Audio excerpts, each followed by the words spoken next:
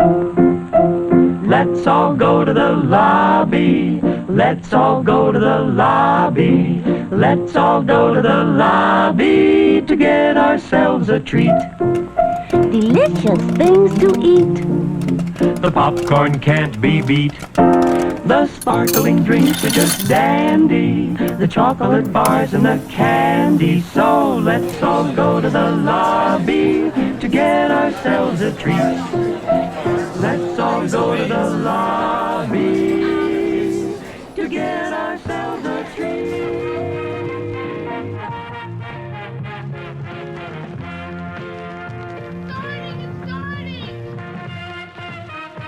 I'm a fan of classic movies.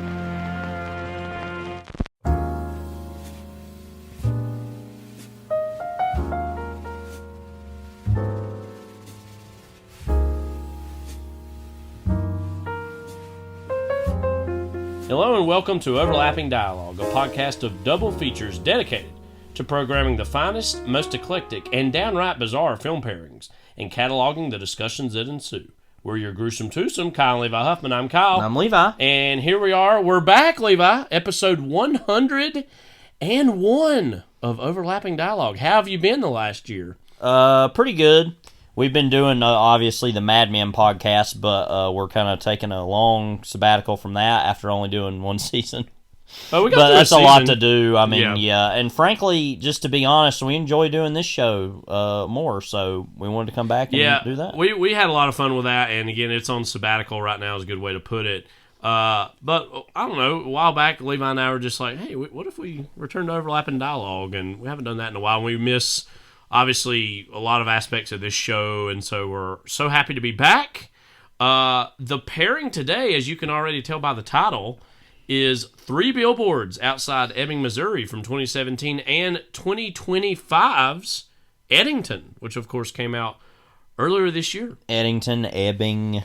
Racism in small towns. Mm-hmm. By the way, do you think that anybody actually just like clicks on a podcast before reading the title? They're just like, just click it. They're like three, like just like like Three Kings, like we Three Kings. David O. Russell, that is a good point. Like, I feel like podcasts are the thing that's like least prone to surprises in terms of what you're walking into. So or the this title, is it. like, this is what it is. Because speaking of this is it. This is it. Well, I was thinking of the Michael Jackson thing, but anyway, we'll get to that in a minute. Yeah, we'll get to that in just a moment. Because everybody wants to know obviously, we have not, we've talked about some film news intermittently on Overlapping Dialogue. We've mostly tried to keep that, obviously, to, or not Overlapping Dialogue, Blowing Smoke, but tried to, on Overlapping Dialogue, we do talk about movies intermittently. I guess, the only thing we put out on this feed since was the best of 2024 podcast. And before long, we'll be doing that for 2025. Yeah, and so there's a lot of movies that came out this year that we, of course, have thoughts on that will eventually post on that. We actually do the Harry Dean Awards have some thoughts on some recent movies coming up.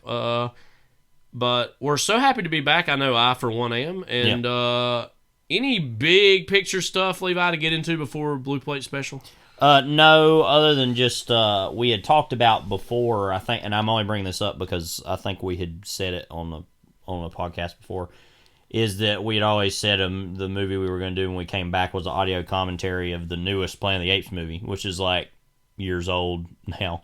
But we are going to do that at some point. Yes. Just not right now. Yeah. So, did we say that on the air? I don't know. We may. I don't think we did. I think we talked about it, but we definitely that out there. But I think one of the reasons, and we're going to get into obviously Three Billboards in Eddington soon, is I wanted one of our first episodes to come back to be a recent-ish movie that's to kind of replug ourselves back into the current culture a little bit. That has disgraceful conduct. But don't worry, next time we've already got a movie that's all 60 years old almost planned that we'll be getting back to along with a more modern one. What do you think this whole episode should be called Disgraceful Conduct, just in general? Well, it definitely summarizes the characters in and some of the things we're going to be talking about here in a minute. For sure.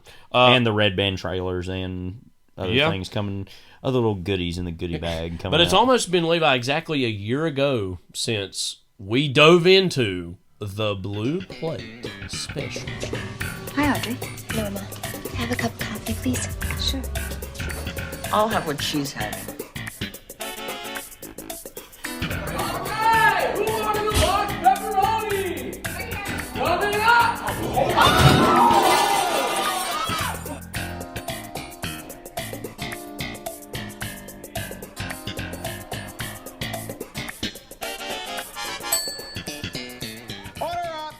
Your year-old food is right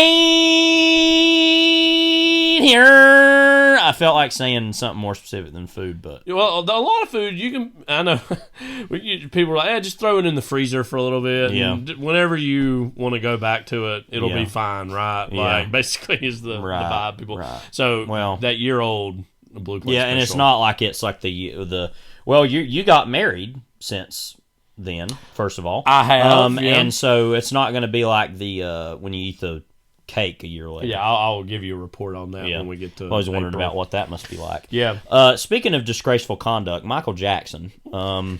So the trailer just Yeah. dropped for the new movie Michael, which I thought was a remake of Michael. He's an angel, not a saint. I can't wait. I've been wanting to say something about this. Like, that is like, there's gonna be people like, "Oh, this is so good," and then people comparing. Right. Actually, the John Travolta Michael is better, which I'm sure it will be.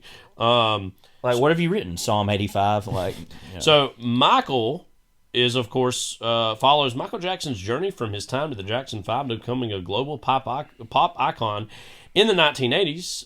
This movie comes out April 24th of 2026.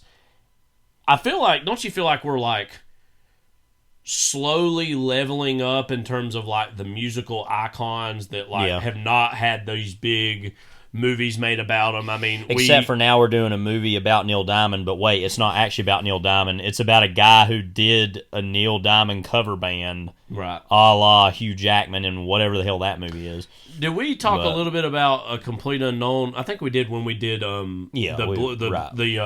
the Harry Dean Awards to honor. Well, also 2024. we would have talked about it on the No, we did. That's right. on Blowing Yeah. Smoke because it's a 60s related thing. But anyways, like we've got Bob Dylan.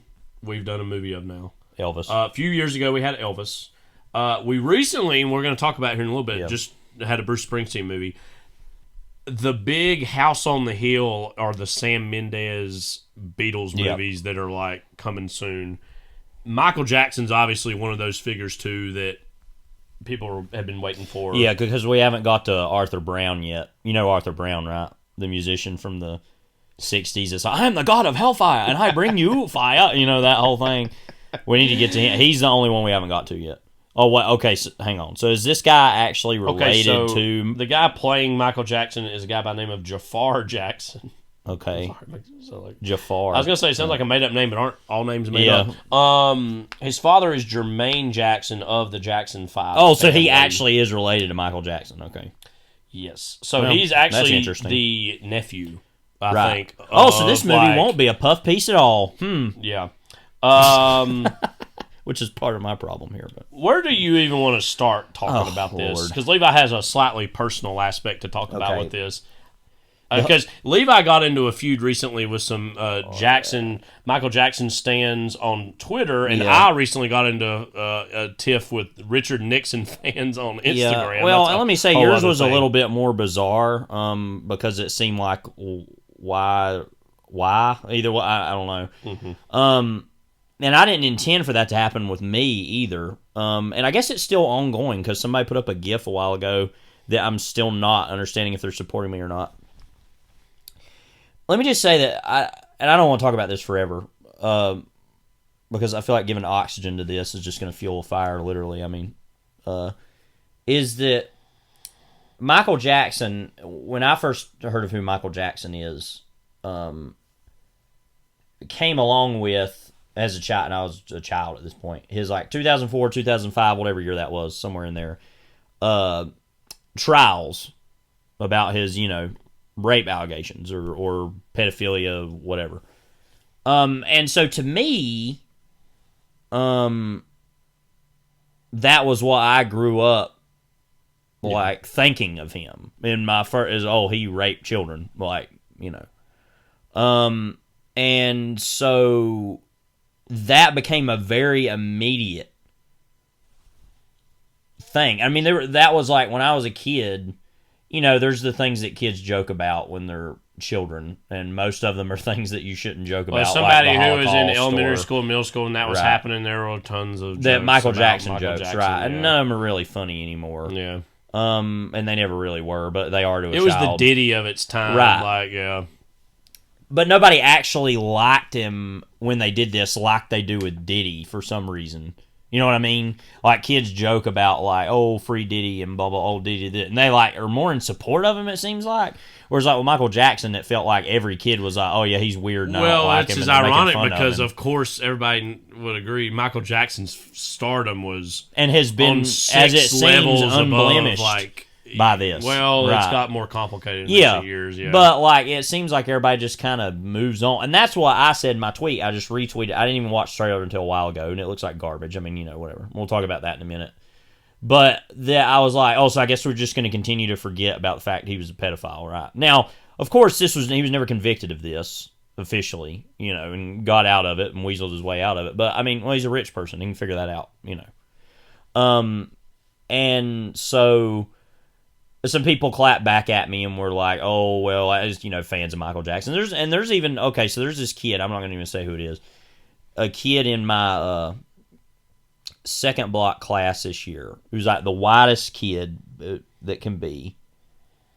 Well, it isn't, and I want to talk about the race factor of some of this here in a minute too, because I don't want to leave that laying on the table here.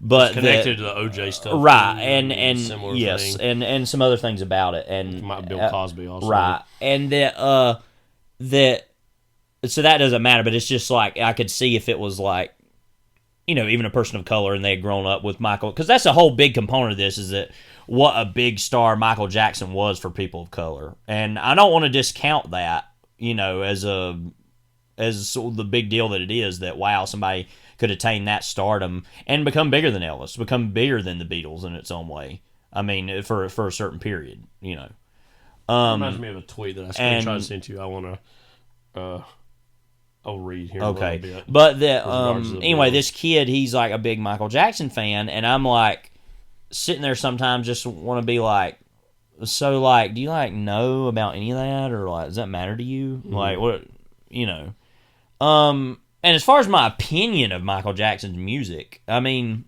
it's good. I'm not gonna just sit It here was and be like part of a series of Right. 80s defining pop music. Yeah, I mean, it's like, definitely- it's literally defined the decade. Yeah, like, and I mean, you can't just let go all that. Even And in the and we 90s, talk, too. me and you talk about this stuff all the time off air. We've talked about it on air about where does it stop, or where does it begin, even rather, or what how Similar do you deal conversations with about Woody Allen, right? and Well, how do various you other deal people. with those things? But then he's been totally wiped off the map.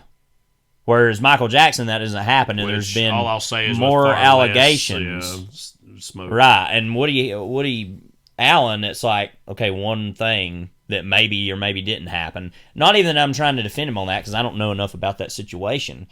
Whereas Michael Jackson, it's not one thing, it's multiple Well, things. can we real quick know? also even talk about the general momentum of the feelings of Michael Jackson? I Yeah. feel like when all that stuff was going on in the 2000s, and I think I knew him a little bit before that, but I remember when I first was introduced to Michael Jackson, it would have been in the mid to late 90s, as I was starting to, you gain sentience, and Right. you start to see the world, and seeing this weird pale figure of the night, so to speak, or just this weird pale figure. And then I remember seeing some stuff of what he looked like in the 80s, and I was kind of confused. I was like, that's the same person? That was a whole other thing. And just the transformation he had undergone physically. And I remember seeing the Thriller video for the first time, actually on VH1 classic thing, where it was showing old videos, oh, this is cool and dark and kind of scary. I saw that for the first time right after he died, actually. But then all the stuff in the 2000s happens, which for a while really was a huge hit on his reputation.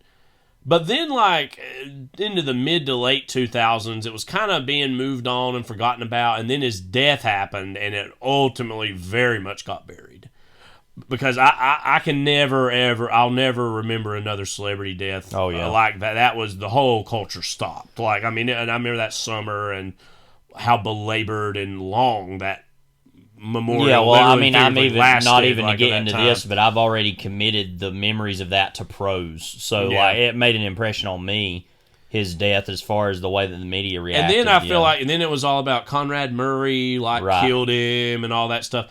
And then I feel like in the life of Conrad Murray. Not to joke about that situation, but that just goes back to another thing. But then, it was those that HBO documentary that came Leaving out, Neverland. That was 2017. That kind of came along right in the middle of the beginnings of the Me Too era. Yeah, and I think people were looking back at a lot of things, past things of instances of abuse by celebrities and whatnot. And but what's so strange is that he still scraped free of that. Even still. Well, you know what I mean? I don't know. I think this... I don't know. It's hard to say. I think if we judge what the reaction to this trailer is a little bit, maybe I think you would be right about that. I do feel like his reputation is as complicated now as it's ever been, where it's a muddier waters, where there are more people that are like, it seemed like there was smoke here, that there was something. Yeah, but where are these people is what I'm talking about, day-to-day life. Well, I think a lot of people just moved on from thinking about it, but this movie's going to drudge up a lot of stuff. And then the fans, I didn't even know there were this many committed Michael Jackson fans still in 2025, have came out of the woodwork to, oh my God, look at this. I think you would agree the biggest thing about this is this just looks like another mediocre music biopic, of course. Is ultimately what and this trailer looks like. And you can see, and they're trying to also cloak all this behind the idea that you can make a movie like this and only focus on the certain section of their lives. You know what I mean? Because, that happened with the Springsteen movie we're going to talk about. It happened with The Complete Unknown. It's happened with... They're trying to do that now, where they're like, let's stop doing the cradle of the grave. Let's just do the section, this certain section, But now, it's... And so, but they're doing that with this, like you said, it's saying Jackson 5 to the 1980s, and it's like, oh, good, you can just conveniently kind of not have to deal with that aspect of his history, probably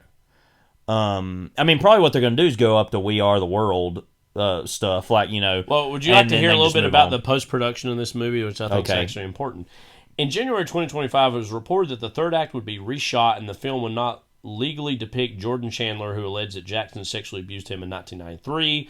Lionsgate refuted the report, telling Variety that the film remains scheduled for release in October of what would be this year. It's now going to be April of next year. A source close to the production told People, I love this first sentence, the Michael Jackson biopic is not in total chaos. That's like the meme come to life of Liam Neeson, the gift from Naked Gun. There's everything's fine, don't worry. And there's explosions and everything going on behind him.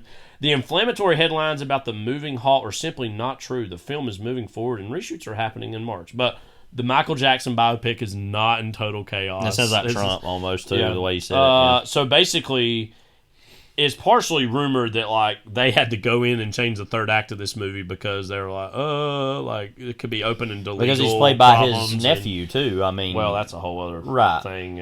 All this is directed by Anton Fuqua, who's kind of low key a hack and a sellout anyway. So it's just who cares, Don't forget he was present. They know for now. The Denzel, Uncle Denzel moment, which I do. His contribution is my favorite in that regard.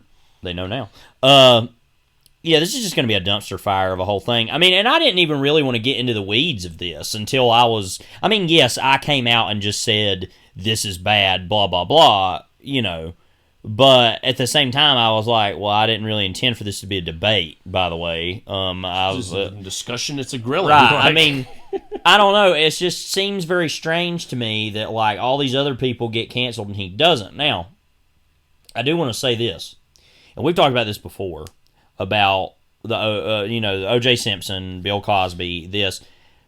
I'm going to go at it more in this way. I'm going to start here about this, is that we should look at Michael Jackson more with tragedy in its own way. Not that I'm going to say he should be free even of the legal ramifications of all this, because that's obviously what I'm saying when I'm like, well, he was pedophilic in nature, and so... why are we celebrating somebody who also did those things and is getting away with it? I can still go back and watch O.J. Simpson do The Run at University of Southern California. I said University of South Carolina, University of Southern California. But I'm but he murdered two people.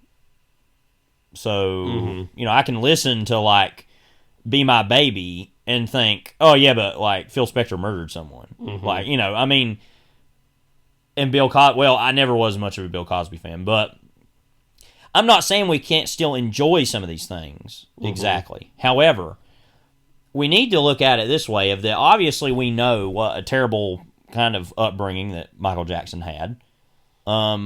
Which is, and I want to bring this up too because, and we're going to talk about this later about what the movie Eddington talks about what privilege is. And this is just, what, in fact, just in general, this is a very uncomfortable podcast.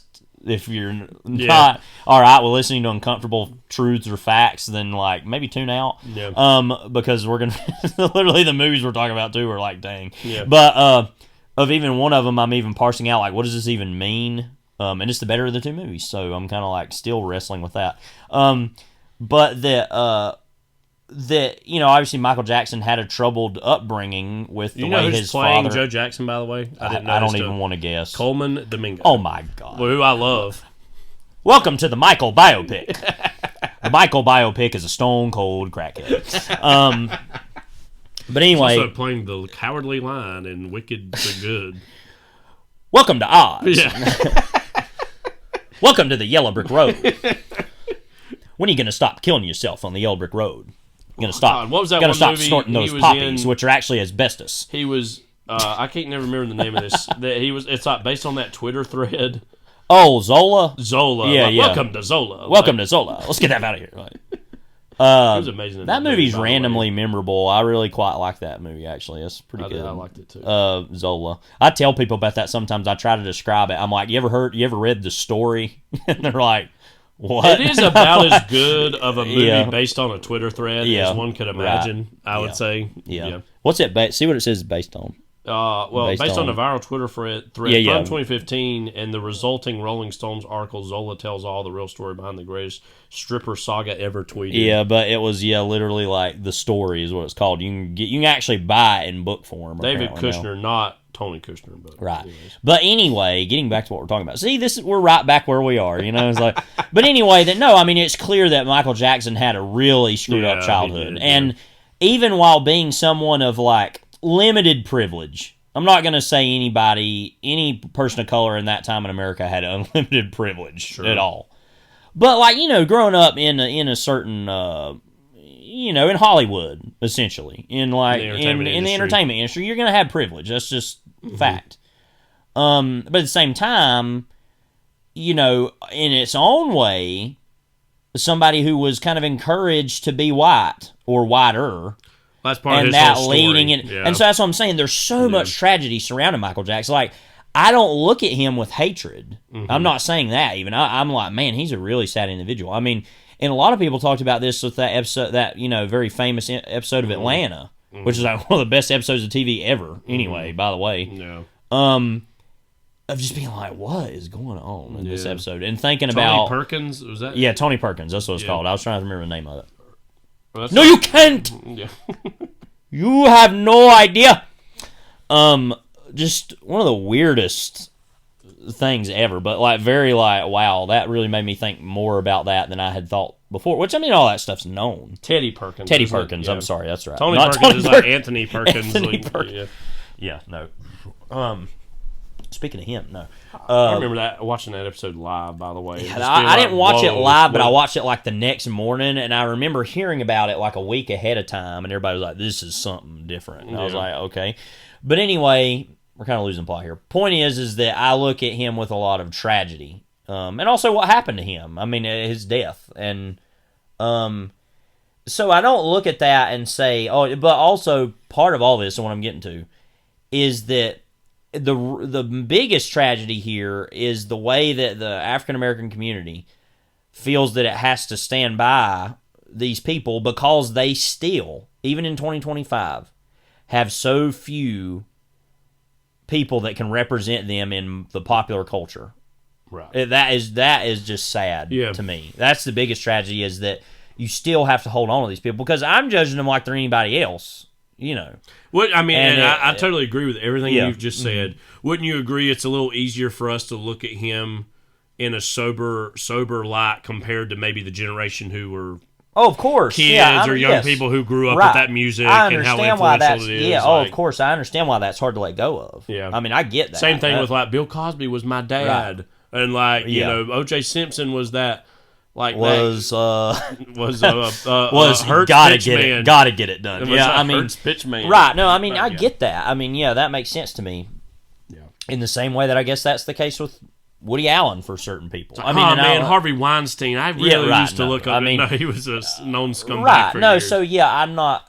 And what's sad, even sadder too, is that with Michael Jackson, you look at him in media and you're like, yeah, he never. I mean, he clearly is an eccentric person, but he never put off an energy that was negative. You know what I mean? Like, in terms his of whole like public persona was like, it was weird. Tried to be the one of positivity. Basically. Yeah, I mean, he was a weird person, but like So like, I'm not saying he was like a corrosive individual to the culture at all. I'm not saying that, but it's like, it's just really weird to me that we've just kind of pushed all that to the side. And like I said, I know that all this, like you're saying, this is all going to get dredged up. But these wars are going to be fought again within the next. But I just months, wanted to, even in its own way, be on the record that in that Twitter thread, that's how I feel about all these things. Is like, I know I just made a quick little, haha, we're just going to get over this, but then people clapping back at me and being like, "Was the pedophilia in the room right now?" Like, wait, what? You're implying that I'm a pedophile because I'm criticizing someone else who is pretty much widely and publicly known as being so? Like, that's just kind of weird. I know your favorite movie of all time is Pee-wee's Big Adventure. Yeah. That's literally I know you are, but what am I? Right. Like, well, and also, let's jump into his. There's some weird stuff with him, too, and I get that. But also, Paul Rubens. but all that was pretty... And not the character Pee-wee. Right, but no, he never did anything bad.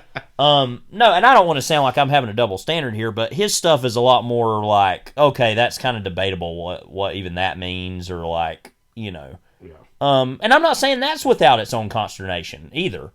But I don't know. It's just one of those things where it's like, when the evidence is there, like, somebody literally, quote, said this to me on there, which is the best part about the whole thing, I think. They said, "You have proof, ? And I'm just going to say it, dumbass bitch." And I said, I mean, like, what? Literally, like, yeah. What do you even mean? Like, proof? Yeah. I mean, yeah, like, he wasn't convicted, but, like, we're going to act like that doesn't... that's just hilarious to me. I mean, so, like, you know, this ain't even... I'm not even trying to make all this about me or anything or talk about that, but I'm just kind of like... One day soon okay. we should have a bonus episode where we're like the cancellation judges and juries and executioners, where we go through every discernible case and be like, guilty or not. Yeah, but no, like, I'm just kidding. I'm not even really interested in doing that either, because it's just like... No, I'm kidding. Yeah. But, you know, and... Yeah, these questions are always complicated, but I feel like with Michael Jackson, there is, especially after the Finding Neverland, or was that the name of it? Leaving Neverland documentary. Finding Neverland, yeah, I think, was the sequel to Peter Pan. That was the film. Hook? No. No. No. I'm talking about that. Yeah. No, so, but I think ever since that documentary came out, there has been a lot of people that have been like, maybe there was something there. And so, like, anyone who's going to act like that there is nothing there is a fool. That's what I'm saying, like, If you are just going to totally disregard that. But the reason I even said any of this is because I saw even a few seconds of the trailer and I was like, oh, here we go. We got the Michael Jackson movie now. You know, I knew this was coming soon, but I had no idea. Forgotten that it was this. You have no idea. Yeah. And I had heard some stuff about they had to reshoot some stuff about the ending.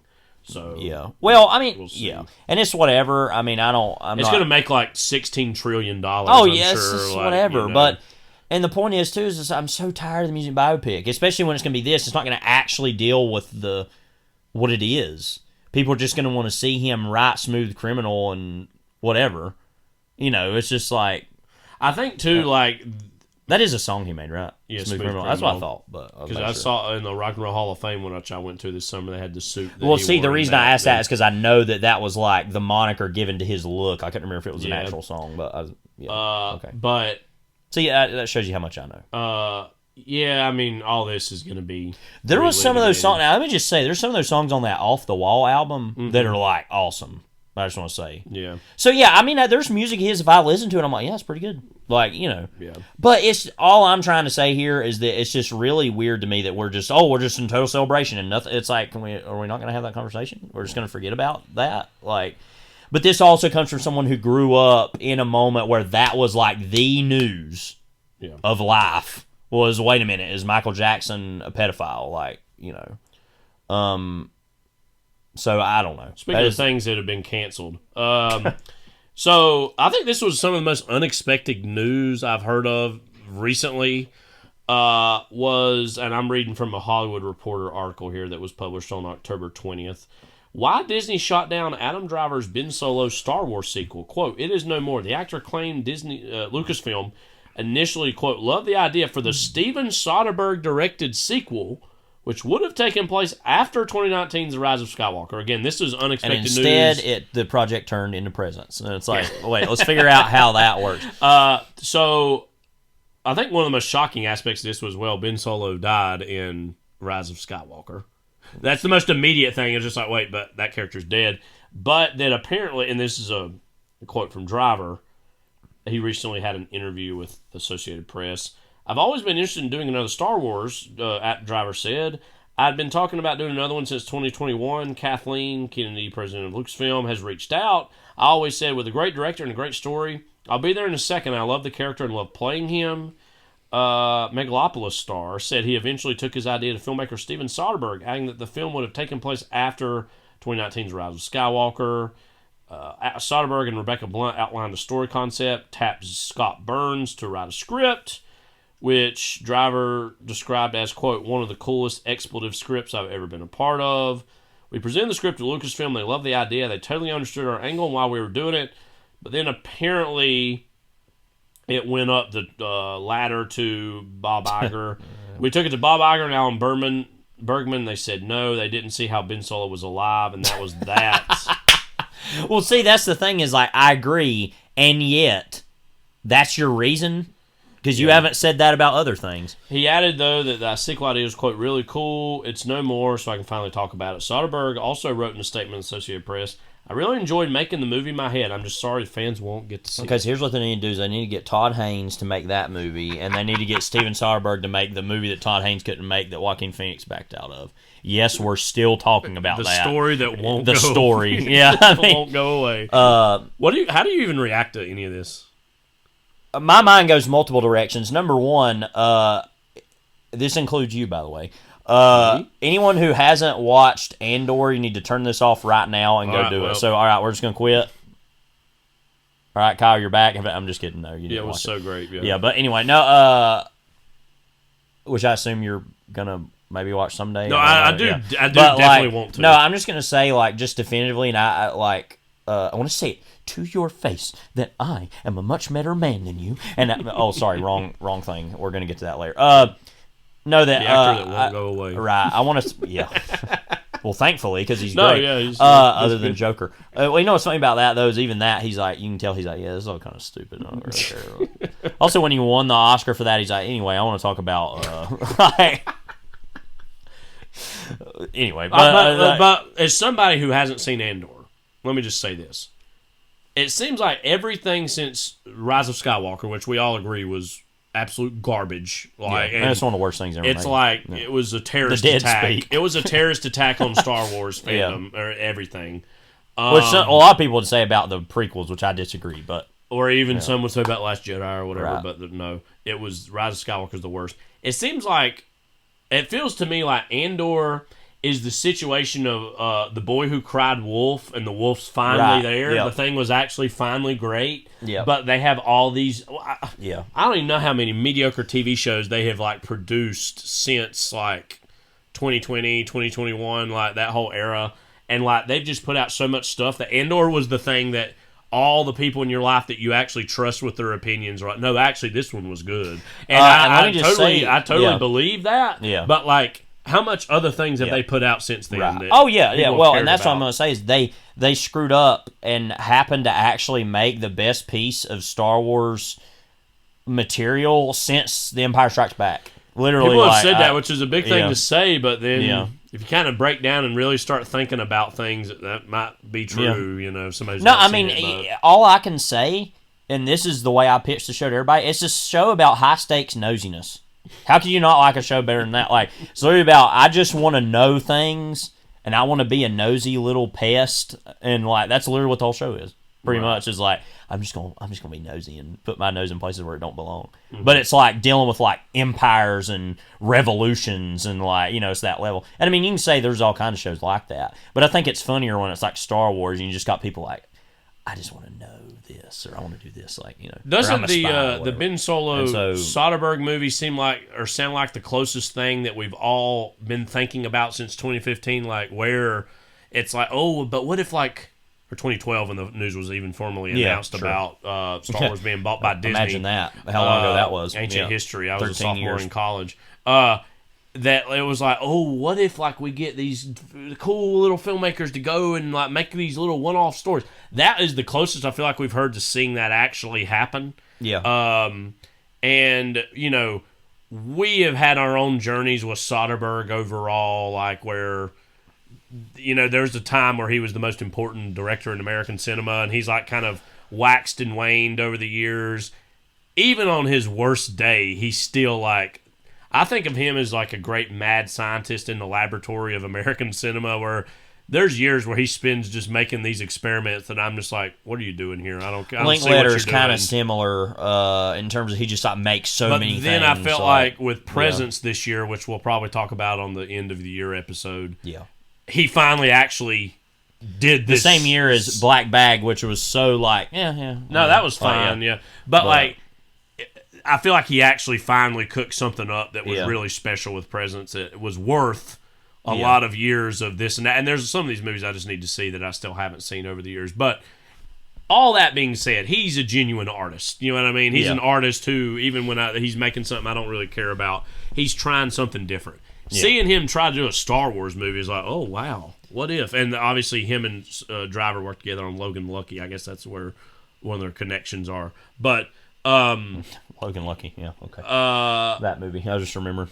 But anyways, like this is, I didn't think I could be disappointed by Star Wars in new ways. This was one of those things I was like, oh, wow. You know, it's like you had no clue it existed, but then it was like, you could have had this, but you didn't. It was like, what? Huh? What? Yeah. Oh, okay. Well, never mind. Never since Star Wars 1313 has there been something so unfortunately unpublished.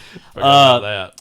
Unproduced. Yeah. I'm still thinking about that. By the way, I'm still thinking about friggin' Rockstar's Agent game. That's what I want. Yeah. Or like even that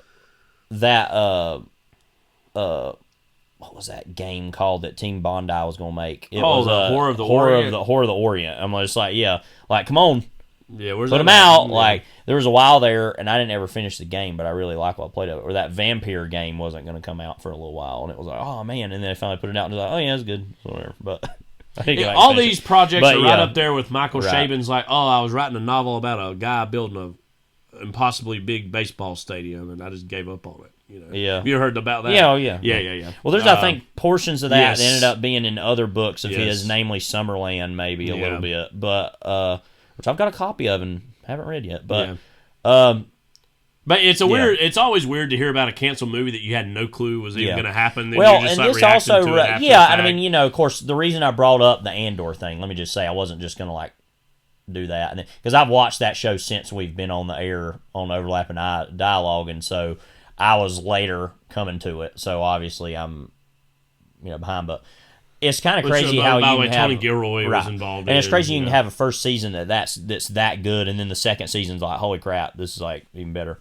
But the reason I brought that up is because it makes you think it's like, literally like the best thing in Star Wars in like 40 years.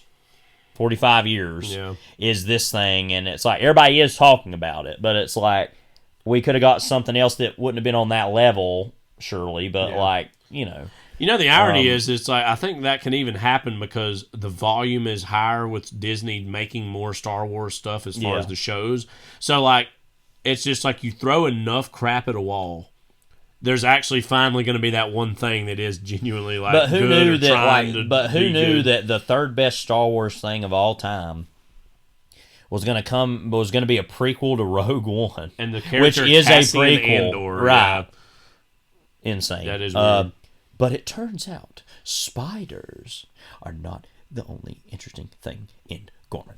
But also, yeah, when you're like, oh yeah, let's just put more Ben Mendelsohn, it's like, yeah, cool. Last thing I want to say on this. This immediately reminded me of the David Fincher Once Upon a Time in Hollywood sequel show, which you are adamant about wanting to happen. Explain. Just because to prove people wrong, and it actually has been shooting. Yeah. So it's like that is going to happen. Right. Do you think that it will be any good? You're hesitating. I'm like, well, I don't. First off, that ain't going to ruin my enjoyment of Once Upon a Time in Hollywood at all. I mean, it'll just make David Fincher look more like a fool, like he looks more and more like every day. But you know, I mean, listen, I'm not like the biggest David Fincher fan in the world, but like, what happened there? Like, he has not put out a theatrically released film since Gone Girl in 2014. It's 11 years. It's just crazy because The Killer didn't come out officially, I guess it. And then the Mank didn't either. They came out on Netflix, I think. Yeah, I think. Well, it's like, it's screened here 5 times at this one screen. Oh, by the way, I was looking recently. In LA or whatever. You look about this, but I was looking recently about. Okay, you know, there's that movie, The Testament of Anne Lee. Is that the name of it? That movie that's coming out. It's going to be about the Shakers or whatever. Yeah. Looks really good. Anyway, so that movie, I was looking. They were going to put out like a 70 millimeter you could go see on Christmas Day. I was like, oh, cool. So I started looking, and it's like, find your city. Literally, I typed in New York, and there were like 10 theaters there. Nowhere else. I literally typed in California. Nothing popped up. Even in California. No. And you're kidding me. You know what I mean? Like, yeah, it's probably New York, London, Paris, and daggum, I don't know. Like, that's it. You know, it's just like, are you insane? Like, what does that mean? So, by the way, the Adventures of Cliff Booth, according to Wikipedia, has a $200 million budget. Well, it is a show, I guess, but it's like... Dang. No, it's a movie. It's a movie? I thought it was a show. No, it's a movie. Oh, I thought it was a show the whole time. Nope, it's going to be a movie. In the words of that one older, weird-looking guy, Nora, what the hell? Select theaters. Yeah. AKA not here. My ass. Yes. Yeah, like, come on. No, literally, like... I just the Testament of Ann Lee thing just really makes me laugh though, because it's like, oh, find your city. Like what, the one city I can find? There was a lot of talk about this with One Battle After Another also, as far as how it was being. I feel like Sinners was a little more. Holt McElhaney is going to be. Oh, of course he is. He's in like every David Fincher movie randomly. Yeah. It's like, yeah. You remember him in the Iron Claw? What a weird performance. I heard there was a rumor that Scott Conn might be playing James Conn in that movie. That's awesome. That might happen. Yeah, like, that's great. We'll see, but okay, that's awesome. Timothy Olyphant's also returning as James Stacy, who he played in One Battle After a Hollywood, or whatever it's called. Once upon a time in another battle. Okay, so by the way, we're gonna save our One Battle After Another talk for another podcast coming up soon. Yeah. But I was hyping the movie up to my kids at school, because this is what you do. Yeah. And I actually did get one of them to go see it. Everybody's like, oh, when it hits HBO Max, we're there, like, you know, which is cool, you know, fun. But anyway, when that movie come out, you know, it had the whole Gabby's Dollhouse, the movie thing, and we tried to come up with names that would go along with that. And I'll say that were like the Barbenheimer, Saw Patrol, like all that, you know. And so I forgot about that. And so when we talk about that movie, I will unveil some of those names that we came up with. We'll be doing that soon. Right. But anyway, that's what this made me think of, and I think it's funny about, just lastly before we move on, about this the Adventures of Cliff Booth thing, is that I thought it was so funny, because didn't they really release the news like on April 1st or something? It was like around that time. Yeah, and then so naturally people were like, oh, this is a... And then the joke was that it wasn't a joke. Yeah. No, and like, no, this is very weird. You're right to ask me about... Yeah. I want this movie to happen... Because there was people that said, no, it won't. It's like, no, it will. Whether you want it or not. It's like people need to be proven wrong. Production out of spite. Yeah. Right. And I don't even think it's going to be all that great. Well, that's what I thought was funny, is because you kept talking about it that way, and I was like, well, you know it's not going to be any good, right? Like, that's just, like, but you're like, oh yeah, but like. No, but I want it to just think it's happen funny. because I people just think say, it's funny. no, it won't. Yeah. It's like, no, it will. Like, whether you want it to or not. Like, but anyways. All right. Anyway. Speaking of, all right. So now we're gonna move on to some movies that have speaking come of things out. that have happened, Roofman. we're gonna try to jump through some of these quickly because Yeah. we like to talk. What was a that, lot. by the way? That roof. Okay, so we're gonna talk about the Derek Cianfrance Roofman movie. What was that movie that came out recently that had Chris Pine in it? It was like Pool Boy or something. Oh, I've not seen that, but yeah, yeah. It seems like that's a double feature. Yeah, it's like like- set in the same universe, Right, or and something. that honestly sounds like a more interesting movie. Let me look that up. You go ahead. So and talk about this. Roofman came out back in October. It seemed like so long ago. It's already a month. It's like a month ago. Crime comedy. Channing Tatum, star of, based on the real life spree robber Pool Jeffrey Man. Pool Man was that movie. Okay, yeah. Look at the poster. That looks ridiculous. Yeah. What are we doing? Jeffrey Manchester Mansplainer. Jeffrey Mansplainer. Jeffrey Manspreader. Who hid out in a toy store after escaping from prison. Yeah. That's all the.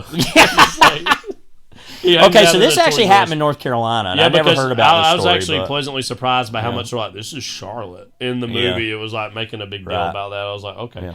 Uh, they even got the truck driver to be in the movie, who was the truck driver. Well, I also love, by the way, here it says principal photography began on October 24th, 2024 in Gastonia, North Carolina. Live action. You know that? Welcome to Gastonia. Live action. Video. Manhandle that. Yeah. BITCH. So I Yeah. think the biggest takeaway for me with this are two things. Number one, I'm glad Derek Cianfrance is making something again because he had another one of those kind of situations where he hasn't made a theatrical release film since Light Between Oceans, which was like 2016. 2016. Right? Yeah. It's been that long. Wow. And then he was Wrote a Sound of co-writer Metal. on Sound of Metal. And of course, he made I Know This Much Is True, which is a favorite of the pod here. I think he was also one of the... Domenico. Yeah, we love that show. It's really good. On Hollyhock Avenue. I gotta say, One of the most that's- hopelessly depressing that's things hilarious. that's honestly kind of Yeah, funny. I gotta like, read the book and see if the book is as funny doubt as it. the show is. Because it's not being like the... It don't have like Mark Ruffalo narration, so it's just No, not going to be quite and it's as not like good. Tempesta like Yeah. the whole time. Yeah, you know, if I had to the explain, crazy Italian I try to Jerry Seinfeld. explain to people about that show and say It does this is sound like what you're it's crazy about. if you And describe if you it. even describe what the show's about, they think you're kind of crazy because you're like, so it's about these twin brothers, and one of them has like schizophrenia or something. And then it's like, but then it's also like about the history of the family and about like their Italian And also, ancestor. like, Rosie O'Donnell's there. And then Rosie O'Donnell's like in it, Yeah. and it's like, and the whole show opens with him literally cutting his hand off in front of a whole classroom of children in a library, and it's like in a public library. Like if you try to just explain that show to people, they're like, "What?" But anyway, it is great. But I think anyway. also Cianfrance like worked a while on the possible Ryan Gosling Wolfman yes, that movie ended up being that- the Wolfman, and which you're a big hater of. I don't genuinely kinda hate liked, the movie, Yeah. but it's such a why this, why now, why do I care? Oh wait, I don't.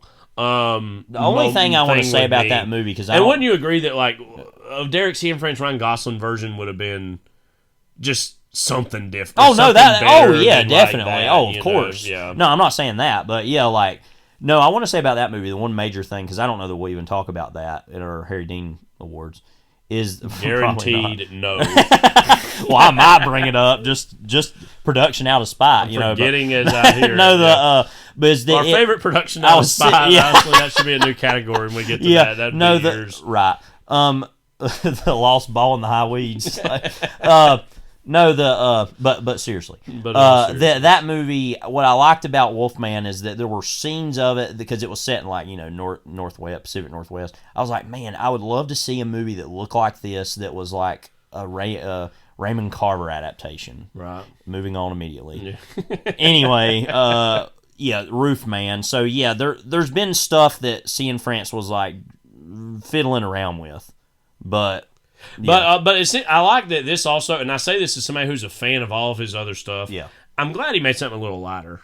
Which I'm is glad that funny, it was yeah. like something that was Yeah. like, I mean, it still has some of that classic drama and the way he Yeah. can only render drama, but like it's just had a lighter touch to it. And I think that was also owed in part to Channing Tatum, who's I think a movie star that we've not quite figured out yet, even still. And I feel like we're late into his relatively late into his career, and it's just every movie's is it going to happen? Is it not? Because he has all the things that we think a star has or should have.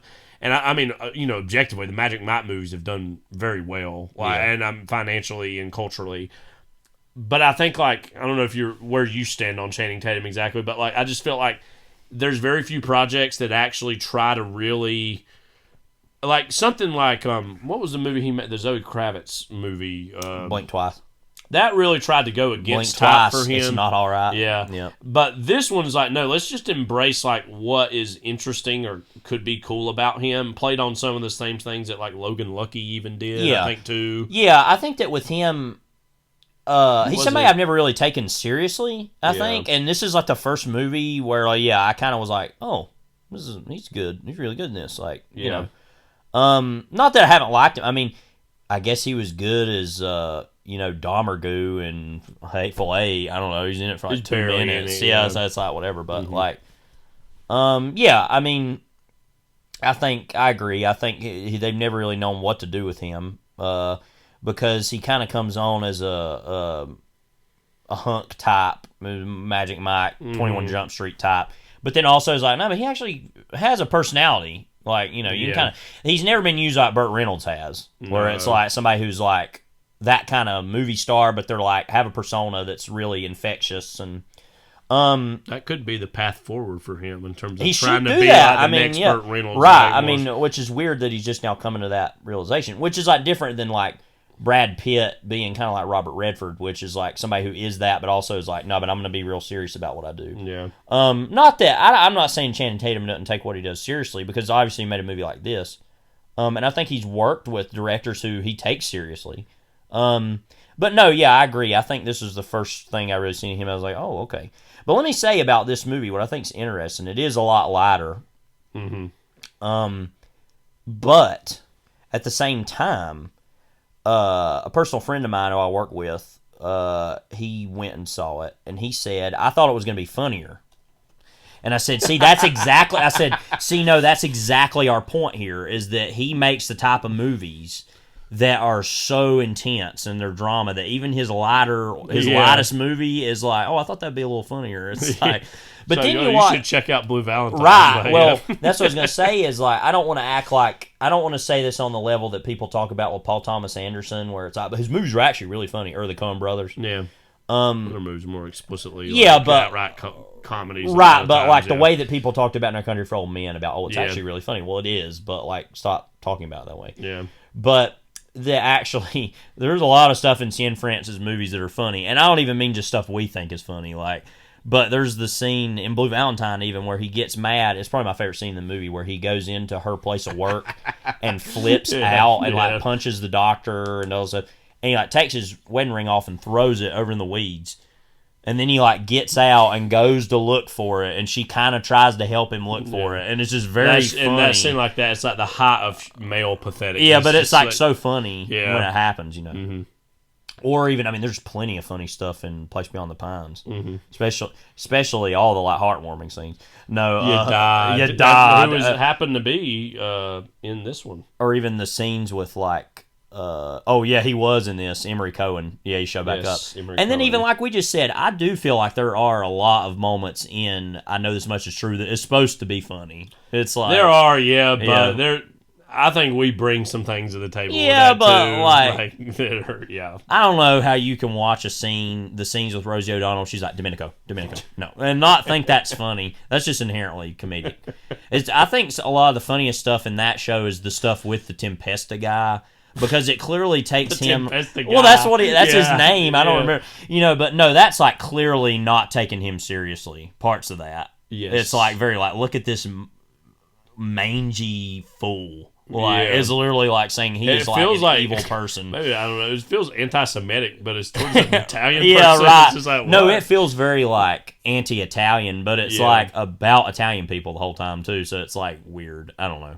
Anyway, but the Roofman was good. It was one of those movies that is going to be in its own way kind of forgettable. But what I really loved about it was, first of all, the period detail was amazing. And I think it's because early 2000s. we grew up in that, so like we're able to spot. Oh, that's really accurate. Although to, like Spider-Man 2 era Right. or Spider-Man 1 and 2 era merchandise in the Toys R Us. I loved when he was like beating up the Tickle Me Elmo because I always wanted to do that anyway, and that was a great moment. Yeah, and he kept doing it kept doing it.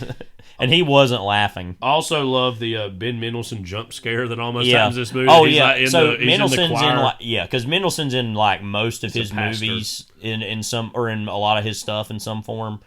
Because he was in Place Beyond the Pines, and maybe that is the only thing. I think that is, actually. yeah. Well, I was thinking of Killing Them Softly, which I kind of think of as part of a piece of that, that it's era. not, Yeah. right, of what is going on with him. I wonder. Of oh Lord, what's his name? Andrew Dominic. I guess he's going to make another Nick Cave documentary or something. It's kind of like, okay. I'm really curious what is going on with him. He made Blonde, and then that was it, I guess. Well, at first, I was scrolling, and Yeah, I right. thought this was a list of his own movies. Yeah. It said The Tenant, 1976. I was like, what? And then that was his Yeah. influences. No, he It made said- that. Yeah. Yeah, Blonde is 2022 now. I don't know. Slightly He's underrated. got like his unrealized project section. Yeah. Is like Slightly underrated, but also justly reviled movie, Blonde. We talked about that a lot when it came out. So I said don't have that anything to say about Dominic it. wrote a screenplay adaptation for Cormac Cities of the Plain. McCarthy's Cities of the Plain. Yeah, which is like the third in that book series. Anyway, but yeah, that like when Ben Mendelsohn shows up in this and he's like that preacher guy, that was very like, wait, what? And then the movie was kind of about religion very briefly too, which is part of the story.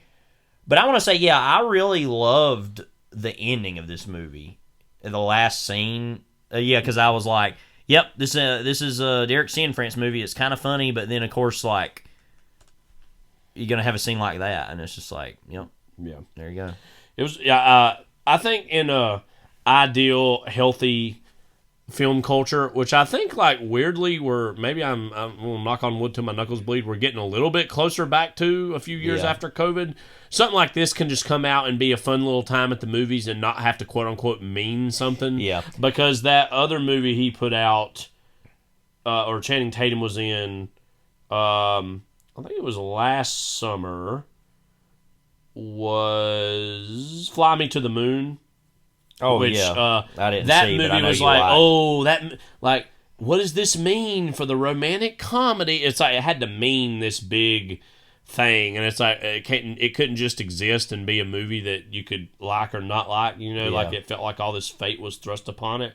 And I feel like Roofman's closer to it's a good little drama, and you can like it or not, but it's not the end of the world, Right. So I liked it.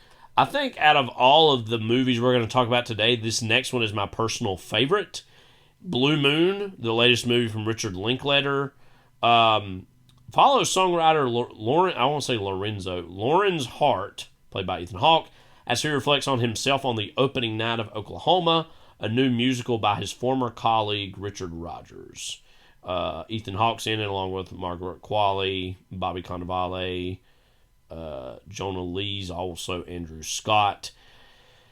I really love this movie a lot. I think it's like a really high, like 4 stars for me, and I don't think it's going to get above that. But like, it really, in a lot of ways, feels like a Ethan Hawke one-man show, because I feel like I'd love to know what percentage of the movie is him talking, because I know it would have to be some very high percent, because it's all set in a bar, which is always a very rich place to set anything, because there's just a lot of great things that have been set in bars in a variety of things.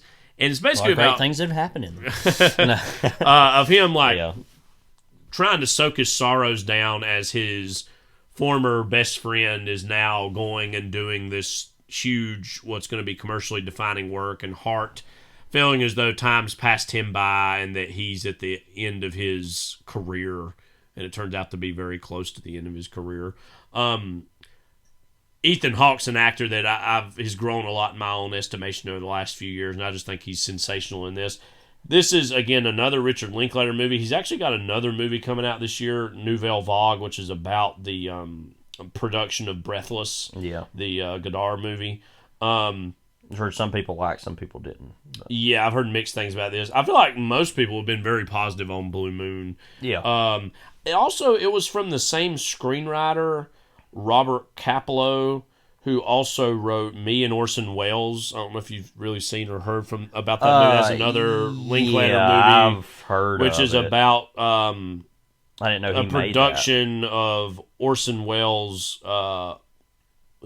Julius Caesar, I believe, in 1937, and about a guy who is an assistant to Orson Welles. Zac Efron was in that.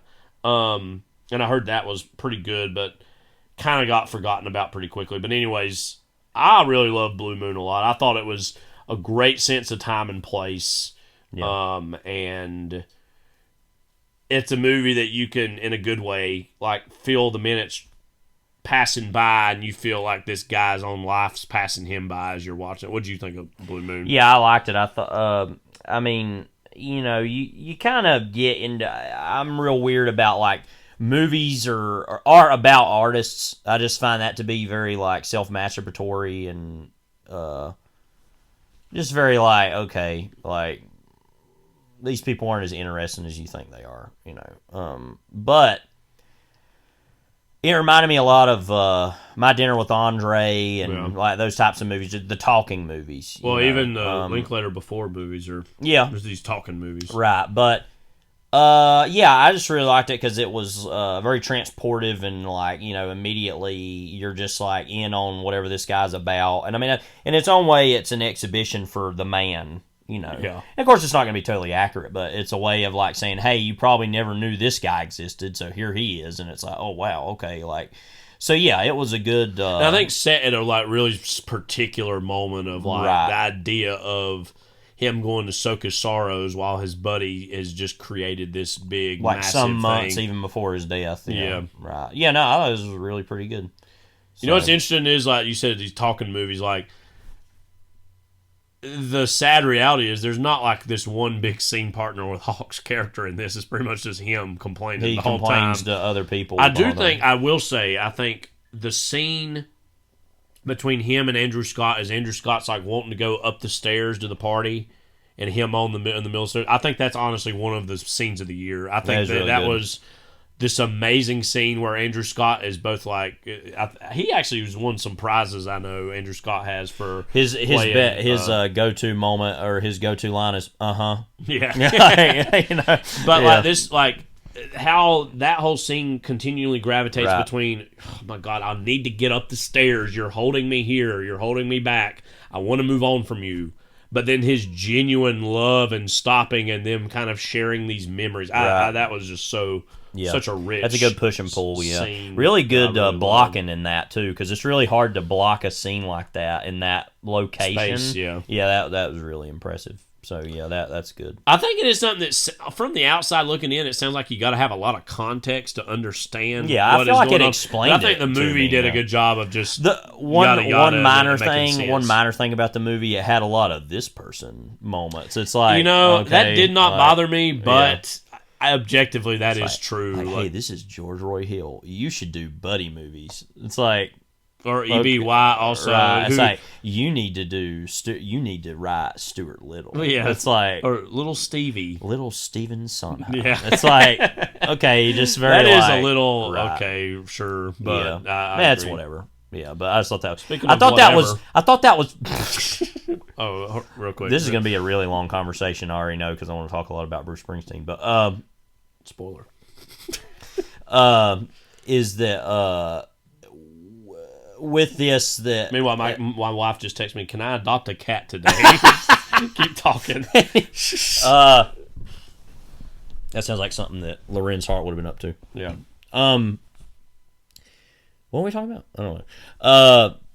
That I did like that it was like people that was more like George Roy Hill or like EBY. It wasn't like this is Chuck Berry, like Marvin Berry. Like it wasn't that level of stupid, But it was like, So I whatever.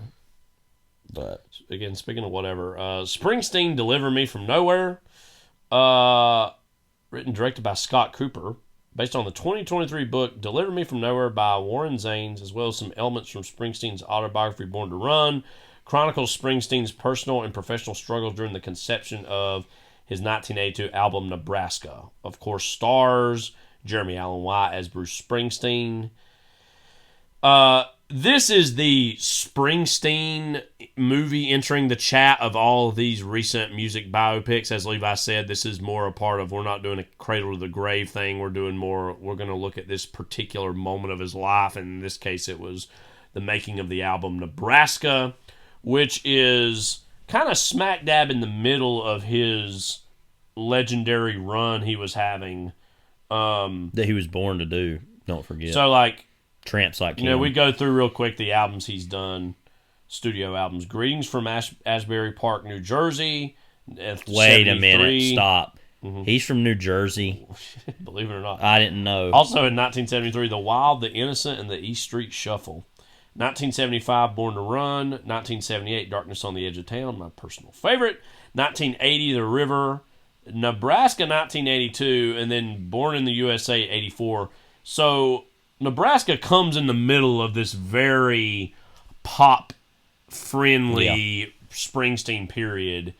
And I think a lot has been mythologized over the years about Springsteen's own battles with the depression, with the Great Depression, with the depression, right.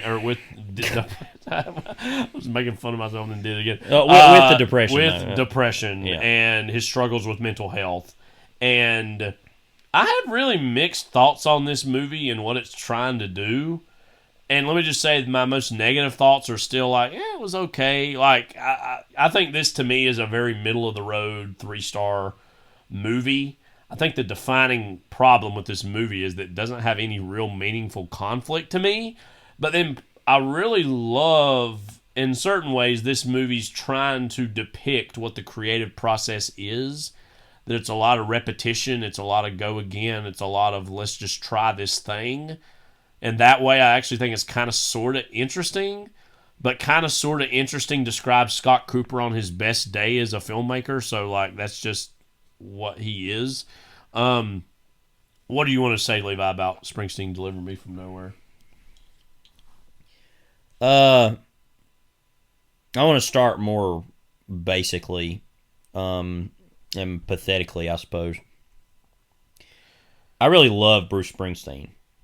That's a newer revelation. Yes, for you. because to the point where he might be my favorite musician of all time. I don't know. Oh, wow. I used to really dislike him, so that's why it's kind of a big deal for me when I was younger, in my middle school years. And I don't know. His music just really spoke to me in a big way the last. And you know what's even more pathetic about all this is that, like, we're talking about Bruce Springsteen here. We're not talking about like Tim Hardin or like. Elliott Smith or something, which, I mean, he's better than both of them, but, is that, like, I know how big Bruce Springsteen is, so I'm not going to act like, oh, I'm the Springsteen guy and blah, blah, blah. Like, his music's for everybody. Everybody knows what it is, I'll just say, I like Springsteen a lot. I think he is actually one of the purest distillations of rock and roll music to me. I'd say that in the same way the Rolling Stones kind of on various times have represented that. When you think of just the sound of his music, his lyricism, it's just like he's a pure rock and roll musician. I mean that is a total compliment. Yeah. For me. Yeah, and I agree. I mean, I think the combination of the way his music sounds, the way he sings it, and like you said, the lyrics, the fact that lyrics that precise and genius come out of somebody who, for lack of a better term of saying it, look like him, like a blue-collar kind of guy. Like, because, you look at Bob Dylan and you're like, yeah, that guy could write that kind of stuff. Like, he looks like he's like a mousy kind of figure. It's like, oh yeah, he'd do that. You think that's what you're saying is like Bob Dylan's trying to come at things from a more elevated, artistic, literary place and that is by no means to knock Springsteen. Springsteen's making music that's meant to be more commercially successful or cinematic. Popular. I mean, he's described it as being cinematic. Yeah, like he writes movies that are songs. Well, a part of this whole movie is he's inspired by Badlands and right. He's talked about Martin Scorsese's movies from the 70s as in part inspiring Darkness on the Edge of Town. I think Mean Streets. Yeah, I mean, so yeah, I'm not. They're very similar, and I mean they get compared, Springsteen and Bob Dylan, a lot. But I think what I love about Springsteen is like he's that rock and roll guy, and he makes rock and roll music. But then you can just sit and listen and think about his lyrics in a different. I don't know. And I think Bob Dylan is a better musician, better than Bruce. Oh Springsteen. yeah, I love both these guys. But and I love Bob Dylan too. But yeah, I don't know. Especially the last couple months, Springsteen is just, I mean, to the point where Born to Run is like possibly my favorite album ever, just in the sense of every song is great.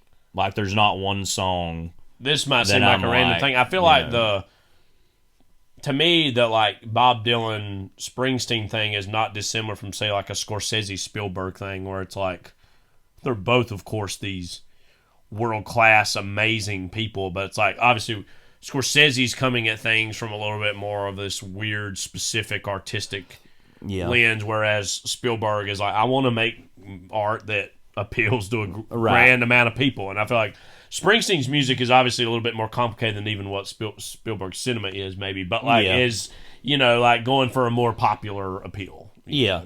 And so that's me to just say I'm coming at this in a weird place where like this guy just became maybe my favorite musician of all time. But yeah, I don't want to sound like I'm the Springsteen guy, or only I can have it, or you know what I mean? You know how when people are like, that's my thing, like I don't even look at it that way. I'm a much more casual. I'm saying he might be my favorite musician ever in the most casual way that can be possible. Sure. You know what I mean? Where I'm like, oh yeah, he's great. I love his stuff. He's really great. But I'm not going to be like, I'm really sitting around thinking about this stuff.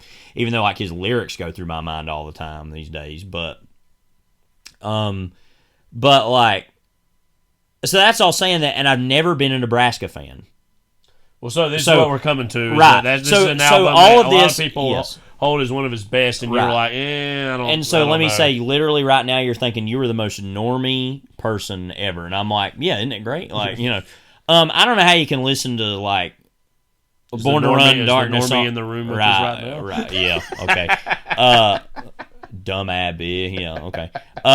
No, I mean literally, how can you go Born to Run, Darkness on the Edge of Town, The River, and then be like Nebraska, and then be like Born in the USA, and not be like, yeah, that's the one, I don't know. You know what I mean? It's funny to me. There's a plot point in this movie about like how Born in the USA is around the corner, and everybody's like, oh yeah, that's so good. Yeah, we should do that. And he's like, no, I got to go back up to my cabin and record this weird thing. We wrote that with that, right. But anyway, my point being is that the movie already is like talking to me about things I'm not as interested in. Now let me go ahead and say this was the thing to do the movie about. Clearly, it's the crux of his like. It's hypothetically has the most drama, right? Even though I don't think the movie is exactly ringing that out correctly, right? But no, it's the project to do. Yeah, sure. But like at the same time, don't you find it strange that everybody talks about he finally did this, and then he went and then made Born to Run, which is like, oh yeah, basically just back to the pop thing, right? And it's like, I'm not saying it's not. And let me say, I've listened to this album. I basically forced myself to listen to it, to the point where I can appreciate it a lot more. But a lot of the songs, like, to the credit of the critics in the movie that are saying, what is this? They all sound the same, half of them. And it's kind of just like, yeah, okay. One of my favorite scenes is the movie is the one between Jeremy Strong and David Krumholtz, where he brings him the tape of Nebraska has been worked on so far. Is the whole thing like this? Is the whole thing like this? Yeah. It's like the first song or two, and he's like, oh, shut it off, I'm done. This is like, and the whole crux is like, man, I don't know if we can put this out. I just don't know. Anyways, let's put it out. He wants no tour. Yeah. He doesn't want his picture on it. He wants no press. It's just like anything else. And then they're like, I don't know. And then they just do it. Yeah, right. What am I? And then there's the whole like what this whole movie decides is like the love interest angle, which is the single most useless like. I actually kind of low key. It is, but let me say this: I kind of low key respected that the movie had the balls to just be like, yeah, no, she's not in anymore after this. It's like, because I kept thinking, oh, at the end he'll get back with her or something, and it was like, nope. It was like, oh, yeah, okay. I think I heard too. That's an amalgamation of like a couple multiple different people, relationships right. he was in at the time. Yeah, and so I don't know. It's like it to me. And like going back to finishing on the idea of Nebraska, the album. I think it's a great idea for an album. It's an artistic achievement in a certain extent. But to me, I'm just like, that's not the Bruce Springsteen I'm gonna sit down and just put on. You know what I mean? Mm-hmm. Like that's just not what I'm gonna do. So yeah, there's some of the songs on there. Like I really love "Open All Night." Like that is one of my favorite Bruce Springsteen songs. But it's like that's like one song out of like all these, And there's other ones I like. But like I say, they just get very repetitive, and it is just kind of depressing to sit and listen to. It's like, dang. What did you think of Jeremy Allen White as Springsteen? I thought he got the voice. I was well. pleasantly surprised by that because I feel like in the trailers that was a little like right. Where's I got to do it, Johnny. It's like John. Like Whereas in the movie, the rest of the movie sounded more like himself. I really actually like. Let me say the atmosphere of this movie. Yeah. And I think that just to defend it for a moment, I think that what the movie's trying to get at with the no conflict kind of thing you're saying is that when people are like that and they have mental health problems, they feel that way about the world around them. Everything is just like they're so in their own mind that like there is no conflict to them with other people. Exactly. It's just like they're in their own mind. Yeah. And so like I'm not saying that makes for a good movie though. I mean, or like that's adequate, for a narrative. But it's just to say that I think is kind of interesting. But no, I love the way this movie looks and just feels isolated. I think the whole time, to me some of the strongest stuff is there is a scene I have continually thought about, and it's towards the end of the movie with him and his dad. Mm-hmm. Because that's a whole other aspect of this is like his origins of his childhood and how that's filtered into his art. What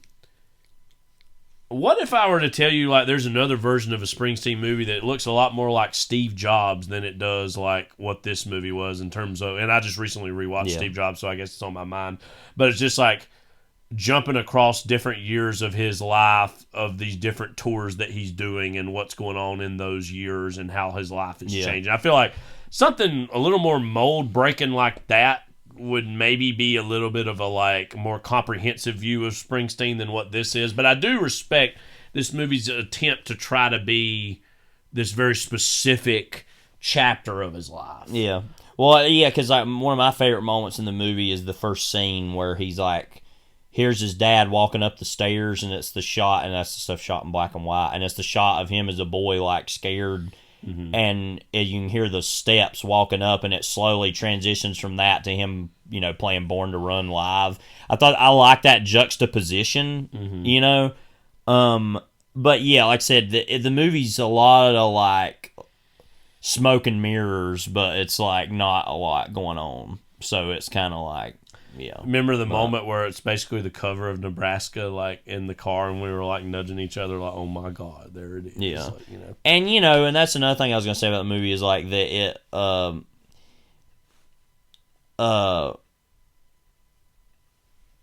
lost my train of thought. Hang on, I'm thinking about that. I love the scene. Oh yeah, that like it would be better to make the movie in the sense of like it's more of a tone poem about Bruce Springsteen, like kind of like how not to the point of like what I'm Not There is, but like my favorite thing about I'm Not There is the opening credits where it's just like showing people while stuck in Mobile with the Memphis Blues Again's playing, and it's just showing people staring at the camera. Like that's more what a Bruce Springsteen movie should be, is just showing people. It's almost like a music video more than like, you know what I mean? Because like when I hear his songs, I think of images of people because, like I said, he tries to write things very cinematically. Yeah, and it's like there are moments in this movie, and I kind of wrote about this where like there's a shot where he's like, I think it's early on, and they're like talking about, I'm gonna go take this time off at my house, and like he just like looks over, and there's this old man just sitting in a diner, like with this dejected look on his face, and I was like, that's a Bruce Springsteen movie moment. You know what I mean? Is like just showing people's faces and people's what even the album's trying to say about these people that are like depressed or hopeless or whatever, and like, but then you're like, hey, anyway, we got to do the whole like, here's how we made the songs kind of thing, and it's just like, I don't really What if care. also, I'm just trying to throw out other ideas of what a Springsteen movie could be. What if it's like more like what the pitched sound version of apparently what the Luca Guadagnino adaptation of Blood on the Tracks is, where it's an adaptation of the album itself as opposed to a Bob Dylan movie. What if we did a Nebraska? But like a Nebraska version of that, where it's an adaptation of the album Nebraska with the music in it. There's literal buckets of rain going on. Yeah. I mean, no, that's what I'm saying. Yeah, it would have been more interesting just adapt. But I feel it's like, no, but we got to have a Springsteen music biopic. Right, So that's it's what like, it is. Yeah, so that's your problem. It checked the box is what ultimately it was. And again, all that being said, yeah, it's fine enough for me. Yeah.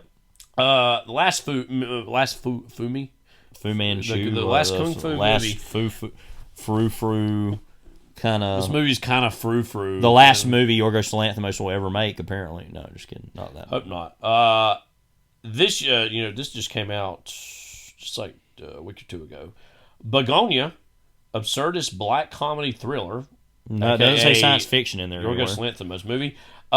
Based on 2003 South Korean film Save the Green Planet. Exclamation point. Follows two young men who kidnap a powerful CEO suspected that she is secretly an alien who wants to destroy Earth. This movie stars Emma Stone, Jesse Plemons, Aidan Delbus. Yeah, that guy. And Stavros Halkias. What did I say his name? Last name? Stavros, Stavros, whatever. Stavros. I am Yorgos. Yeah, this has been playing at some film festivals earlier this year, and it's finally came out. Yorgos Lanthimos has been on a run the last few years. I feel like he was born to run. He was born, baby. He tramps like him. Yorgos was born to run. I feel like, the highways jam with broken heroes on a last chance power drive, in the words of Tony Soprano. Yeah. Saying that to Stevie Van Zandt. Yeah. Didn't you love him barely in the movie? You see the guy playing him. And it was like, the beret. Yeah. And I feel like Yorgos has been on a really valuable run the last few years, and I think we definitely would say we've liked a lot more than not of his stuff. I know his stuff can be kind of divisive. That's kind of what I love about him, though, is that he's like one of those few kind of sort of popular artists who's like, and Guadagnino's kind of similar, that are like, dang, you're going to do that. Okay. And also, like, when you sit down, you're like, I don't know what you're going to do, but I know you're going to get up to some nonsense. And I know you're going to have people blow their own heads off in this movie. But you just know that with that, he's one of those marquee names that you sit down for a movie and you're like, I don't know what you're going to do, but I know you're going to do something wacky. So what is it? This movie didn't disappoint in that regard. I think also, like, shot in VistaVision. Similarly, Emma Stone is one of our more interesting she is a filmmaker. Actors of this time, because she is just really lets her freak flag fly, and with total disregard, and oftentimes in Yorgos Lanthimos movies, so they have obviously a keen partnership, and I'm sure her presence in these movies is what helps make them get made. And Jesse Plemons has obviously been a star who's been on the come up, and still feels like he's like a newer actor, but he's been in a lot of stuff like the last so many years. Yeah, I don't want to bury the lead. I think this is his best performance in a movie. Yes, I think he's and he's been good in pretty much everything. But this is his best performance since his small role on Friday Night Lights. He's making this all up as he goes along. You don't see that, as he said in The Master also. Yeah. Where do you want to even start with Bugonia? What do you think of it?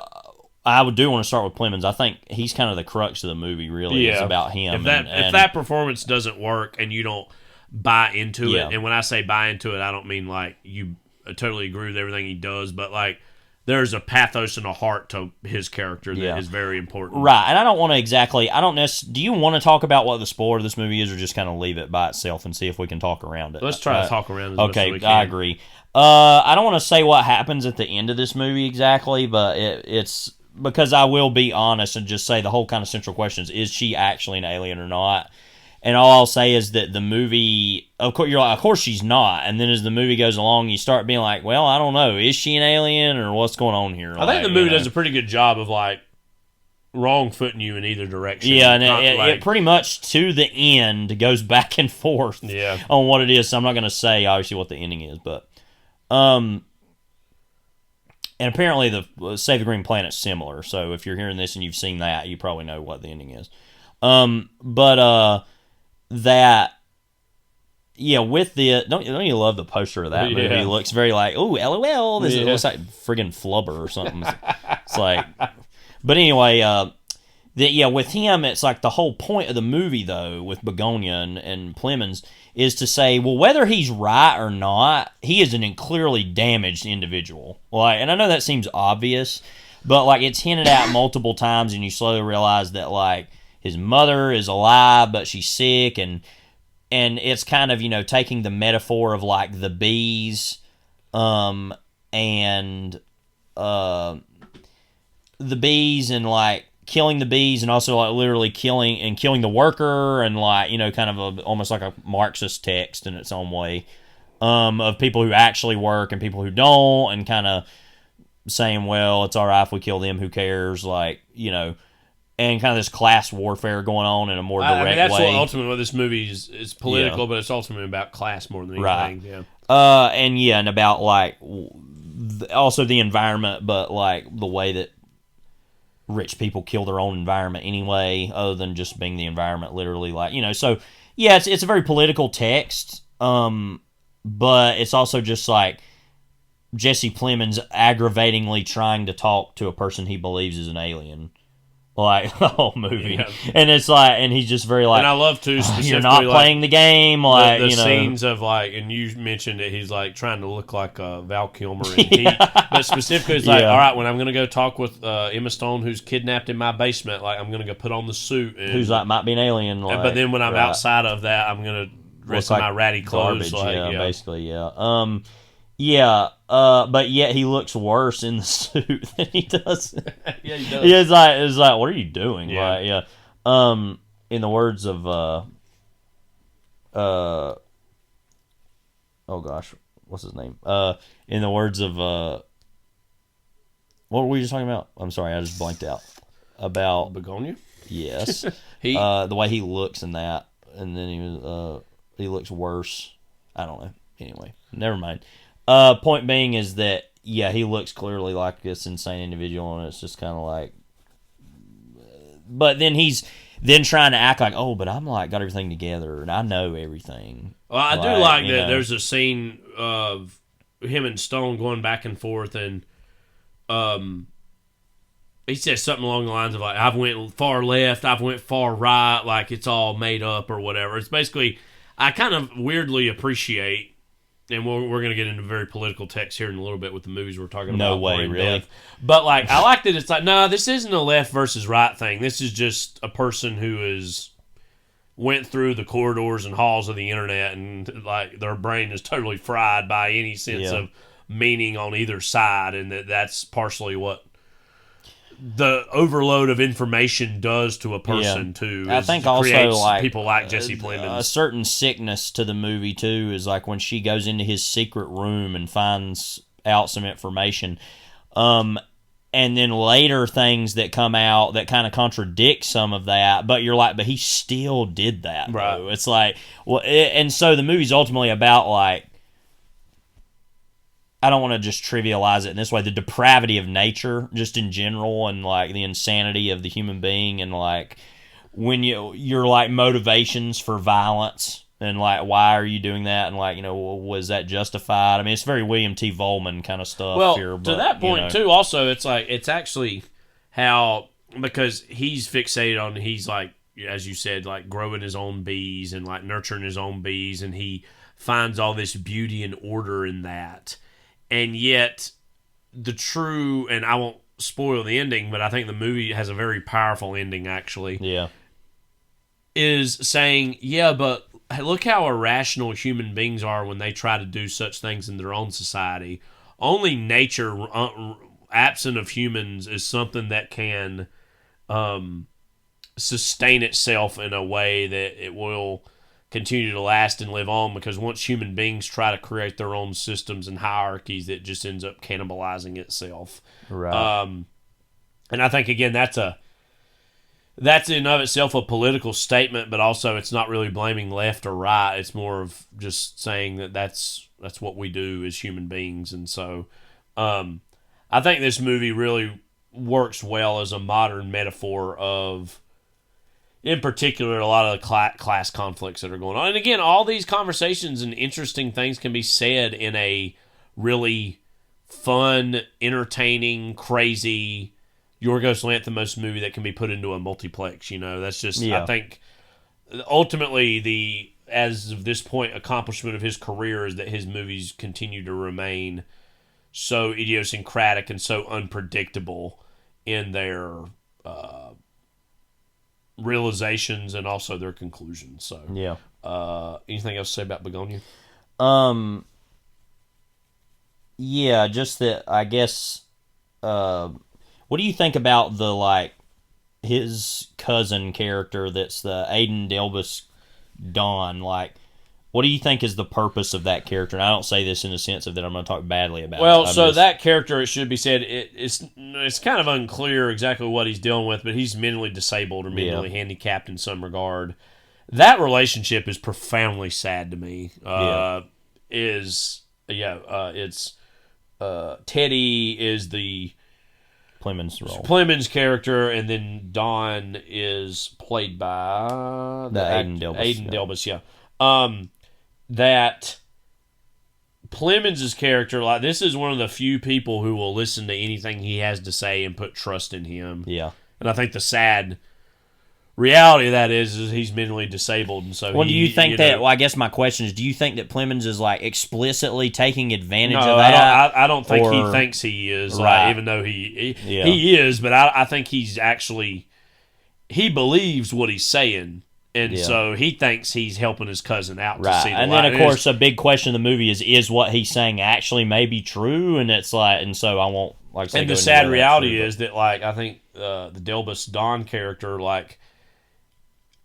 his cousin who loves him dearly is, one of the few people who is willing to invest in him. But what's he investing? He's investing this harebrained, crazy idea that even if it's true is going to maybe ruin his life, So... I don't think he's intentionally doing that. It should be said, this is told relatively early on, so I don't mind saying it. It's that they both chemically castrate themselves.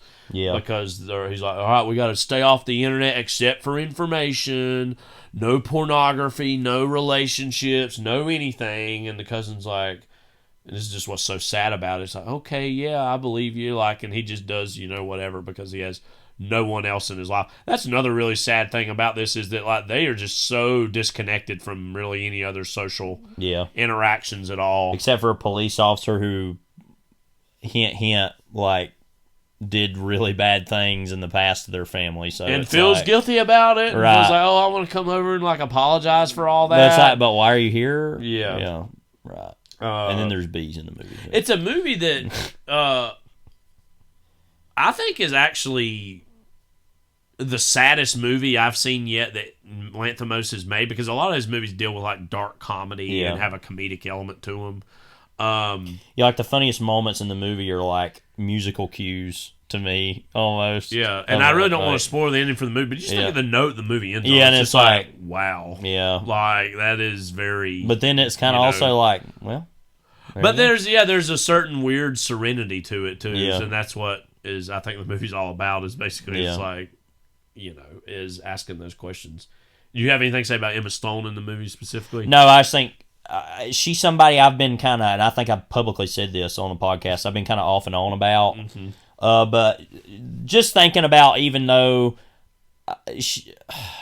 her persona I'm not in love with, just her type of acting, I guess, her style I'm not in love with, but just respecting, wow, she really is just going down on a limb and doing stuff like this, and I just have to shrug and say, you know what, that's important. And even though she's not my favorite actress in the world, I'm like, yep, she's she's a true artist. I mean, Yeah, you know. I wouldn't necessarily say, she's my favorite actress, but definitely she goes out on a limb and is always trying. And I think ultimately the most important thing about her, she's using her star power for good in terms of getting movies like this made. So that is Bugonia. Anything else to say, Levi, before we go to Ebbing, Missouri? Nope. All right. Or, wait, you mean North Carolina? Well, there's something to be said about that, and that might come up just real quickly. I will say, Three Billboards Outside Ebbing, Missouri, it actually was shot in Silva, North Carolina, which I've been to before. That is, it's like in very western North Carolina, kind of in the mountains area. Anyways, here is the trailer for Three Billboards Outside Ebbing, Missouri. What's the law on what you can and cannot say on a billboard? I assume you can't say nothing defamatory and you can't say fuck, piss, or cunt. That right? Or anus? I think I'll be all right then. I guess you're Angela Hayes' mother. That's right. I'm Angela Hayes' mother. So, Mildred Hayes, why did you put up these billboards? My daughter Angela was murdered 7 months ago. It seems to me the police department is too busy torturing black folks to solve actual crime. The hell is this? Dixon, I'm in the middle of my goddamn Easter dinner. Sorry, kids. I know, Chief, but I think we got kind of a problem. Sunshine beating on a good I'd do anything to catch your daughter's killer. I don't think those billboards is very fair. The time it took you to get out here whining like a bitch, Willoughby. Some other poor girl's probably out there being butchered right now. We've had 2 official complaints about those billboards. From who? The lady with a funny eye A lady with a funny fucking eye? and a fat dentist. There's a lot of good friends of Willoughby in this town, Miss Hayes. Ow! Ah! You didn't happen to drill a little hole in the dentist today, did you? Of course not. Huh? I said, of course not. I'm sorry about Angela, but the town is dead set against these billboards. You know who threw that can? What can? How about you, sweetheart? No, I didn't really... Go, girl. Hey, fuckhead! What? Don't say what, Dixon, when she comes in calling you a fuckhead. The more you keep a case in the public eye, the better your chances are getting it solved. You know, if you hadn't stopped coming to church, you'd have a little bit more understanding of people's feelings. All this anger, man. It just begets greater anger. In 3, 2, 1. And as sad as the spectacle of these billboards might be, this reporter, for one, hopes this finally puts an end to the strange saga of the Three Billboards Outside. This doesn't put an end to Missouri. shit, you fucking retard. This is just a fucking start. Why don't you put that on your Good Morning Missouri fucking wake-up broadcast, bitch?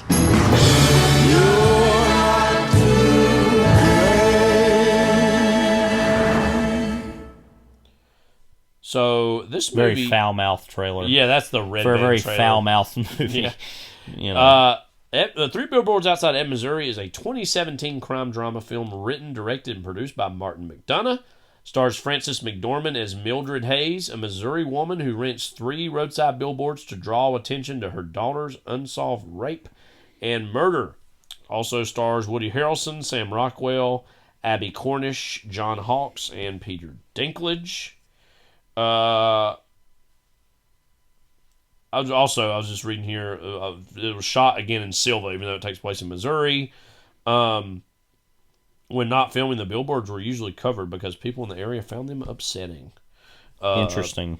Yeah, so Because it's not like it's for a movie or anything, but all right. David Penix of Arden, North Carolina, subsequently bought the billboards and used the wood for a roof in Douglas Lake, Tennessee, though the messages are no longer legible. So yeah. Yeah, I would think so. This was one of the most talked about movies in 2017 when it came out. It came out loosely right about this time as November 10th, of 2017. It premiered at Venice. It got like a lot of big reviews, praise reviews, and then it actually, if you look at the box office, it had a budget of anywhere between $12 to $15 million, and it made $162 million. So it was a pretty profitable movie. Got a lot of awards nominations. Initially got praised a lot, like I said, and then there was a huge backlash to the movie. and then it came and went. Didn't Sam Rockwell win an Oscar for it? I believe. Let me just look real quick. This is all going somewhere. Don't worry. As far as what I'm trying to lead to with this. So let's see. Yes, Sam Rockwell won for Best Supporting Actor in this. Also, Frances McDormand. I forgot she won for this. For Best Actress? Best Actress in a Leading Role. Yeah. Huh. I thought it was for Nomadland. Would she also win for that? I think possibly. Which is, remember that was a year where like nothing happened. Well, that was yeah. Not yes, she did win for Nomadland also. And then this movie has been scarcely talked about. Wow. And it made a lot of money. It was I think I don't know if you mentioned how much. Did.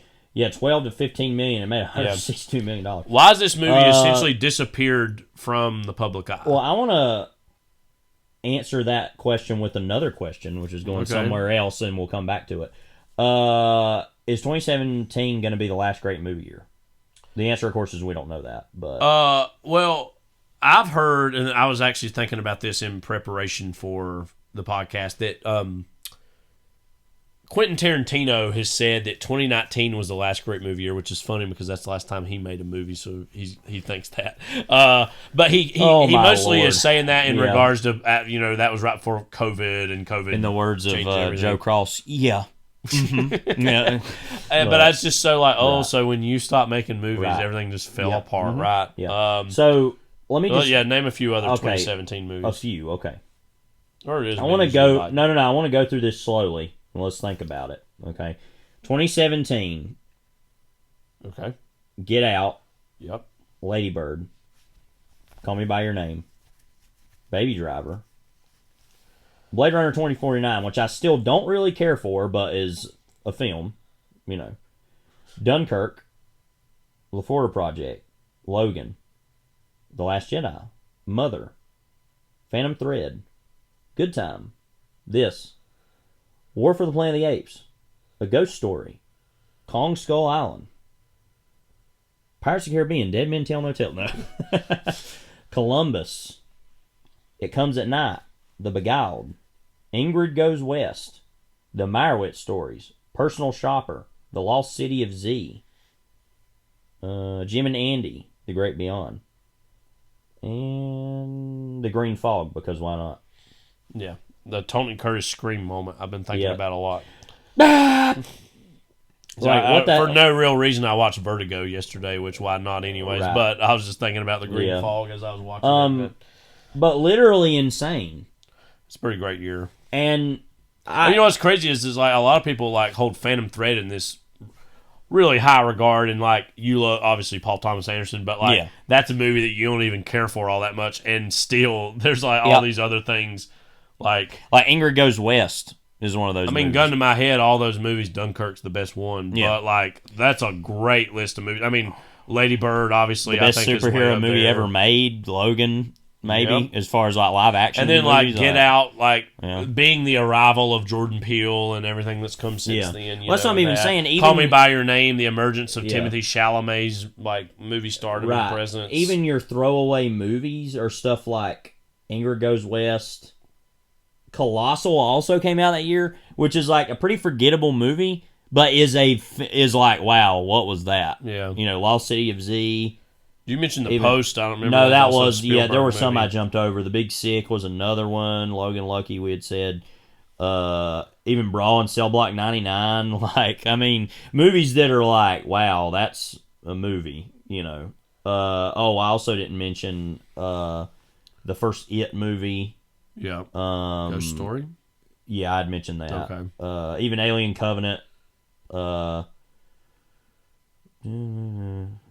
see. Even there were some kind of funny comedies of Rough Night and The House, which are very like whatever, but but no, I'm just mainly what I'm trying to Mother, say. You don't know if you said that. Yeah. Okay. Mainly what I'm trying to say here is that I feel personally that, and this can go in a political direction too, that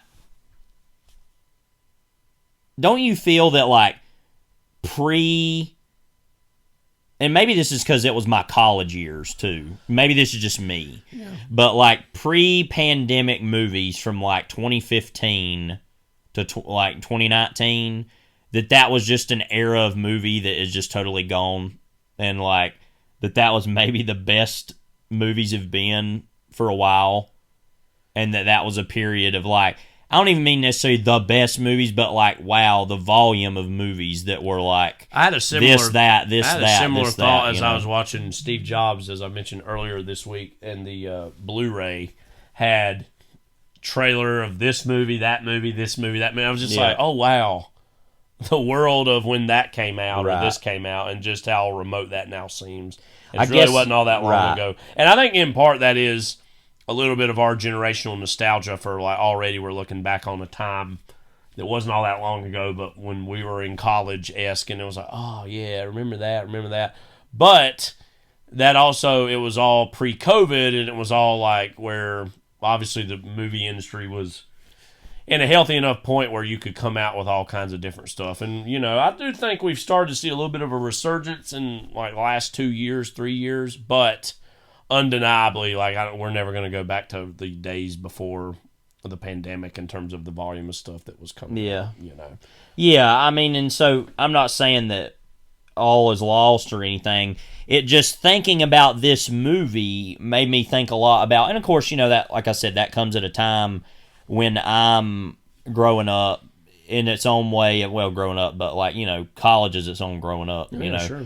And like going to college and kind of being independent and being on my own, and just like, it's kind of a similar way, the way I think about that show, The Deuce. Yeah. Like that was a college thing for me. Like that, I watched every episode when it aired in college, like, you know, and that just felt like a momentous kind of thing to do, you know, to like watch the HBO cable on the campus cable and be like, oh, I sat down and watched The Deuce every episode, like, you know. So that was a period of time where everything kind of meant something. And then I don't know, I'm not saying things don't mean anything now, but like it just feels like a totally different period of my life because I have a job and I'm doing. I was gonna say, is that maybe it too, where you're not as fixated on some, and I'm the same way, like on this stuff as much as you might have been. No, I mean, but movies were everything in that moment, and they mostly are still a big part of my life, but like that, I mean, we're doing a podcast about it, you know.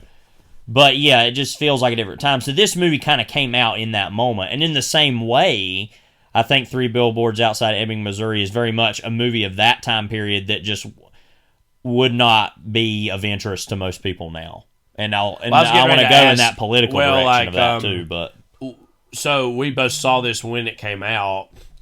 Again, I don't.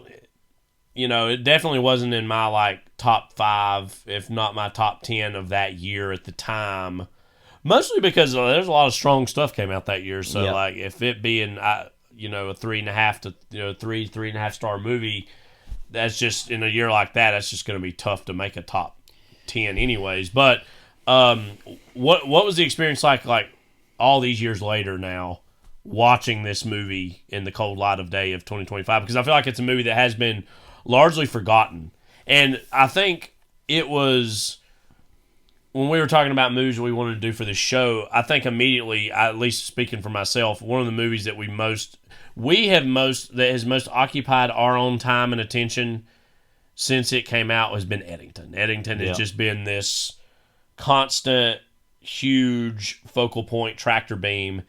And there's been a lot of movies that have been compared to Eddington since it came out. I feel like this one was not one I saw as much of. And I was like, why not, though? Right? Like, because this just seems like it's actually about very similar topics and ideas. And it didn't come out, or it didn't come up enough. And I think that was in part because people has been so desperate to move on and forget this movie. And just my answer to that, or my question to that, is not only why, but also like, what was for you seeing this movie again post Eddington in 2025? It was weird because, like I said, I'm already viewing this era as that kind of thing, because I connected this movie pretty immediately to that. I just want to go back and say, I went back and looked at, I remembered it was around this time. So I want to talk about some of the movies here. Let's see. Okay. Late November this is, and also it's important to note, this is right before a semester's going to end. There's a lot going on. I see, I had a film class where I saw Michael Winterbottom's In This World, which I really think is a great movie. I still recommend a lot of people see. I know you haven't seen that, but and then I saw Lady Bird that night, and then literally the next day, that was the first time I've seen Lady Bird, obviously. Next day, go to see Three Billboards Outside Ebbing, Missouri, and then the next day watch Inland Empire for the first time. So it kind of came at this whole moment where it was like very easy to be confused about. And I like the movie a lot. I remember I gave it 4.5 stars, which I now give it 3.5. Yeah. Of outside, Three Billboards Outside Ebbing, Missouri. But it kind of just came at a really weird time where like I was already moving on from, and I was like, okay, yeah, whatever, and then kind of moved on. Yeah. And then some people rightfully were talking about, okay, what is this? Like, it seems like it's kind of racist, or it's about these things, or whatever. And I mean, even just to talk about some of the things I watched that December as well, were, let's see, Before Sunset, The Straight Story, Patterson. That was when Last Jedi came out. That took over everything, Ingrid Goes West, 400 Blows, Malcolm X, Election, that's the first time I'd seen that, Personal Shopper, and Enemy. So that's a lot of stuff. I'm just saying, and this also reminds me that like I watched 291 movies that year. Literally, in the month of December of that month, when I watched Billboards for the first time, 1, 2, 3, 4, 5, 6, 7, 8, 9, 10, 11, 12, 13, 14, 15, 16, 17, 18, 19, 20, 21, 22, 23, 24, 25, 26, 27 movies I watched that month. Just so you know, last month I watched 1, 2, 3, 4, 5, 6, 7, 8, 9, 10, 11, 12, 13 movies. The month before that I only watched 1, 2, 3, 4, 5, 6. The month before that I only watched 1, 2, 3, 4, 5, 6. So I live in a different mind space these days, is my whole point. So I know I'm kind of wasting a lot of time here. But the point is that movie came at a time where like I was both more thoughtful and less thoughtful about movies in its own way. Where I was just like, oh yeah, I was just like volume, and just see everything. Which that's a lot of people in their college age, right? And so in movies, anyways, yeah. I saw that movie and was like, oh yeah, I thought it was very funny because I had seen some of In Bruges years ago. Yeah, another Martin McDonagh movie, which is hilarious, by the way. There's some stuff from that movie I'm like, dang, that is like the funniest thing. Have you seen Seven Psychopaths? No. Okay. And so that's my point is I saw most of In Bruges and then never have seen another of his movies since then. So just real clear, to be clear, yeah. In Bruges came out 2008. Seven Psychopaths was 2012. I saw that one time. Three Billboards in 2017. The Banshees of Inisherin, which I've quite liked. That came out 2022. I know a lot of people really like that. And I didn't see that it. was kind of his. That was his follow up. It'd been like 5 years. Yeah. I think he'd written some theater in between then. And then Wild Horse 9 is apparently going to be his next movie coming out. It doesn't have a date yet. Probably next year. Right. But yeah, just a lot of like Tom talking. Waits is going to be in, so yeah. And well, John Malkovich. Imagine John Malkovich Malkovich saying his dialogue. Yeah. Imagining John Malkovich doing anything is kind of weird these days. He hasn't been in a movie in a while, really, in a big way.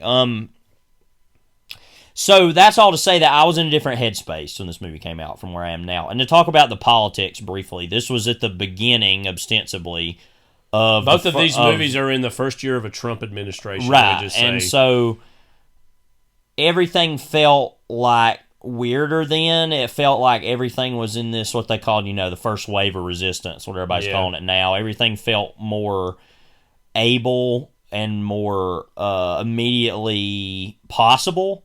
Yeah. Whereas like everything felt even in the darkest moments there, it felt like everything was more everything was okay. Whereas like now, I mean, I'm a pretty hopeful person in general. I mean, everything kind of just totally sucks now. And we're in the second Trump administration, and every day is a nightmare. You know that song "Every Day Is a Miracle" by David Byrne. It's the opposite here. What do you call a bad miracle? Yeah. I mean, But I even feel that way, even in its own way, about the Biden administration too, and how everything kind of was just like, okay, what was any of that? Is there? Well, there's a whole other question outside of the movies.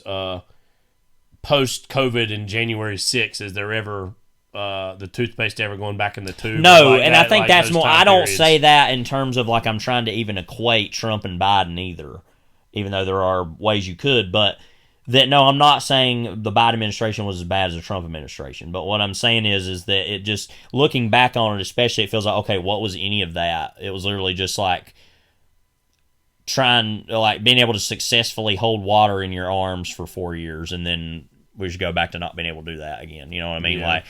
And so it just feels like a movie like this is so foreign to anything that's going on now in its own way. It feels like to me.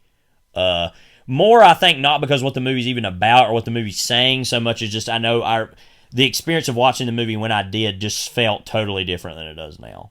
Mm-hmm. And that's been like 8 years ago. I mean, so that has been a while, but like I just think that the movie unfortunately came at a time in my life when there is a pendulum of time that has totally changed in my life, and I just am a different person now in my own way than I was then. And so I thought about that a lot watching the movie, while also being able to step away from it and go, this movie's pretty funny. Like, and just kind of having a good time with it and not taking it totally seriously about every single thing it does. There's been a lot said about Martin McDonagh as an Irishman trying to make a very American movie. Because, I mean, I think Seven Psychopaths is like kind of sort of an American movie, but like In Bruges clearly is a more European thing. But then this is very much like, oh, this is set in the heartland, and this is live from the heartland. Is all about like these very American ideas. And I think my central idea about this movie is that it's almost you're seeing this like Irish satirist like basically create his own Mad Magazine version of America and like trying to say something with it. And kind of like what happened with Kingsman. I'm a big fan of the the medium of theater, and that's what he comes from, is that of theater. And I think like you can see the way he stages scenes, the way he writes dialogue is like very theatrical. And I don't mean that in any means to exactly be a criticism, but I think one of the central problems with this movie is I think only one character really changes in the movie, and that's Sam Rockwell, like a little bit. But most of the characters are like, they remain exactly at the same pitch they are the whole movie, and the narrative feels very stifled in that way, that it's like there's not a lot of change, there's not a lot of growth or development.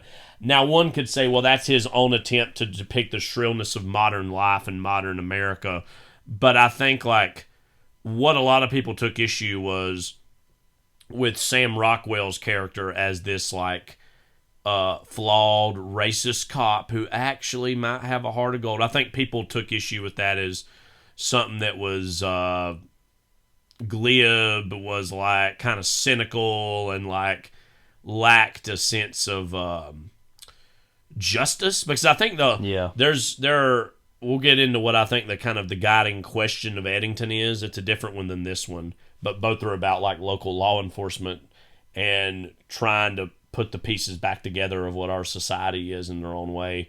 But the question about this one is, what is justice and who has the right to dispense justice, right? Because the whole movie starts from Mildred Hayes, the Frances McDormand character. Her daughter was raped and killed. It's like 7 months before, and so she takes issue with Woody Harrelson's character, who was the chief of police of the town, who she thinks didn't do his job, and so she basically rents these billboards outside of town that directly take issue and point the finger at him as saying like, why aren't you doing more about this?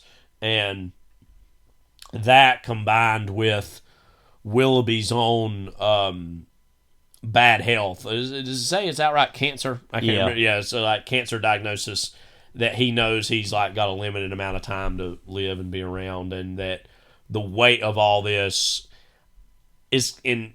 I don't mind spoiling this part, like because he commits suicide. I'd say kind of loosely at the end of the first act. That's kind of really the inciting incident for everything that follows in terms of how the tic tac nature of the different sides from Mildred's side to like the Harrelson's law enforcement character.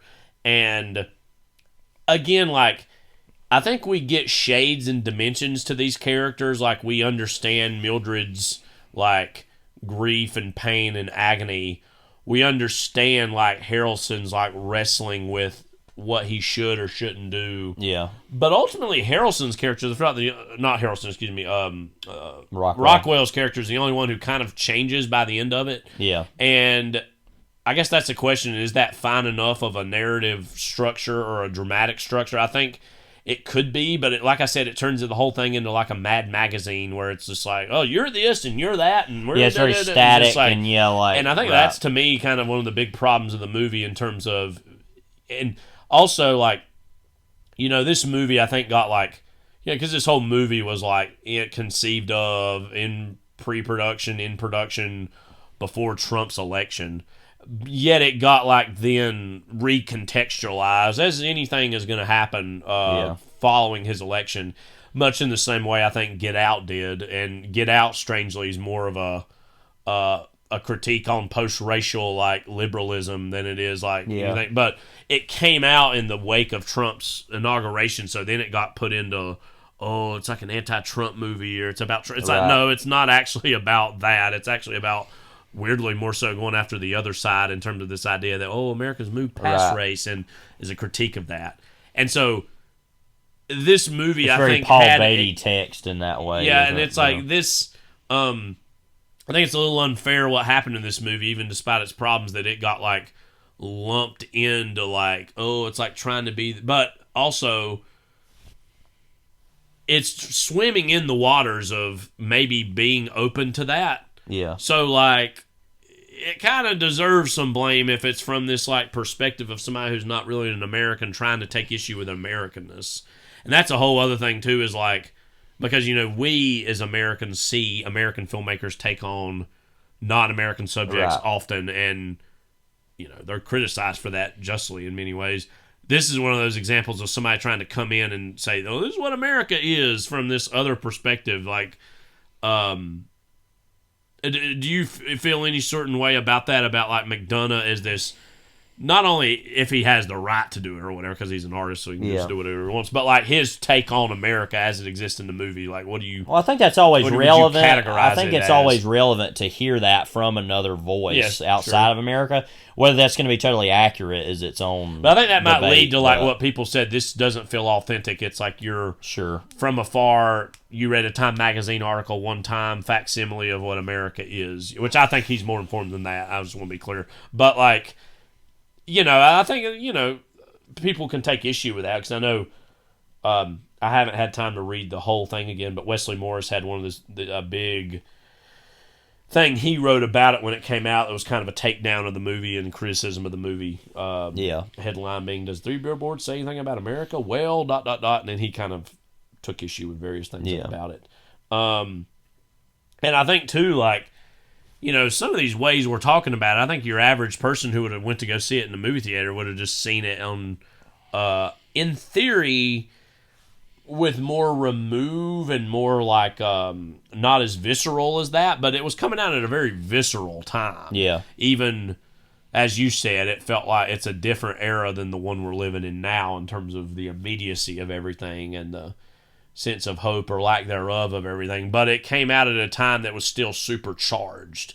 And, something that it was as brilliant as Lady Bird is not functionally about America in 2017, or, a lot of these other great movies that came out this year. It's like they're not about it in the immediate. So I think that just opens up Three Billboards to being something that is more, it's always going to be this time capsule of that period of time and like what people were contextualizing with it.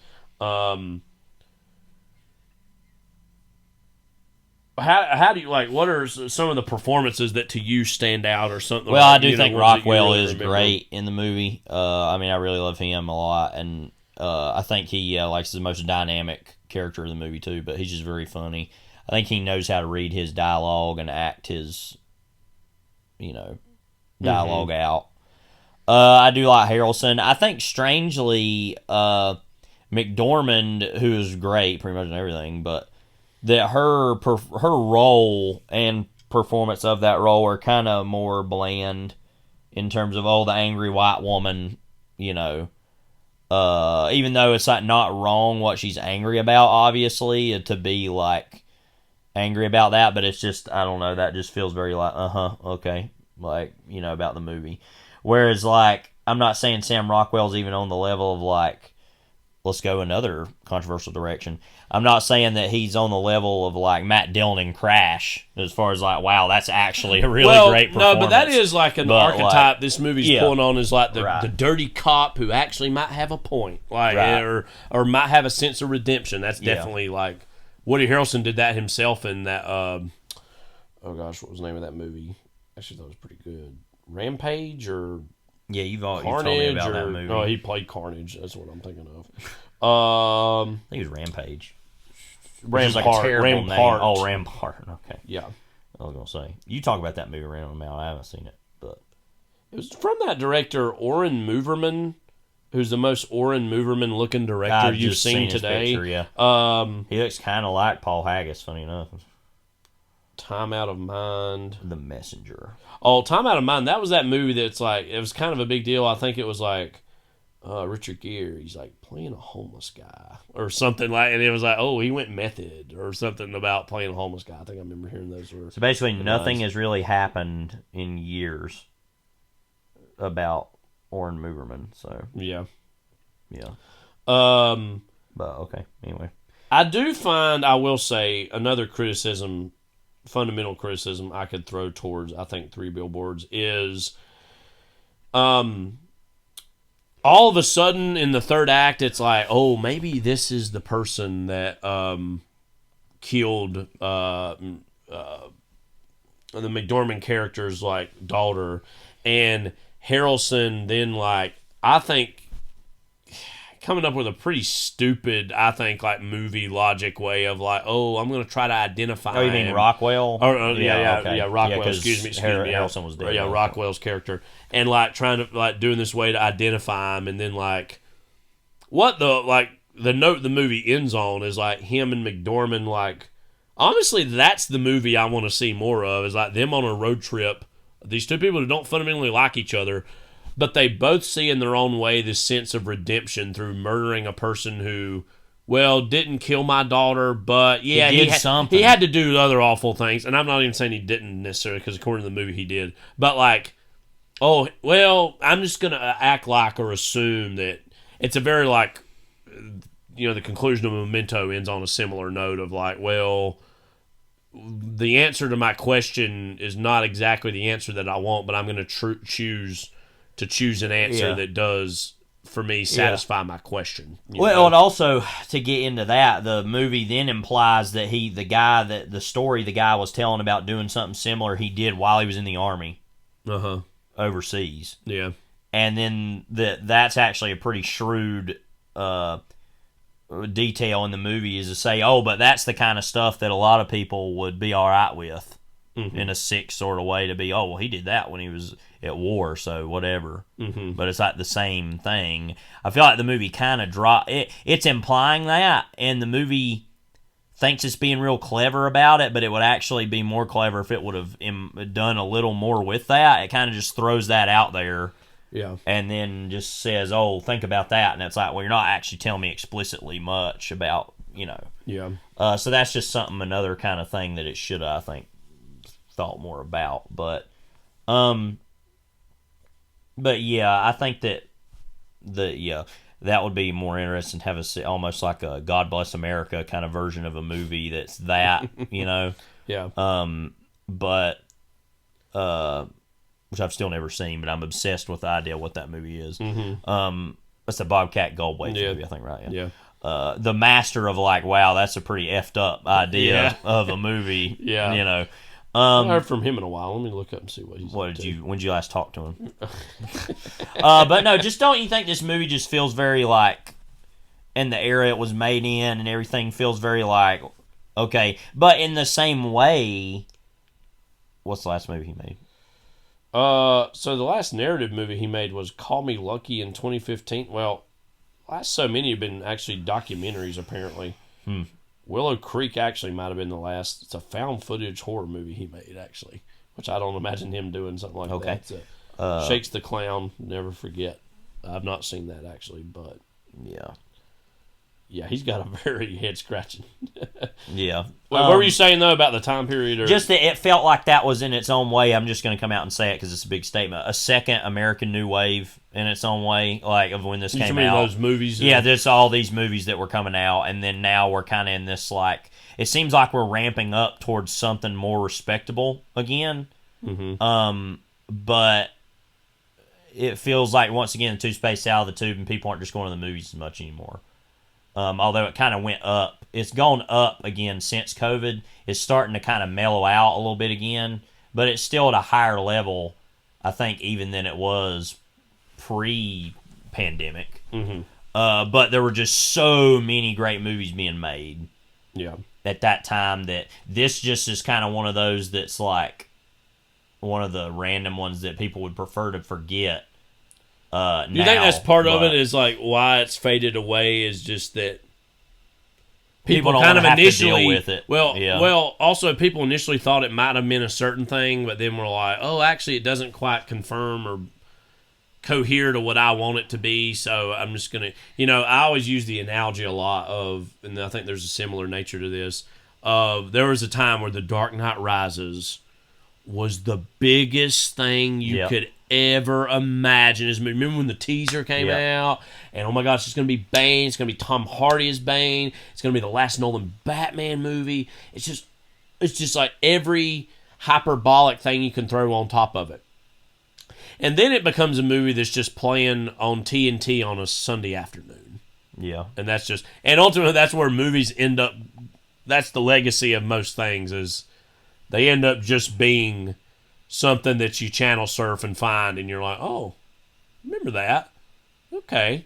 Like, and very rarely does something, and I say that as somebody, and we're cinephiles, so of course we're going to have a above average, like, attention span and interest in these things.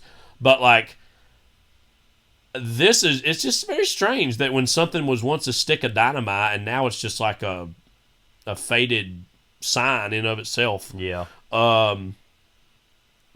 that happens, over time. And I think time and age have something to do with that, like you've been saying about your own life.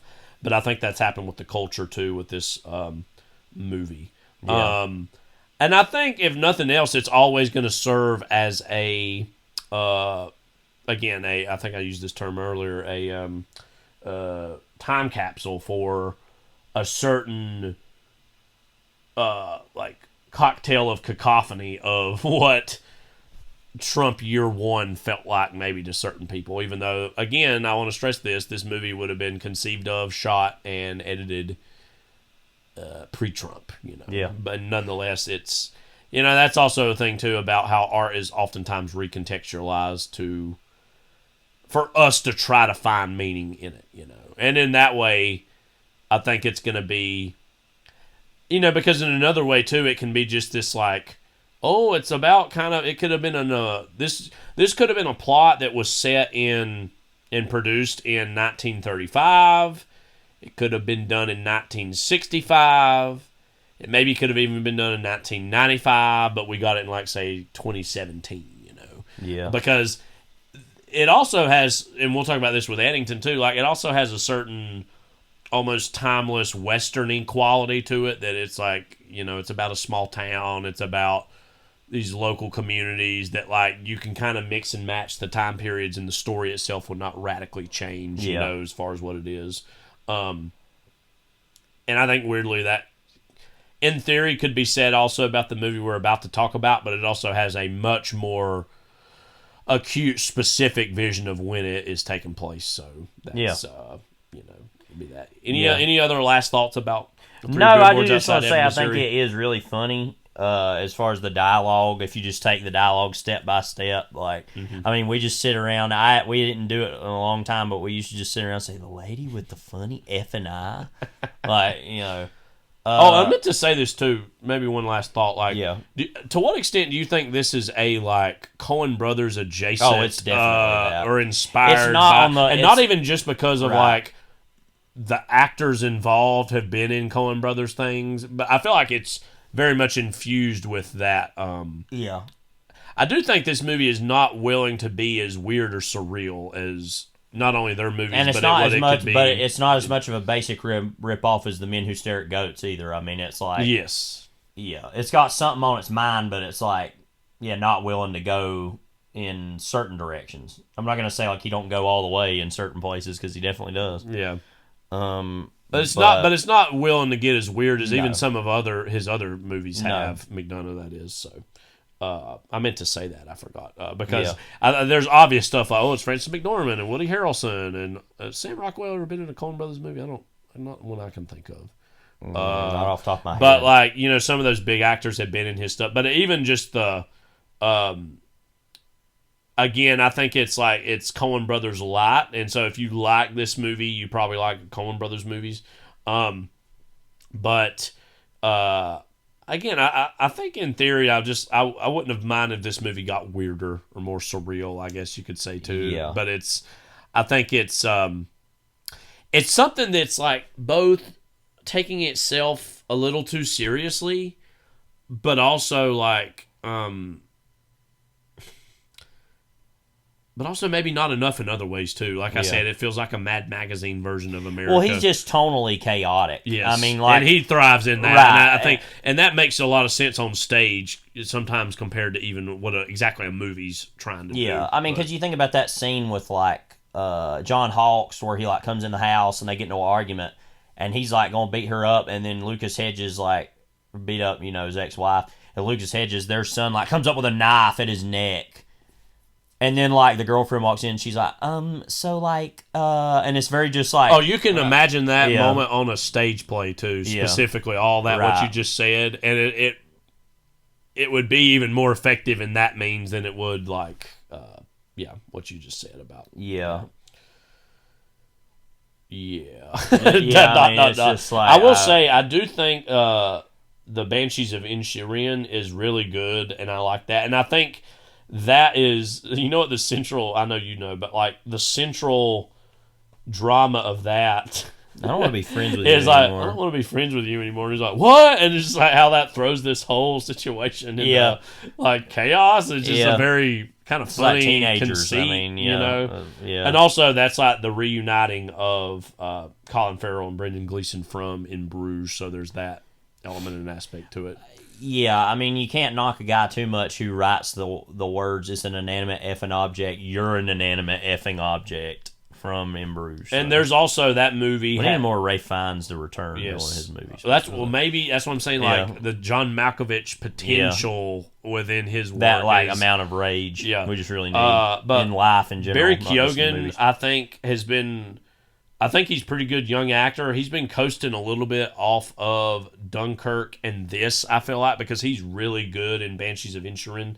And to me, has one of the best scenes of his career so far with him and Kerry Condon in that movie. Anyways, check that out if you haven't.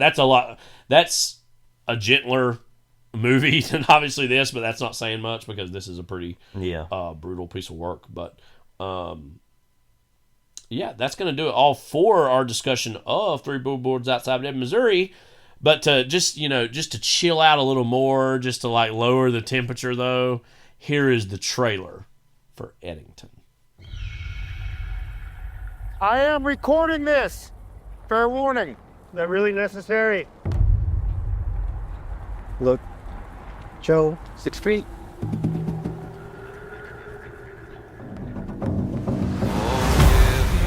Home where the buffalo roam. Is that praying? Where the deer and the antelope play. How did we get here? And even worse, is it worth it? Where seldom At the cost of being at war with their neighbors? That's why I'm running for mayor. And the skies are not Mayor of Eddington.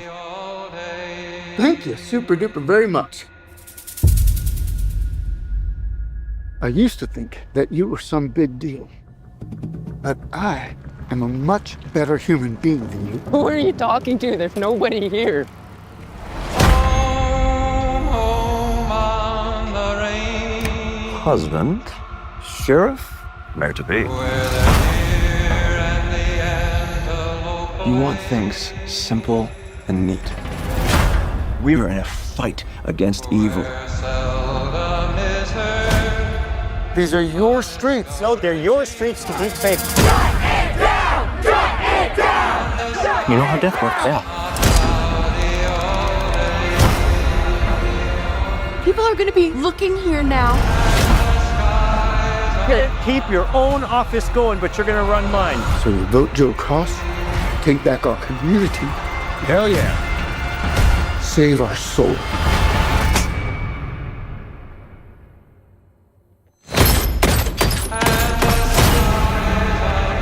Your pain is not a coincidence. You are not a coincidence. We are not a coincidence. Look, it's going on!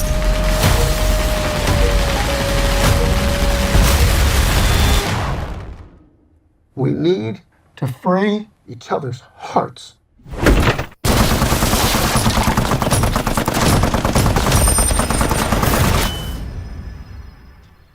I do want to say about that trailer that the first trailer that came out was really strong and powerful. Not many great teaser trailers today. That was one that was very memorable. Yeah, for sure. Of him looking through the phone. Eddington. What is Eddington? To laugh often and much. What's going on? Yeah. American neo-western thriller film, written and directed by Ari Aster, starring Joaquin Phoenix, Pedro Pascal, Luke Grimes, Deirdre O'Connell, Michael Ward, Austin Butler, and Emma Stone. Set in 2020 during the COVID-19 pandemic in New Mexico, the film examines the political and social turmoil caused by the contested mayoral election fought between Sheriff Joe Cross and Mayor Ted Garcia. Now, we're going to talk about this movie pretty explicitly and give spoilers, I suppose. But I do want to say that I do think it... So, just knowing that now, that I think it's funny that this movie, even in the marketing, labels itself as this is about a mayoral race. It's like well, it kind of becomes very quickly not about that, very fast. But yeah, and the movie was made for $25 million and only made 12.7. But one of the good signs of the industry is that A24 is made so many things that for the most part have been pretty profitable that this is something that's actually not really there wasn't a lot of discourse about is how much money this make all that important in the same way there was with maybe One Battle After Another that came out earlier this year. That was with Warner Brothers, right. But a lot of talk about that, but not too much in this regard, which I liked the fact that wasn't a huge talking point with it. Right. So yeah. Where do you even want to start? I think one of the things you had written down here of possible things to talk about was Ari Aster's development. We named Beau is Afraid, I believe, was our 2023 film of the year. Yeah. And I have more positive feelings on Hereditary than I know you do. We're both pretty mixed on Midsommar. But it felt like with Beau is Afraid that he entered a new level of reaching his artistic potential and sailing a little bit more. This one I felt like it went even beyond him reaching his artistic potential. It was fundamentally about the modern day in a way that I felt like, it's weird. It's comparing this to Three Billboards. It's Three Billboards, I think, for what 2017 felt like at the time, was this movie pulls no punches. But this is a movie that really pulls no punches and really is, I think, has a lot of that specificity that I was just saying that I think Three Billboards lacked. Yeah. And I this is frankly, like, I've seen other movies this year that I love and care about in their own way. This to me feels pretty definitively like the movie of the year, the movie of the moment. Yeah. And I've honestly not really stopped thinking about it, period, since it came out. It just felt like the first movie I can personally think of since, well, I was going to say maybe Beau Was Afraid, but like probably really since like Once Upon a Time in Hollywood that I felt just like was this product that was like made by the studio system, by our Hollywood system, but yet is just this like a piece of art that is something that is like already, when I first saw the movie, I was like, this is already one of my favorite movies I've ever seen, and I just saw it. It's just this thing that's already entered very quickly, like our lexicon, like our own personal thing. It's like we've not podcasted, period, since this movie came out, but it's just been this constant source of conversation and thing that we've been talking about. Before I hand it over to you, I think Joe Cross, as played by Joaquin Phoenix, is actually one of the great characters in American cinema already. Yeah. I think he also is like this Joaquin Phoenix that is like an actor that we're really would regret taking for granted, because he is, he's crafted so many idiosyncratic, fundamentally interesting characters that you kind of just, oh yeah, it's a Joaquin Phoenix movie, of course he's going to knock it out of the park. But like this is one that goes beyond that into making like, I know this is going to sound hyperbole of the highest form, but like his character as Joe Cross is every bit as memorable and iconic to me as like Atticus Finch in To Kill a Mockingbird is, in the absolute worst dichotomy of way. He's right up there with like Travis Bickle in terms of just great performance, great character on the page, somebody who I'm not going to forget. Like, as far as a character, and like this movie's filled with a lot of memorable characters, but it really is the Joe Cross story. Right. And I think the extent to which this movie works for you is wrapped around your comfort or discomfort in being with Joe Cross as the center of the movie. Because I think early on he's kind of a lovable loser. He makes a few decisions that are not so great as the movie goes on, and you are confronted with having to sit with that as the center of your movie. Yeah. And then also like this character's deciding when to act and react and not act is very different compared to what Joaquin Phoenix was in, say, Beau Was Afraid, which is a character of absolute inaction the entire time, and that's like the defining aspect of that character.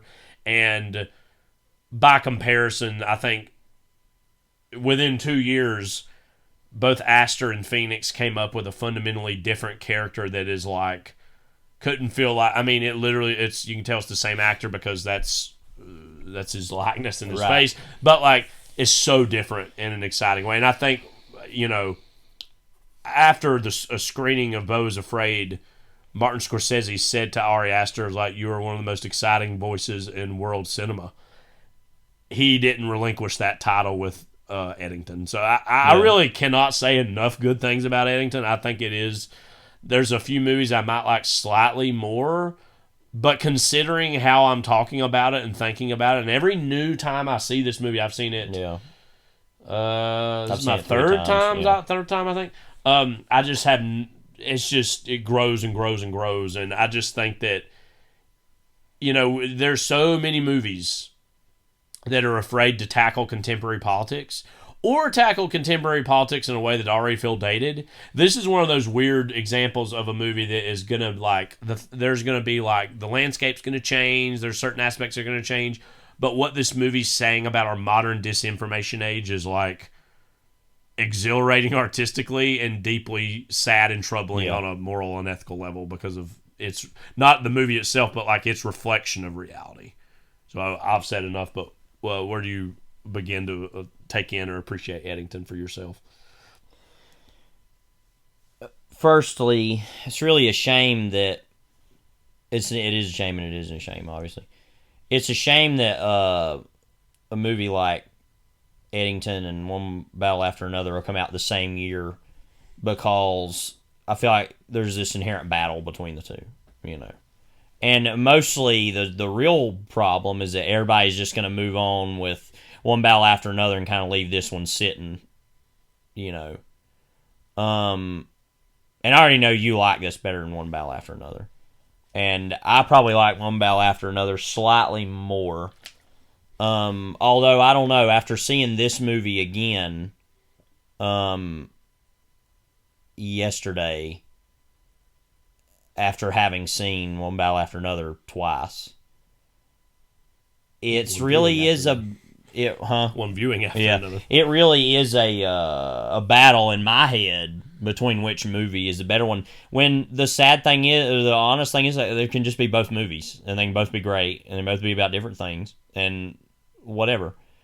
I could bring up a few things about One Battle After Another that I think this does a little better, but I don't want to make it a battle between these two movies, because like you just said, I think they're actually both in their own little lanes. But even more though like, right. I think the thing that is striking about them is that they're both actually about contemporary politics, and that alone is like separates it from everything else coming out, because everything else is so scared to tackle these that are either subjects. Outright westerns or outright action movies. Yes. And saying, oh, but let's actually be about something. Yeah. You know. They're movies that have courage. I don't even want to say balls, because balls is too vulgar a word. They're movies that are courageous. Like, they are daring and they are bold. Mm-hmm. Like, you know, and so we don't have movies like that most of the time. Yeah. Especially for somebody like Aster, because I think if you would, anyone that would call either Hereditary or Midsommar bold in anything above their aesthetic is kind of a fool.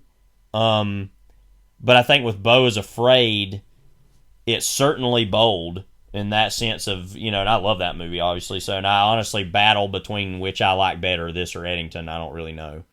Me personally, just to interrupt for a second, I prefer Beau's Afraid, but it is a very tenuous, and I think that movie's already lived in my head longer, so it's just like, it's already has an advantage, but it's very tough. And the tipping point for me is, what is it saying? You know, and not that Beau's Afraid isn't great, but it's like, okay, but that's not really like about anything really relevant.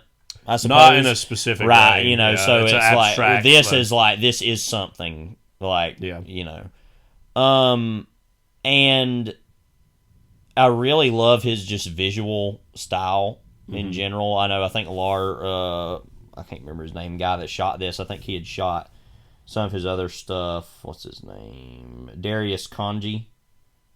And he's actually shot a lot of big other filmmakers. And so no, he actually didn't shoot his other stuff. I think it was the first time they'd worked together. Let me look about.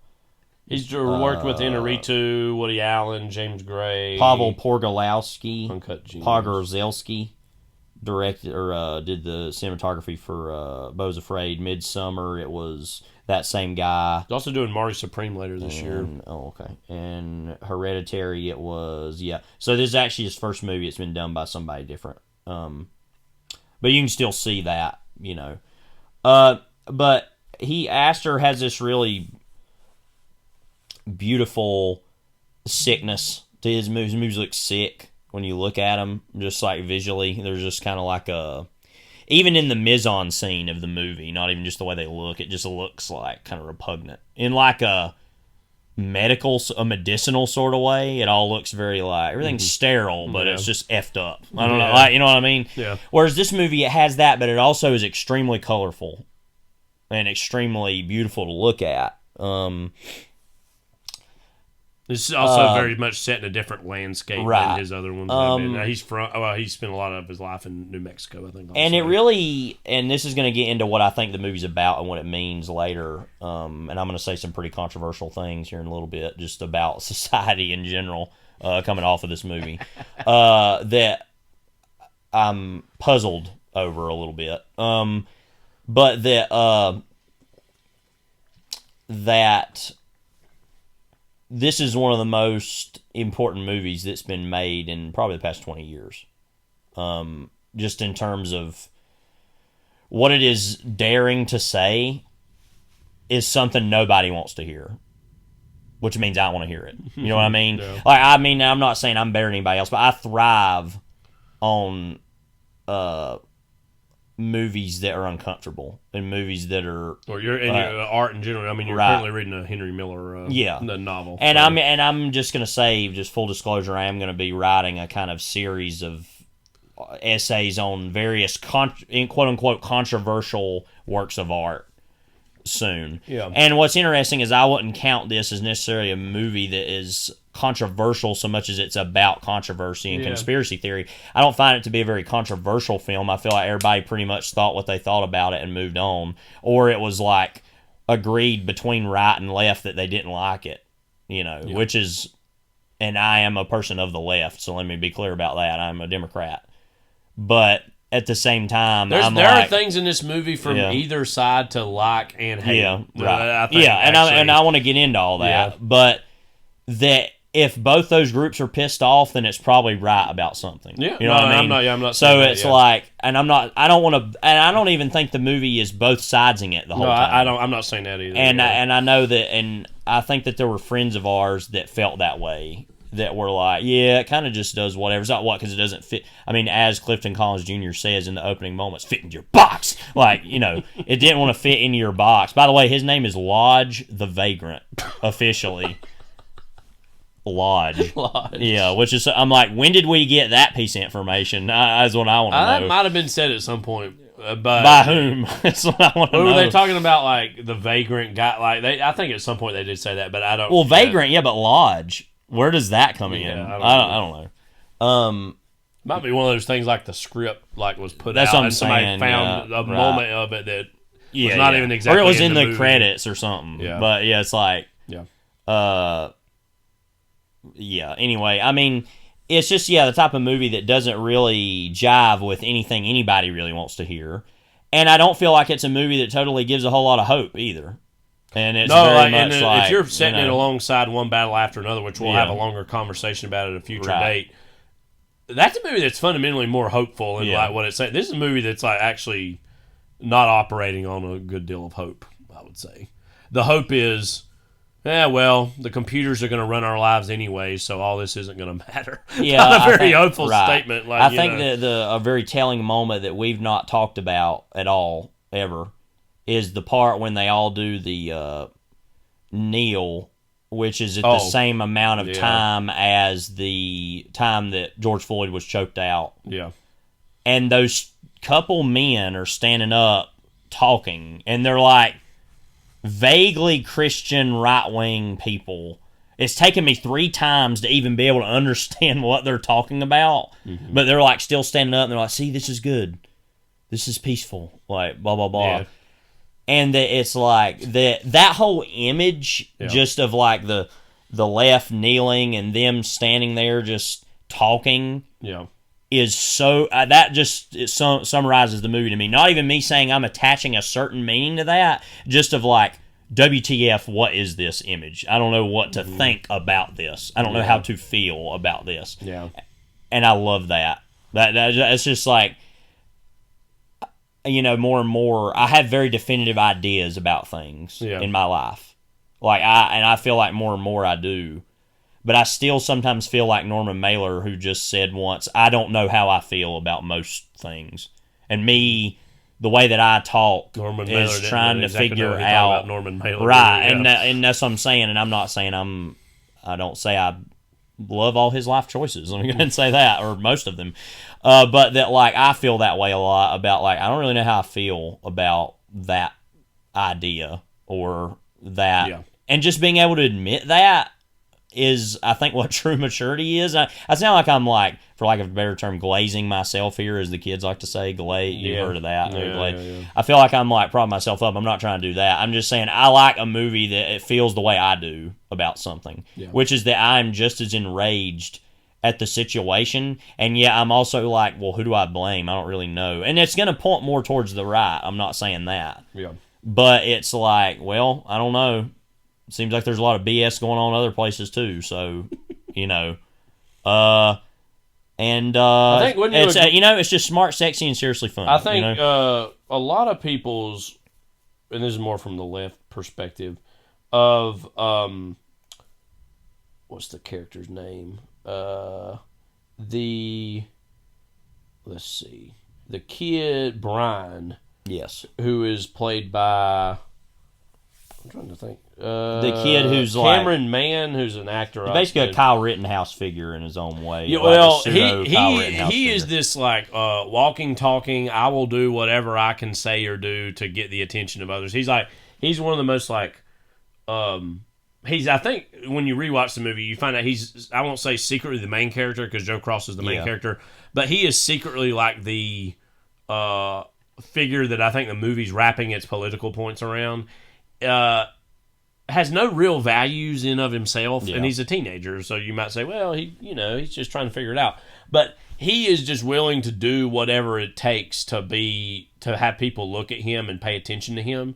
And that is as much of a clear-eyed look at what American politics is today than anything, is the idea of, I'll just do whatever I can to be this person bestow respect in. And one of the biggest laughs the movie always gets is the scene where he's been listening to all this political dialogue, and then all of a sudden it cuts to him in his own home with his parents talking about how we as white people are complicit, and we're the great evil, and we need to like relinquish our power and our control.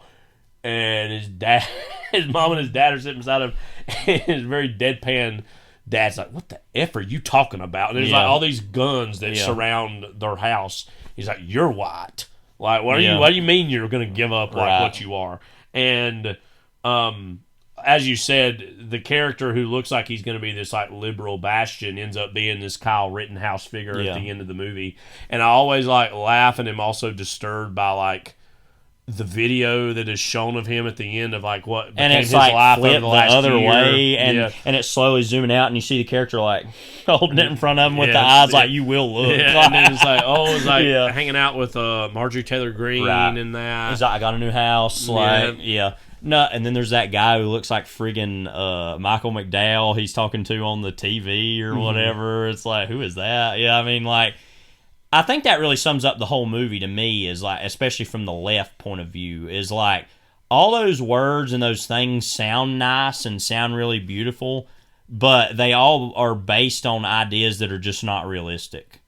As far as like, and you know it's what also I mean? happening in this like, rural town that for the most part is, there is a whole, the central racial question in Eddington, New Mexico is actually white versus indigenous people. And there's actually a lot of smart things I think said about like, that whole divide between those cultures and who's in charge and who's authority. Because going back to what I was saying earlier, the central question of Three Billboards is, what is justice and who gets to dispense it? The central question in Eddington is who's in charge, who's the authority, because practically every conflict in the movie is about who is the authority, who's in charge of this town, this area, and from the very beginning we're like who's going to pay for the goldfish is what I want to know, or the gold magic carp or whatever. No, but who's going to pay for the goldfish that's in the store? We'll come to that. But like, we need to spend at least 20 minutes talking about all the funny moments in this movie. Oh yeah, there's a great meeting. All right, but like, not much is said about the company, the golden magic carp, solid gold magic carp, which is this AI company that is rolling into this town, and faceless company. I think like a lot of liberal viewers at the very beginning are going to look at the Ted Garcia character played by Pedro Pascal as, oh, he's standing up for what's right. He's doing what needs to be done. He's making the mask mandates be what they are, and he's trying to enforce it. But like, even his own like political handler, what was that guy's name? And then he's later the spoiler at the end of the movie. He's the political handler for Joe Cross too. Yeah. Anyways, he's like I'm looking. Hang on. Making a big deal about saying, you need to are you going to even read what you're signing here or whatever? Because like Garcia, he doesn't even really fundamentally care about what this AI center is going to do to this community. And you know, he just sees it as, oh, like it's an opportunity for jobs, and like how he's using that in his own ads, which his ads, by the way, the ad towards the beginning is Warren, played by King Orba. Okay. Which is a hilarious name, but anyway. He was a prop master, set dresser, and art director. So yeah, it says here, King Orba is Warren, the New Mexico governor's economic advisor. That guy, I think when you first see the movie, you don't really realize that he's actually secretly evil. But like when you see, like you said, he's showing it to Joe Cross at the end of the movie, like, this is what we've been building towards, and this is what I actually care about. But like the Garcia ad where he's like, it's reenacting when he walks into his home, his wife has left him. Yeah, he's that all looks in his shot, like it's so funny. Like, when I came home and found that my wife had left me and my son, or my teenage son, we were devastated. Yeah, and then it's like, oh yeah. But like how your more liberal viewers are going to see, Garcia is the way we need to go, but ultimately how hollow his liberalism ends up being, and it's really more about opportunism and, you know, like him as a contrast to Joe Cross, like asking someone who dressed up as Joe Cross for Halloween this year, and that's Levi I'm referring to, what do you think of him as the central figure of the movie, and to what extent is he the movie's hero or villain, or like what relationship do you think Joe Cross has to what this story is about or trying to say? He's a human being is the answer to the question. And I want to start more about going back to the political side of this before I explain my reasoning of why I would dress up as such a man. Mainly just for the clicks. I will definitely be sharing the video again of Levi as Joe Cross. Thank you to my fourth block class for helping make the sign, by the way. Yeah. Is that the movie begins ostensibly, as you're saying, with saying this person is this and this person is that, by saying, yep, he's the sheriff who doesn't want to follow the mask mandates. He's the Joe Arpaio figure, basically. Right, he's just the conservative idiot, whatever. And it really especially plays that fact for the first 10 minutes. Mm-hmm. And I feel like there is an immediate change when he tries to arrest Clifton Collins Jr. and gets like kind of beaten up, and he has to walk out kind of like a beaten he's continually dog. humiliated in the first half of the movie, especially. And when he's slapped by Garcia also. And there's the music as he's walking out and walking to his car. I mean, it feels like a Western moment. Like he's literally walking out of the saloon like he got beat up, and it's just him in the street with the music playing, walking to the truck, and he's just such a pathetic image. And that's the beginning of starting to see, well, why am I judging this person this way? Maybe there's something more to this person. Now, as it turns out, he's also a murderer and a sociopath, but that's only the good things. So let's focus on but you start to realize, the first moment of the movie is him sitting, and we haven't even talked about Emma Stone yet, and that's going to be a whole thing, but is that he's sitting watching a video about what if your significant other doesn't want to have a baby. And that immediately is telling us and you're like, what the situation why is a man watching that? Yeah. That's like, feels like something a woman would watch. Right. And that you see the way he treats his wife with this very like respect and care and love, but then to spoil the ultimate kind of card that the movie's playing on early is that Emma Stone's father, his former sheriff that he worked under, raped her as a child, and that he, along with her mother, are propagating this lie that Ted Garcia, the Pedro Pascal character, did that, and that's why she had to have an abortion. Yeah. And so that's just, before I even say anything else, this is already starting to show, wow, this is an actual character who has contradictions within himself, that he like loves his wife but also buys into a lie about her. And this guy was also a mentor to him. Right. Yeah. And that he's literally sticking his head in the sand and believing this, and that really deep down, and I'm not going to say he's probably not a racist person anyway, although he talks about the things about the George Floyd stuff in a lot more of an actually like more nuanced way than you'd expect.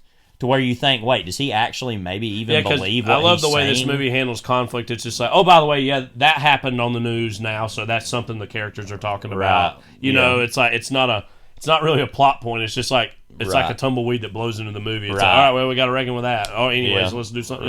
It's just a thing that's how modern life operates. Is like these conflicts just come in and out and. We jump on them for 2 seconds to animate our own lives, and then they just pass away. And yet the Charlie Kirk thing continues. But anyway, we're not going to talk about that.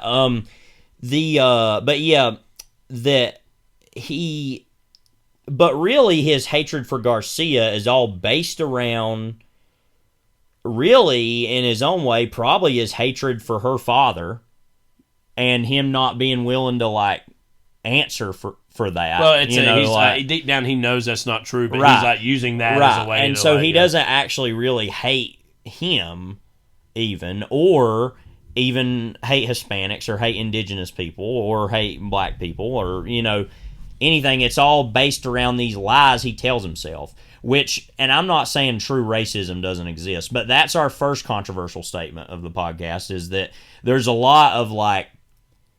That kind of stuff informs the way other people treat people. And then that buys into these these attitudes that become racist attitudes. I mean, we talked about that with American History X, how all that really starts with, he's just angry his dad's dead. He turns that into, I want to be a neo-Nazi. Yeah. Because of his belief in, well, this happened to my father from these people, and he kind of believed these things, so I'm going to jump on that because that confirms my belief of the way things happen. Right. Exact same thing here, where he's actually really just angry about these other things, other than growing up in an area where, he's naturally going to be more of a conservative, probably racist person. And in law enforcement. And in law enforcement. But slowly over time, you start to see, well, that's not actually exactly what it is. It's something a lot more complicated than that. Mm-hmm. Which is all to say that the old movie's ultimately saying, all this is very complicated.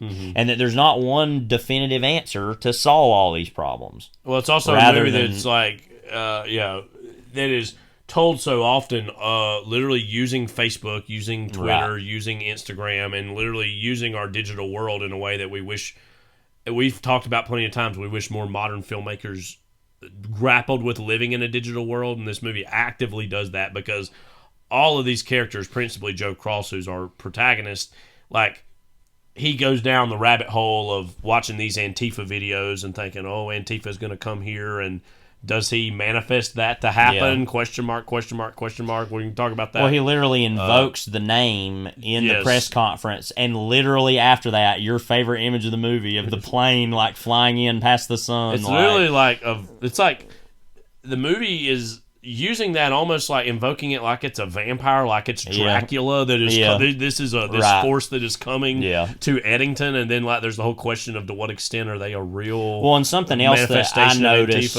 I don't know if you've noticed this in the scene, and I know we're jumping all over the place here, but that's kind of what the movie does, so get over it. There's the scene where they're protesting, the kind of main protest scene where he's trying to get to Paula's to have his little soiree. We'll talk about that later too. But there's like a guy that you've seen in a lot of and this same guy literally, Eddie Van Halen shows up in one battle after another of these guys that wear these black shirts and a hat and like a bandana, and there's these muscular white guys, and they like show up in these riots. And it's like, and the most conspiratorial thought that I now hold in life is that these are plants by these conservative groups to incite further rebellion or to make the riots look worse. One battle after another literally has a moment where it underlines and bolds. Well, that's what I'm saying. In particular, is that the Eddie Van Halen types, like, we're not talking, of course, about the real Eddie Van Halen, but who's that was what they said in that movie, and because he's wearing a Van Halen shirt. That in this, there is a guy in that kind of looks like that who's pushing some people, and then one of the cops tells him to stop, and he immediately stops and just doesn't do anything else. I don't know if you've noticed that, and it just, there's already moments throughout the movie where it's like these things are kind of happening. The point being, I think, of the Antifa stuff is that it's just literally like manifesting your own ideas or whatever plays into what you want it to be. That's what it is, kind of thing. So whether they're literally Antifa or not is kind of a question mark in the movie that it's not really interested in answering. Yeah. But that, anyway, going back to the Joe Cross stuff, as somebody who, and he's literally only running for mayor. Well, there's multiple reasons. Number one, Garcia says, well, actually, you're running because everything that everything you've done there is a mess, and you just want to move on and kind of leave that. There's the big confrontation scene they have with each other where he's pointing out the bad, broken recent history of the police department, basically. And he's saying you just want to leave that, and he's like, well, whatever, but that. So he is running, but mainly he's running because he just wants to run against him. Yeah. But I think one of the funniest things in the movie, and really one of my favorite whole sections or scenes, is where they're in the supermarket and the guy gets thrown out because he's like, he won't wear a mask, right? And all the people, and then they do the lame clap, and you can tell that Aster is like, look how effing stupid this is, more just in a practical way, not in a political way. Like, what is that doing for anyone? Right. But that. After that guy takes a selfie of them two and puts it on Facebook, and it's like such a bad picture. That and the one battle after another selfie up beside each other. But he's like halfway out of the frame, and he's like, this, and that's the moment he decides, I'm going to run for mayor. It's just so pathetic that that's the picture that made you decide you want to run for mayor. It's just hilarious. And then of course all this happens. And in the midst of everything, he comes out and says, hey, this is what he did. This, he's a predator. Yeah, that's predator. Well, his big silver bullet involves destroying his own marriage. You know what I mean? Right, that's his big card. And then play. His wife immediately comes out and says, no, that is not what happened. And it's like, and again, just me and Levi, because Levi had watched this again yesterday. I watched it a few days ago. I'm trying to find this one particular text I had said that sums up that scene. Why I think it's so great. So I truly love that scene. Cross is like, now just to be clear, this is where he goes. There's literally a riot going on because of the George Floyd protest. I was going to cover that in this. Yeah, okay, but that he. Okay, well, go ahead, I truly love that scene. Cross is like, excuse me, let me break away from these street protests to go to a combo Mexican-Greek restaurant to have a press conference, in quotes, attended by a half dozen people, but videoed for online dissemination to totally destroy not only my marriage, but a man's reputation. Yeah. It's just like everything that goes into that. Then you stuff, say great stuff. Just like that. He, like Levi said, it's like he's supposed to be doing his job of like just actually policing and that guy. He's like, I will be right back. He's like, you even here?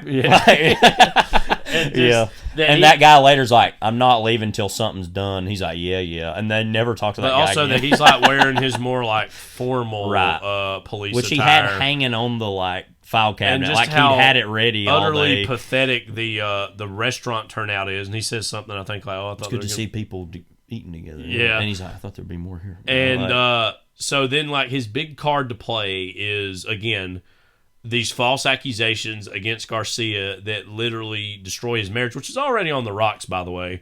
I want to talk more about Emma Stone and her mother's character in this at some point soon.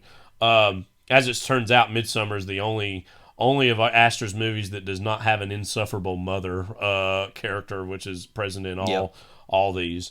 And just just because she is the mother. Don't you love too that like the Luke Grimes character, who's like one of the deputies, who's videoing it, like is like you want to post that or whatever. He's like, he's making sure, like, and when that's your editor in life, and he's like, you're living the wrong life. You know what I mean? Like, well, I also love one of my favorite moments in the movie is when he says, "And my police officers are dealing with that right now," and it immediately cuts to him like standing there with the camera, nodding like, like the only other officers outside dealing with it. Yeah, and it's like, wow. But just I think too, there was a scene like early he couldn't have set that up himself. By the way, too, like but that scene was brought back some memories about like around that time in 2020, like you would see certain posts about like in the election cycle in particular, but of people who would, I'm not following with these mask mandates. I'm going to do what I want to do, and like I'm going to do it in the way that I want to do it.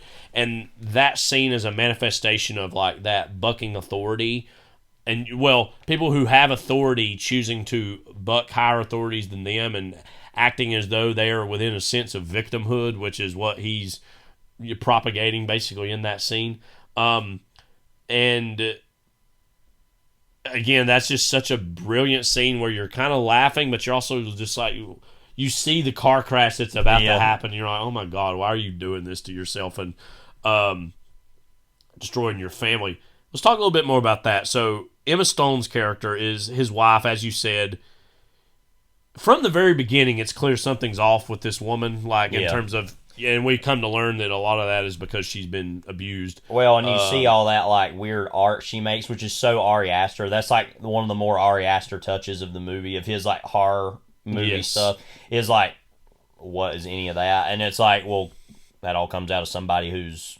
I kind of thought it was a little off the first time I saw it, but especially seeing it the second and third time, like the way, that there's like that little mini shrine they have of the dad. Yeah. How much that is actually reminiscent of like the mother in Hereditary, and like this figure who is still, you don't realize till you've seen it once, like haunting the whole movie, and it like in Hereditary in a much more literal then way. there's the scene at the end of the movie when they're in the new house and it's all the way at the back of the wall, that back wall, he's still there. But like that, the framing and photography of that reminds me of specifically the mom in Hereditary, and even also the mom, as it turns out, in Beau Was Afraid. And so Emma Stone's like clearly like something's off with her. Even from the very beginning, she's kind of sort of distant with Phoenix's character. Which only gets worse throughout the movie. And I love, too, that it even, like, on the phone, it goes from, like, when, it's in blue, she's seen it, to, like, then it starts going in green because, like, implying the phone's off or she's disconnected from him. Then, in the modern world, we implicitly recognize those things and understand that what that means grammatically in the film. The mother character. An unlikely ally of Joe Cross as the movie keeps going on, in part because, like you said, she is this ally of his in keeping this lie alive. And she's actually probably, especially early on, the most bonkers character in terms of believing all these crazy conspiracy theories, which she literally prints off on paper. And people have to make up all this, and that's part of what the movie says. People are making up things to justify their own like life problems. That central metaphor is exactly that manifest in terms of that relationship. And we talk maybe too a little bit about Austin Butler in this movie. This is where I'm gonna say some, I don't think wrong things to say, but partially controversial. So yeah, go ahead. So Austin Butler plays this cult leader who is presenting himself as a messianic figure, and Emma Stone's character obviously falls literally and figuratively in love with him and what he represents.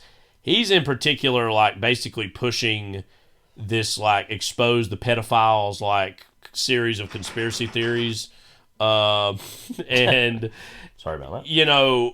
Which we've seen a lot of in recent years, and it's one of those things like where, and this is the scary part, especially in a post-Epstein world, is I don't really know what to believe and what not to believe anymore about this, because I definitely believe that pedophiles are out there and have preyed on children. Yeah. But to what extent has that been exaggerated or misused? That's exactly what I was going to say. Like, smoke screen to hide these other things. Yeah. To me, the scene that I can't stop thinking about more than any other scene in the movie is the scene where Cross was trying to wait up for her to get back, and she arrives back with her mother, Austin Butler's character, and then there's two people. That is, to me, the most mysterious scene of the movie in terms of to what extent am I going to believe anything that these people are saying? Because there's those two people that we don't really formally... I mean, they say what their names are. I don't remember their characters' names. But seem as though that they are people who have been genuinely abused and that their stories have been subsumed and interloped into what's Austin Butler's character's name? Vernon. Vernon something. What is it? Vernon Jefferson Peake. Yeah. Have been subsumed into his legend and his mythos, and he implies he himself has been the victim of sexual abuse as a Basically, child. it's some like Bohemian Grove type. Like, the only thing we really know for certain is that Emma, in the world of the movie, Emma Stone's character has been abused. So like that much is confirmed. But the extent to which, and I feel like also that couple of people, especially the man in that scene, has been also abused. Yeah. But to what extent is anything that the Austin Butler character is saying true? And from the outside looking in, and our I think physical bodies and our digital bodies. Anybody who says something like that is just immediately like, what? Yeah. And I think like I really weirdly empathize with Joe Cross in that scene. His confusion. Yeah. And his like, what is going on that's here? Why, what are they talking about? So that's another thing I was going to say is that. Would you have anything else? Well, just also really quickly, last thing I'll say. Because I was going to say a lot. Turn it over to you here. That like the first time you watched this special, you were with him in terms of that confusion. Yeah.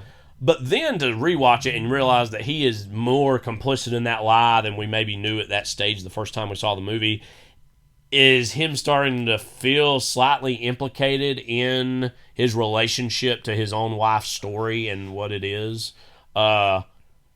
How do you parse that whole subplot of the movie? And while also being like, well, that's just crazy. Some of the stuff you're talking about, like, and while him saying like, yeah, I kind of believe that what I did was wrong, and what especially my father-in-law did was wrong, but he's talking about stuff that's like some whole other level of like, what? Like, what are you talking about?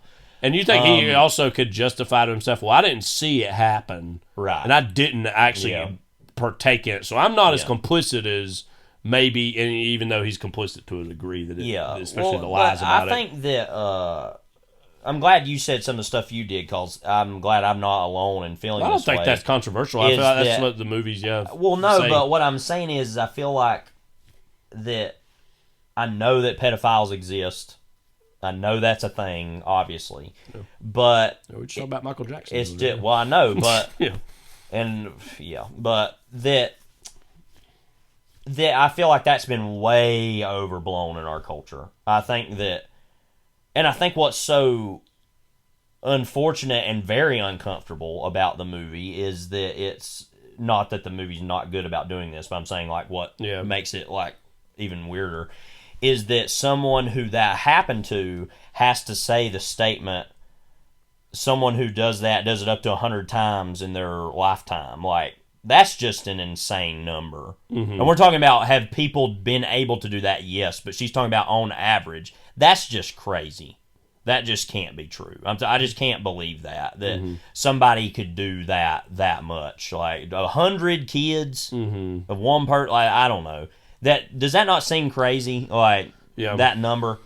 So like that's something that the unfortunate thing about it is that when that happens to somebody, then their whole worldview has to wrap around this belief of, well, I'm a victim of something far larger than just my father did this to me. You know what I mean? Not saying that obviously isn't a terrible thing, but like when you create these whole fallacies, that's what's really sad. And other than the event itself happening to them, the damage that does to a person to where they have to come up with this whole like, well, there's this whole pedophile ring that exists and blah, blah, blah. And it's like, well, I don't really think that. I mean, I don't, there's not evidence of that. Like, so, and I just think that's something that, Sound of Freedom talked about that. Like, this is something the right uses a lot in particular, as a way to,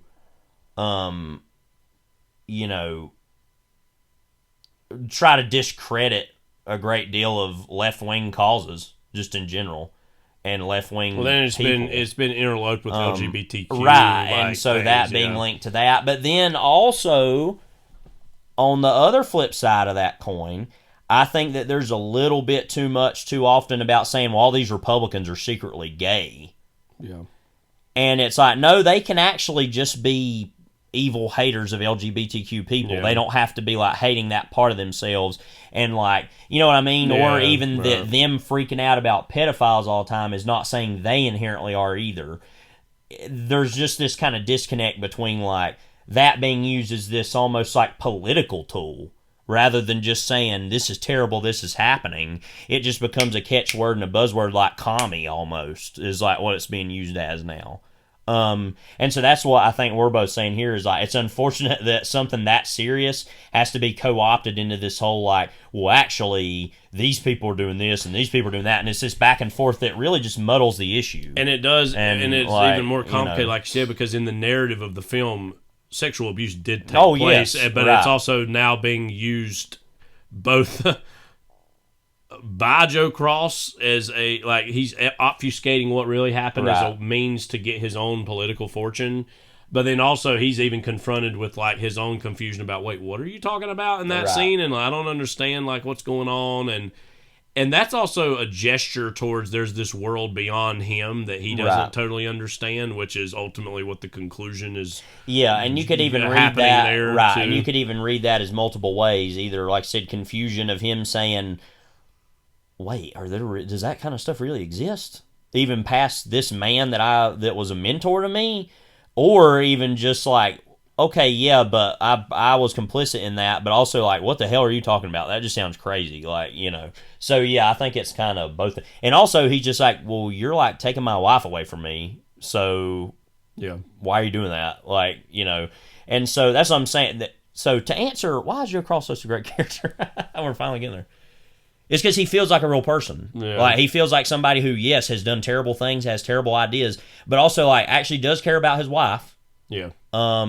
Even though he is keeping this lie about her. I think he does genuinely also think he's protecting the community, even though that's kind of a comedy of errors. And even that, like, a line that really haunts me that Austin Butler says is like, there can, I don't remember exactly what he says, but there can be love or whatever in these situations. Right. And it's almost like he's even saying that about Joe Cross himself, saying, I know you love your wife, but you also have done this.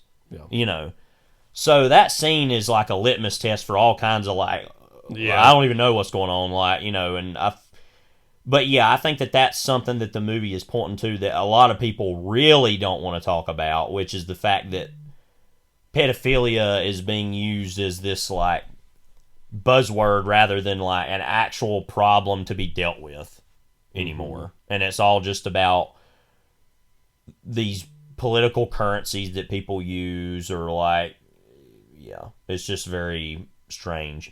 And something that I'm very, like, confused by myself, and I'm like, when did we just, like, flip a page and that's, like, something everybody's talking about all the time? It's been this thing that's been this slow building. Yeah, which I know Pizzagate was part of that. I get that, and that was, you know, some years ago now. But, like, it's just something I'm very confused by and not really sure why that's a thing. I think it'd be... Like, I'm not saying that doesn't happen a lot in life. Yeah. But I think we might be... And this is the part that's controversial, and I don't want this to offend anybody who this has happened to.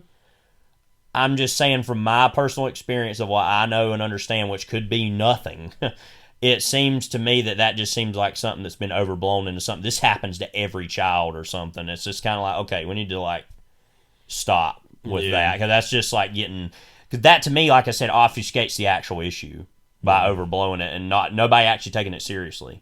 But just using it as a political cudgel. And it just seems like they're making it into something it's not as big as people think it is. I don't know, but I think one of the most under-discussed things about this movie, not only amongst the larger conversation, but even between us, is Michael Ward as Michael Cook, who is the black sheriff deputy in the movie. Who we've seen him, he was in Lover's Rock, the Steve McQueen Small Axe movie. Yes. Yeah. So he's like Jamaican, British, I think. Yes.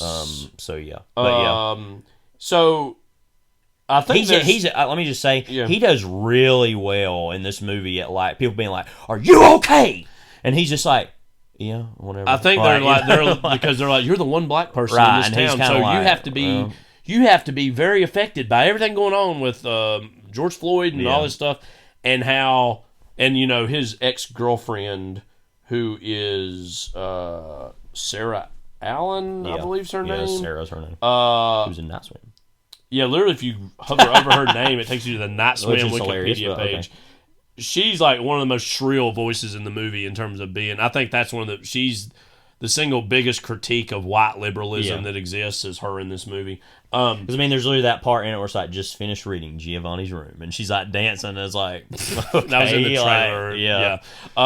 But that's like if I admitted, and this is true, that I bought that book at the African American History Museum in Washington D.C. It's like, who cares? Like, and one of the things I love about this movie is what we've been alluding to is like this like history prior to the narrative of the movie about these characters that Joe is clearly for Michael this like mentor figure, like his dad served as a cop and Joe knew him. He was a captain, but never became a deputy. But like he clearly sees Joe as this father figure, which is even more damning that Joe is then even willing to frame him as a way to like we haven't really mentioned. Let's go ahead and say Joe Cross killing Ted Garcia, assassinating him after his humiliation of being slapped at Garcia's campaign party, all to Katy Perry's Firework. By far the needle drop of the year, IMO. Needle drop of quite a while. It's one of the most shocking things I've ever seen in a movie. Just like, what? Like, and in particular, like Michael being framed and then confused, and then him, I want to. How do you interpret the end of the movie with Michael like videoing the now crippled Joe Cross, and then like shows him back at the firing range, like shooting the gun? Like, what do you think? Part of me wants to just be lazy and say I have no idea, which is kind of what my answer is. But yeah, it's almost implying that he knows the truth and he's gonna like take care of business more or less, or because this all comes after the fact of things we haven't talked about yet, about things that were pushed on him that weren't true, that were made up by him, by Joe Cross, and we'll talk about that in a minute. But and I only ask because I feel like that character and there's three characters I'm randomly going to mention here. Yeah. That character, Brian, and Austin Butler's Vernon Jefferson Peake are characters to circle because Ari Aster has said he is want to make a sequel. Well, he's not said exactly a sequel. He said it's something a movie it's set in the same universe using some of the same characters, and those are the three characters I would most watch and wonder if something is developed out of that. You don't think Clifton Collins Jr. is going to make? I don't think so. He's not going to rise from. He's not going to rise from the creek like Lodge's ghost. Lodge the vagrant, and then ghost form out beside of it. I think those are characters that there could be something in the future because there's nothing about Luke Grimes. Pieces. Because he dies, obviously. And I think, where this movie ends of like Joe Cross being recontextualized as a hero protecting his town from this Antifa force that he was. That's a very like Man Who Shot Liberty Valance kind of thing too, as far as like they kind of changed who actually did what. But then also the Brian character be recontextualized as this hero and then becoming like a right-wing grifter online. One moment in the movie that's a little too much, and it's in the trailer, is him running, shooting the gun, filming it. It's just kind of like, okay. It's just like... And I've heard I think Ari Aster say that the ending... Because, what's interesting is my wife and I have talked about this movie, it quite a bit, and she mostly likes it, but she kind of came in as I was rewatching it recently, and she went and saw it with us. Right. The second, and she was like, she was kind of turned off by the ending and like the big climax, and was like, I really like it all up till that. Then it just becomes she's not a big fan of gun violence in movies and stuff. So, but. Were you married into the wrong family? No. But if your family, but I think the Manson family. I don't have a problem with that. But I kind of understand where she's coming from.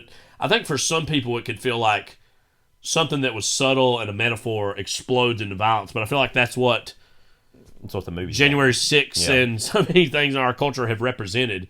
Another thing plus is it's a Western, so and then the Western tradition. Showdown, that's how it works. We've yet to see a January 6th movie. However, the Social Network sequel, which is coming out soon, is going to have a big January 6th What's that called again? Element. The Social Reckoning? Or isn't it literally that? I'm not even making that up. I'm going to look that up real quick. It's something stupid as hell. So we're gonna have that coming. What do you think this movie's conclusion?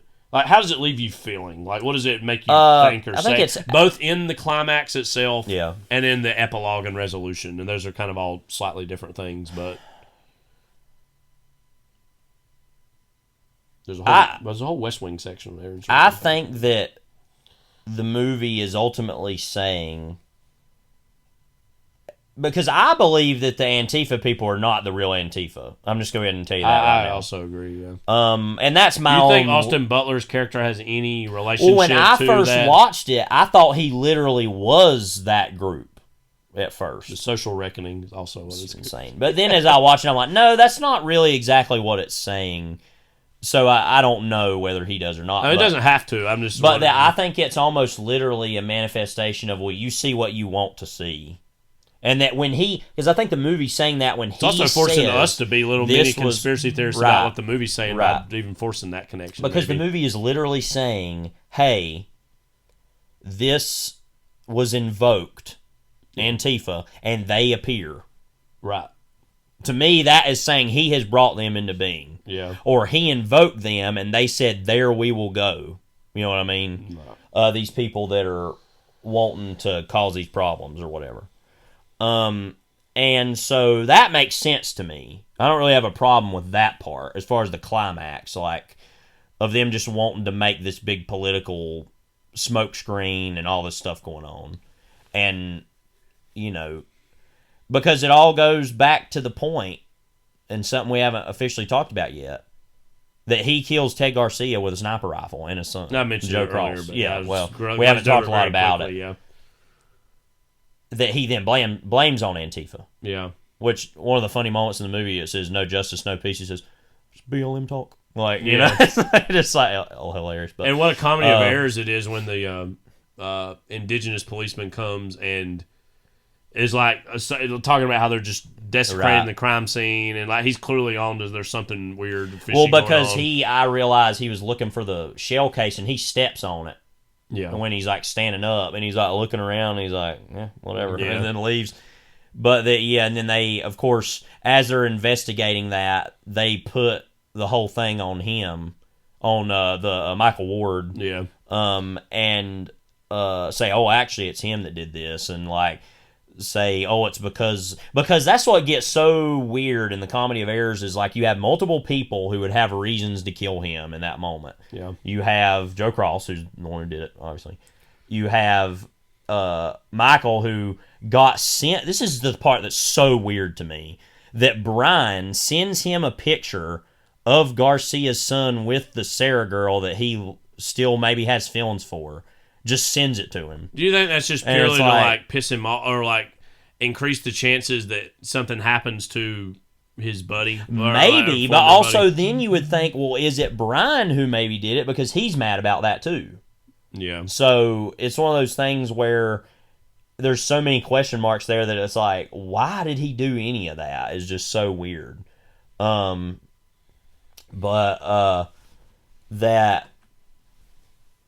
That yeah, it's like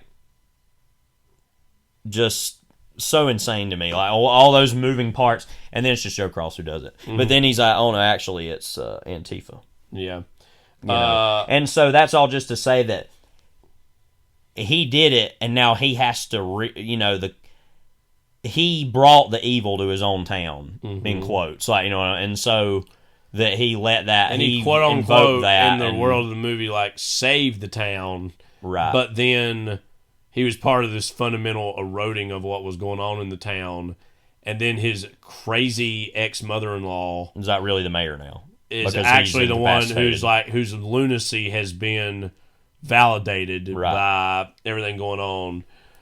And just to say, I think my favorite thing about the climax, which is transcendent to me, by the way, because I get to the point watching it, I'm like, I don't even care what this means. Yeah. This is just amazing. Yeah. Like, I just love this. Like, I especially love that one long shot where he falls through the roof of that like little museum, mm-hmm. and he's like running through it, and there's some great sound design in that, because I remember I couldn't hear it on the Blu-ray, but in the theater when he like runs past that red light and it's like real quick and he keeps going. Just like, I love that whole sequence. But I almost just want to be like, wait, stop! I want to look and see what's in the museum. Like, you know.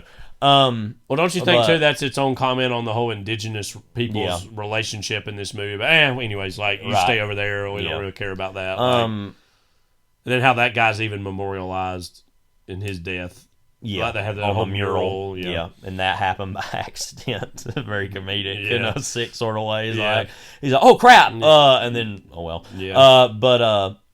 That when that anyway, that whole sequence. What I love about it is that he's shooting all over the place, and it's like he's saving the town. But as Garcia's son said earlier in the movie, like, no one's here. It's like it's COVID, so everyone's indoors.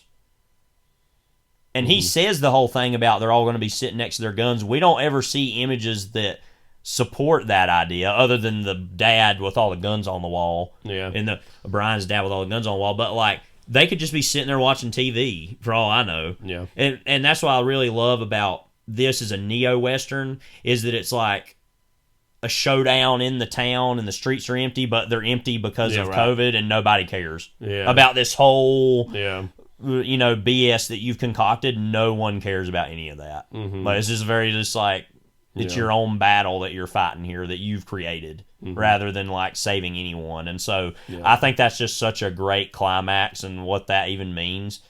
And also my favorite moment in any movie this year is probably the part where he's having his asthma attack. By the way, did he have COVID? Like, question mark. Probably. But it pretty much says he did without saying it. 105-degree fever. That when he's got the gun and he's shot a couple people. The implication too is one of the reasons he's in such bad state is obviously by the battlefield wounds he has, but also that COVID could have further complicated his condition or situation. Maybe. I mean, well, getting stabbed in the head's pretty bad, but in the frontal lobe. But that there's that great moment. I don't even know how they did it with the camera where he's like breathing asthmatically so loud and he's like looking around the street, and it almost becomes like a video game image for a second. Ari Aster said that Call of Duty for that last section was a visual influence. Right. Yeah. And so that he then they almost feel like they go from the camera being freeform to almost attaching it to his the back of his body, and it like moves in that exact way. It's just very impressive. I was just like speechless during that whole part because I was just like, I don't even know how they're doing this right now. Like, this is crazy. And there's moments like that, one battle after another too, that I'm like, I have no idea how this was done. Like, this is insane. So, that ultimately the ending of the movie, I think it's more of a question mark about like what is Michael going to do about all this, rather than, and also just that I think what the movie says that's the most basic, in quotes, statement is that no matter what you think about all this AI stuff or what you do or what your culture wars are, that when you're put in the position of power, you will take on that same thing because it's what's going to make you the money, and you're going to do the thing, and you're going to say, yep, whatever, I'm going to do that too, and blah, blah, blah. You know, even though that's a little more of like his mother-in-law decision more than likely than him, but the fact that it's also the guy, his like political handler still there, it kind of like, okay. Also that guy had no morals or ethics whatsoever, that he acted like he was a more liberal-minded guy like Garcia, but ultimately he's just going to go wherever the money is, you know. Yeah. And then that like it's both peaceful yet haunting final image of the AI center at night, and it's lit up. And the music, and it's very like, what? Like, yeah, I mean, this is the second consecutive movie where Aster is in it on a single image while the credits play, and you're just like confronted with wow, okay, right. like the ending of the movie. Yeah. So yeah, Joe Cross. Right? Question mark. Yeah. No, I think that's what's so great about this movie is we've spent literally like probably an hour just talking about all the ins and outs of the characters and everything, but that's like a movie that has a voice, that has people, and is about politics, and that's why I think why it's a great political text is because it's actually trying to excavate, okay, why do people think the way they do though? You can just say, oh, they're conservative, whatever, and it's like, but why are they though? Or what is that belief system hiding and I'm not even saying it hides everything for everybody. How either. they find value in these things. And even with the stuff with the Sarah girl who's clearly virtue signaling the whole movie. Yeah. That then she's confronted with, did you murder this person? And it's like, no, clearly not. Mm-hmm. Like, and then you feel bad for her. Like, so, yeah, I mean, like, there's only a few people in the movie that I feel like definitively I have no sympathy for. And that's, like, pretty much Vernon Jefferson Peake and the mother-in-law. And, yeah, that's pretty much it. Everybody else I can be like, okay. And I guess Antifa. That Warren guy, maybe not. Oh, and then him. But yeah, like everybody, the political him. Everybody else, I'm like, yeah, I can see where that person's coming from. It wouldn't be an Ari Aster movie if I didn't tell a story about seeing the movie and people's reaction to the movie. Yeah. Because he's already turned out to be a really rich filmmaker in that regard in terms of just getting reactions out of people. Yeah. I think this was the second time we saw it. Do you remember hearing this? Yes. Okay. About when they showed his genitals at the end of the movie. Is that what we're talking about? Well, there's that, but also like before that, like when there was this like also similar to the famous Beau is Afraid story about seeing that, but it wasn't quite as late into the movie. There was like a older man and woman who came in probably 20 minutes into the movie. Okay, so you're like, all right, whatever. When you say the moment, I'll probably remember it. Like, well, it's when Cross kills Garcia with a sniper rifle. Oh yeah, and then it's just like I forgot about this. Like, yeah, kind of like he didn't say got him, but like it was like, yep. He's like, he's done or something like that. He's like, yep. And then done. like the son is killed. Yeah. And this is the most baffling thing to me. Then he was like, well, he was just like his daddy. Just like his daddy or something like that. He said something implying like, well, he deserved it. And I was just sitting there like, okay, that character was also very annoying throughout. We haven't really said much about him. But like, of course that does not justify his murder. And that in his was own the home part, by, another thing I want to talk about that we left out real quickly before we forget, is that is saying that there's that moment where Brian says, well, I don't think all white people are privileged. Yeah. And talking about, and then he's the nuances like, right. of all and that. And this is just a fact that we talked about a lot when we were watching it, is that, the Garcia's son is clearly a person of privilege. Right. In this town, in this situation. Yeah. Like, he's the son of the mayor. Yeah. He's pretty popular with most people and acts like an a-hole all the time and gets away with it. And then, like, I'm not saying that this Brian kid is, like, real poor or anything, but you look at his living situation and you're like, I don't know, that doesn't seem fair to him to just say all white people have privilege. It's like, so do I think most do? Yeah, of course. In America, I mean, but then that neglects, you see people who talk about these things come from these big cities. We're talking about small towns here. Mm-hmm. There's a lot of poor white people in America. I know a lot of them, and so I'm not saying that that's not the case. Same thing we talked about Michael Jackson earlier. Like, he was a person who inevitably just had privilege by being in show business, you know. So that's another thing the movie kind of toys with talking about that a lot of people aren't interested in discussing. Even the characters in the movie aren't. So it's kind of like, but that made me think about that. That guy was just like, yep, serves him right. Oh yeah, and I think that in and of itself. Well, didn't the wife of his say, well, did he die too? Yeah. And he was like, he shot him with a sniper rifle. Right. Yeah. He's like, got what he deserved. And then, like you said, like there were people, I feel like in both screens I saw that kind of had a reaction of like seeing Joaquin Phoenix's penis. Yeah, because they were like dragging him to go to the bathroom. Similarly, like we recently saw The Long Walk. I wanted to talk about that too. Yeah, there was like some scenes of like some people like defecating like out of their behind. Yeah, very definitively. And like people reacting worse. Oh my god! Than people's heads being blown off in the movie, and it's just like you crap every day. Yeah, and you find that I thought worse it was funny. Than, like, no, I thought it was funny. They reacted it does that way. show you how actually rarely you see that in movies. I guess that people feel it's that shocking. about. No, it was shocking. We see to murders way more in movies than we'll ever see in real only life. doo-doos in the building. Yeah, I mean, only diarrhea in the building. Yeah, I guess we'll end it here. Well, we got to talk about the funny things. Well, okay. Oh no, we covered all that. Never mind. Everything we just talked about was hilarious. Anything though that didn't find a place that. Okay, so we were kind of. I just want to talk about a couple things about. Well, first of all, the fireworks scene. Yes, is just instantly iconic. So funny. There's very few movie scenes where as you're watching it, you're just like, this is instantly like this immediately like iconic moment. That was and just one to of say, them. you've already probably seen this on social media, but I left watching this movie. Walked down. Well, it was a couple hours later, but then I went to Walmart and walked in, and that song was in the middle of playing when I walked in. I was just like, and I filmed it to prove it. Yeah. So the video that goes on the social media, and there was a moment where I was thinking about going for the goldfish. No, that's what I was going to talk about. Is that whole scene where he's in the convenience store or the grocery store, and the guy walks up and he's like, "I'm sorry, Sheriff, you got to put on your mask." He's like, "No, it's okay. I don't actually. It's okay. It's okay." Yeah, it's like, I don't actually. Yeah. And the guy's like, doesn't know what to do. So then him and the mayor get in an argument, and he's like, did you know that? And I kind of said it earlier. He's like, oh, okay. Oh, here we go.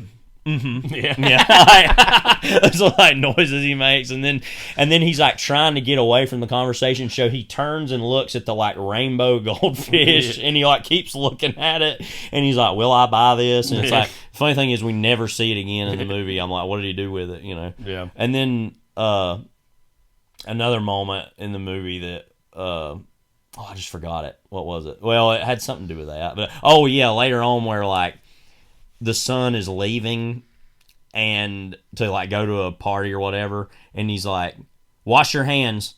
COVID stays on paper for 5 weeks." Yeah. It's just like stuff like that makes you remember at the time all this stuff. And like that's another thing. I just love seeing a movie that is about that time, because I feel like we all don't want to deal with it, but like that was a time of extreme insanity and misinformation, and not even misinformation that was harmful.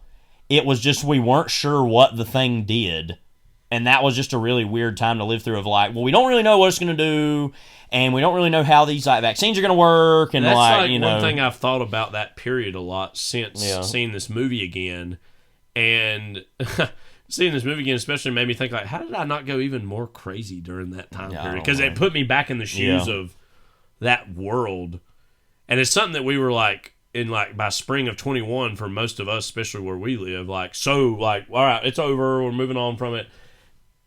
That it's faded more and more into memory now, and it's just like, and seeing this movie again brought it back, and just thinking about that time period, going like, wow, like that, you know, we were in this situation where me, you, mom, and dad were all just like living in the same house, and like and that was comforting in its own way, but it's just like, but then you. Like, after the fact, it's like, what was the world going to be in the future? Like, that we were all, and that was what the general anxieties everybody was awash in at that time, was just, like, trying to figure out what our future is, but living in the day-to-day, and it was just very, thinking about what that abyss looked like then, now, is something that... Now we're in even worse times politically. Yeah. But, like, it's not on the level of, like, apocalypse, you know, that we thought we were in the middle of, you know. I think the most damning thing about the ending of the movie is that to what extent were a lot of the conflicts in the town of Eddington were made worse by COVID and made worse by these culture wars, and many of these conflicts also had existed before, but that the algorithms and these data centers are only engineered towards furthering the divides between people and making sure that these conflicts remain active and alive in people's lives. Okay. Which is what's sad and scary about it. Yeah,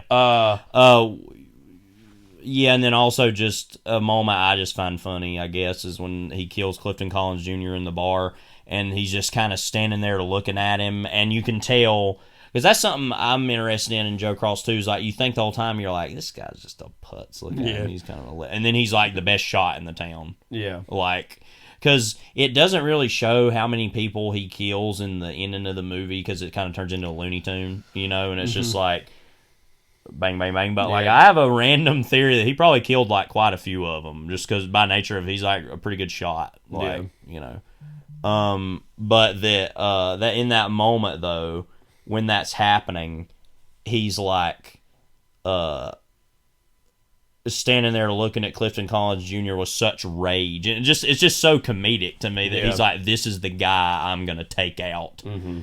Yeah. And the weird thing, too, is that is almost representative of the evil that the town that has invaded the town. Because there's that great shot of him standing up on the cliff looking down on the town, and then he like walks down and it says late May 2020 on it. Like, just that, like, what does that mean also? Like, he's like a representative for almost COVID or some other force in the town. But he's also just a guy being neglected. That the social justice warriors, I had to use a term of the right uses of the left a lot, that they are totally uninterested in helping him. Yeah, because there's the parts where they're on their knee, and he's like trying to talk or just stand there, and they're like, I don't have any money. Like, and they're not wanting to deal with him either. So, like I said. And then, of course, the whole, well, you always know when somebody learns something new in social studies. And, and all the, like, I'm sorry, we have to talk about his campaign slogans. I took a picture of this, and we got to go through them, and I want to talk about which is the best one, okay? He came up with 8. Come and take it. That's number 1. I kind of like that. Yeah. See ya, Garcia, or Garcia, like, which is, racist, but make New Mexico, not old Mexico again. That one doesn't even make sense. Because, like, you can't really read these, by the way, in the movie because it goes by so fast. I specifically took a picture so I could see them. You want to live in San Francisco? I didn't, and then it becomes like I can't really see what it says. Eddington. Leave your blues at the door. Ted Garcia, Chinese Honeymoon, 1988. Look it up. That's probably my favorite one. Wow. Rather be dead than dumb, and you know Joe. But that one, Chinese Honeymoon, look it up. Yeah. By the way, same year our parents were married. That's true.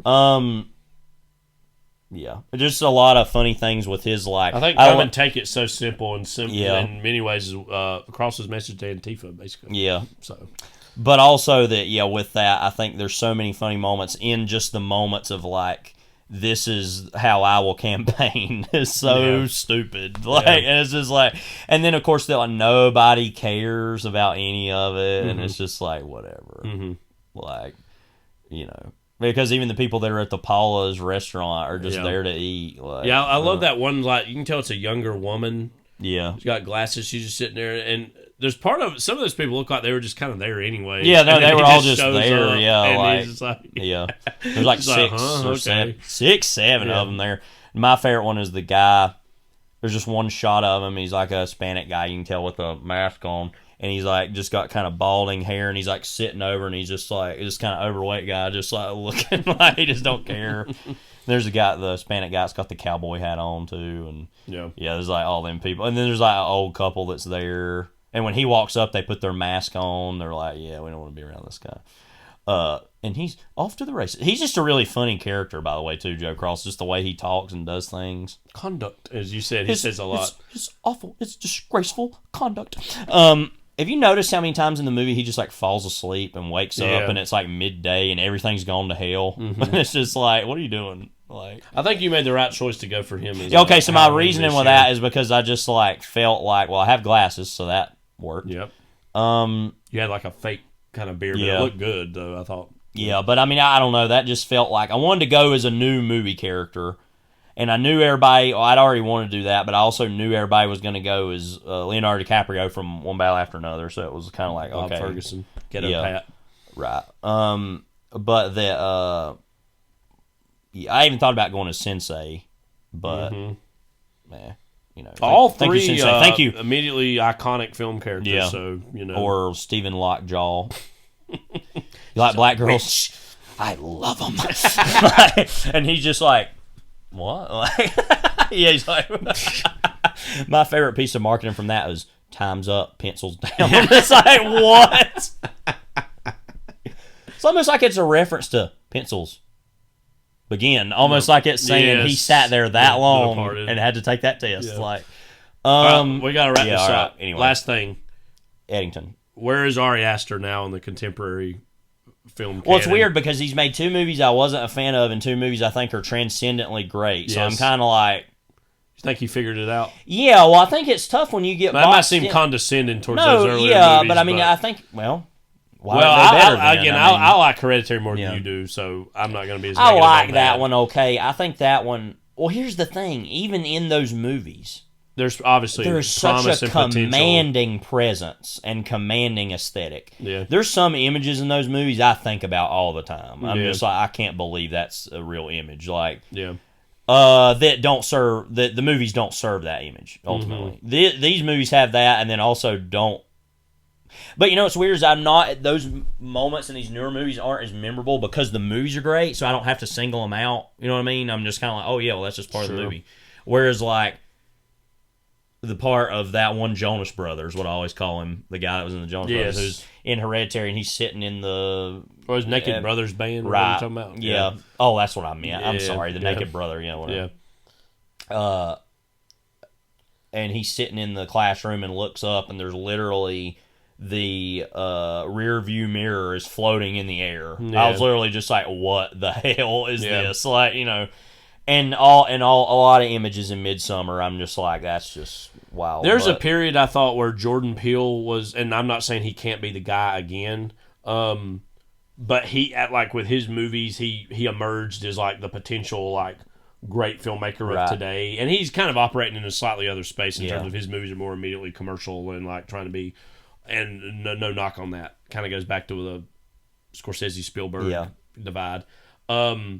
But Ari Aster has, with these two movies, he's if like you had every filmmaker working in the world today and you had marquees out for every single one of them and you could walk into a new movie from them, he'd be the first one I would go to as far as the work he's currently producing. That he's also a younger filmmaker. Mine will be Zach and Kreger. No, I'm just kidding because I knew I'd piss you off. Mine would definitely not be him. Right. It wouldn't be me either. But I just want to make clear it definitely wouldn't be him. All right. We'll have a longer conversation. We'll probably have a conversation about weapons at the end of the year, maybe. But that one guy in the movie did have a conversation about weapons, about the sniper rifle. He got what he deserved. Yeah, that's true. You get what you deserve. But I mean, he's, to me, it's like, what is he doing next? I have to see that because you have your other directors like Paul Thomas Anderson, Christopher Nolan, who are they're obviously like way up there too, but like. And I say this with all due respect to them. Like Ari Aster is like a younger director who's really, I'm making movies about today. And I'm like, it's very unpredictable in too, a contemporary way. Right. So, then and you got directors who are like Robert Eggers has said multiple times, the idea of making a movie with a cell phone makes me sick. And he's like, I don't want to make a movie with a car in it. He's very much like drew the line, like I will not do a modern movie. all of his movies are set. His next one's like a werewolf movie in the like 1200s or something. Yeah, that's crazy. Yeah, it's crazy. But anyways, and I like Robert Eggers for what it's worth too. But it is interesting to compare him though because he came about right about the same time. And he kind of started off in the A24, was The Witch A24 horror movie, little. I don't want to call it the like ghetto, but like that, like you're gonna make these little genre movies, which is how a lot of directors start, anyways. Yeah. But then Ari Aster, he seemed like he's leveled up and then some compared to some of his contemporaries. Well, and that's the funny thing is that now that's when a lot of people are jumping off the ship and they're like, well, I don't know about all this because it ain't just some horror movie. It's like, yeah. So they're just it's actual films. Okay, great. That's where you know somebody's doing something right. Yeah. When people are like, well, I don't know. Yeah. It's like how original Stranger Things fan, and I'm not even a big Stranger Things fan, but like when fans of that first season were like, I don't know about all this, or people about the second season of Walking Dead are like, well, I don't know. It's like, that must mean it's good. So, yeah, there you go. That's going to do it for our episode today on Three Billboards Outside Ebbing, Missouri in Eddington, which it's very funny how much more we had to say about Eddington than Three Billboards, but that's make a better movie, reflective Martin. Of the movies. Yeah. But before we go, check out these clips from our next episode. Stay tuned for scenes from our next episode.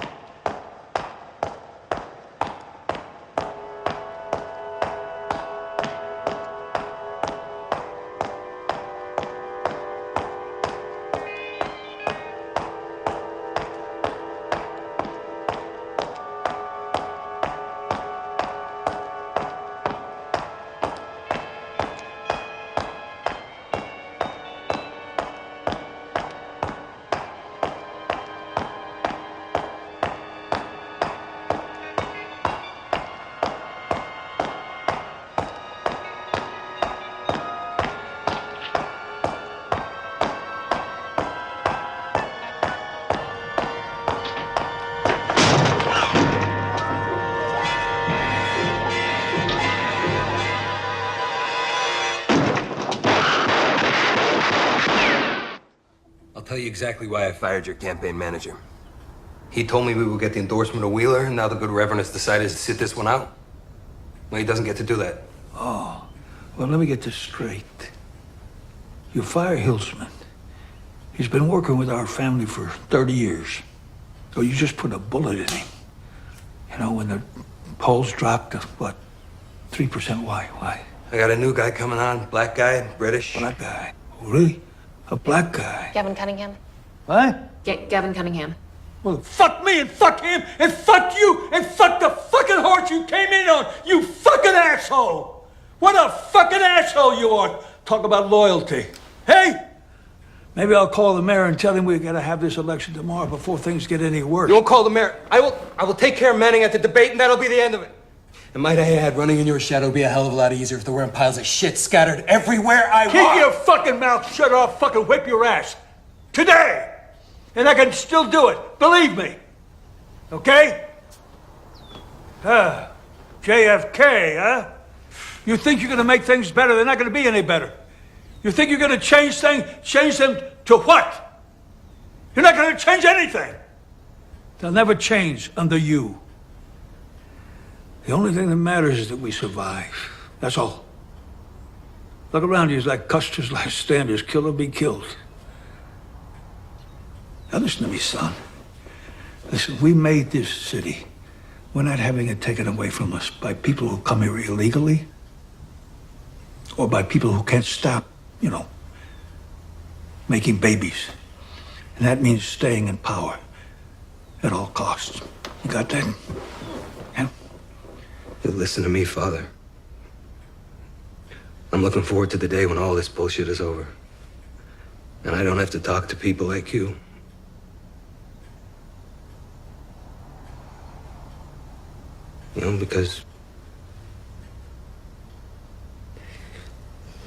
Because you won't be here anymore.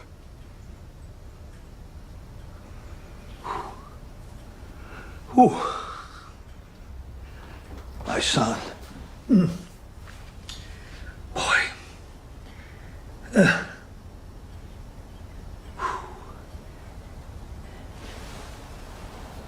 You finished? Yeah. Okay. Now hear me. Tell your red-headed paperweight here to call Hilsman and hire him back. Okay? And you can make this Gavin, whoever, your debate prep consultant.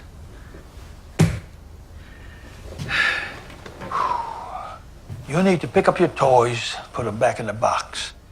And when you're done, we will continue this conversation. Hey? Get the door. You weren't going to invoke Jeff?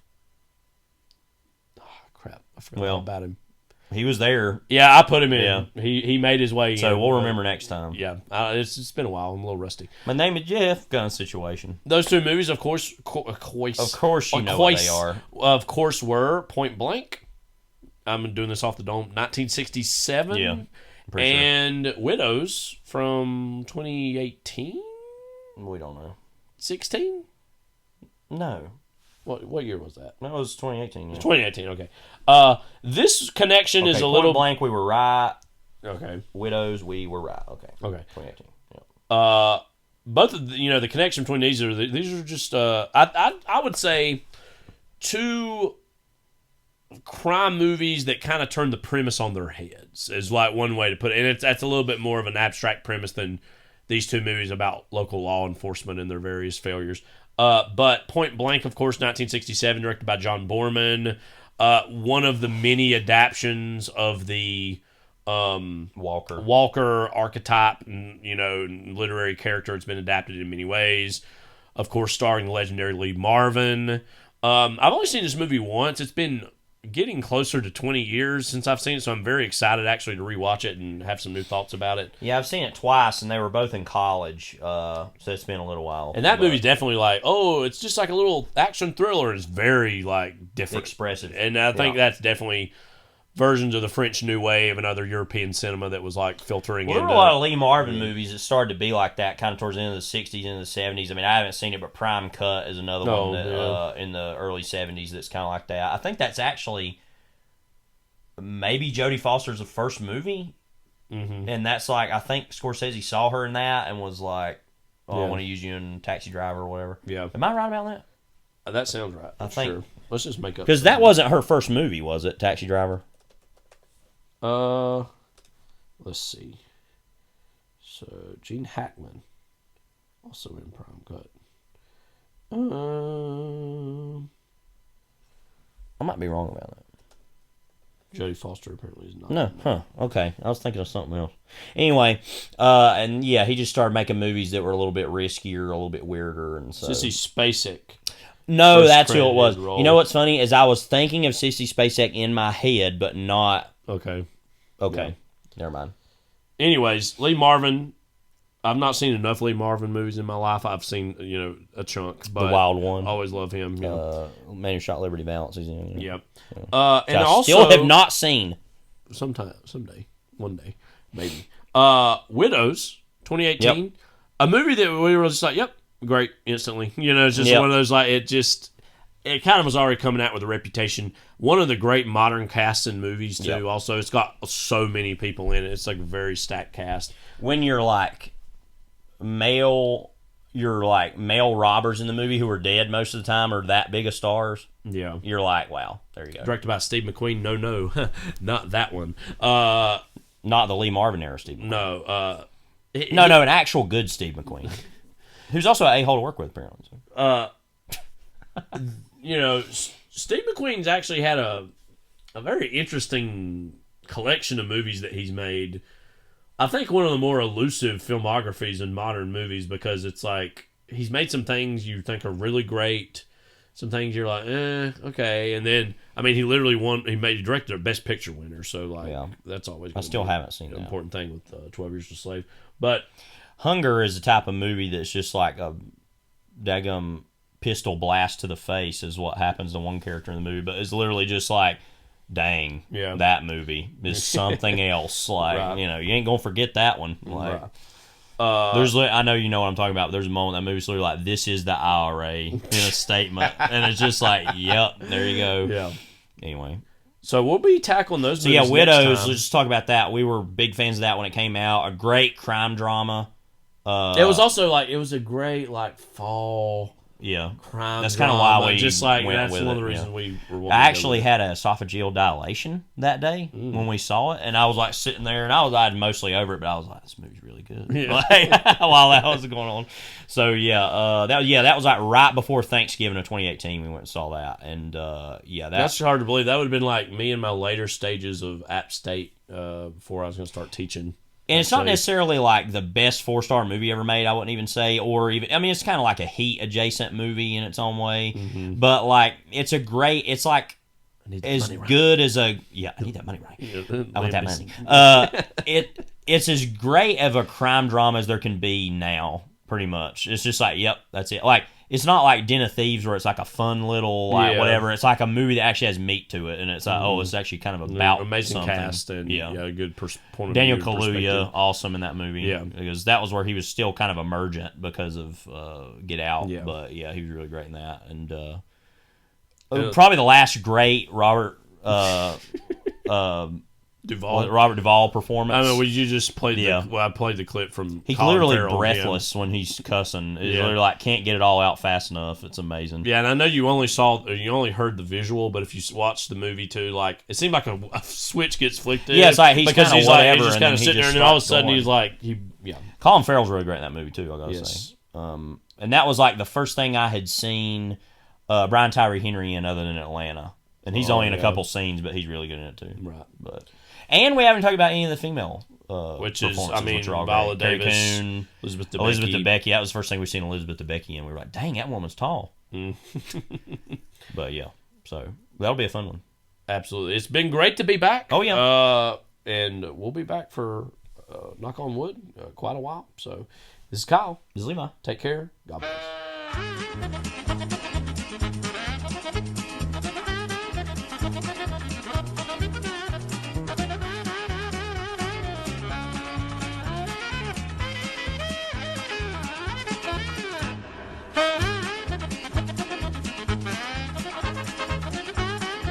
Thank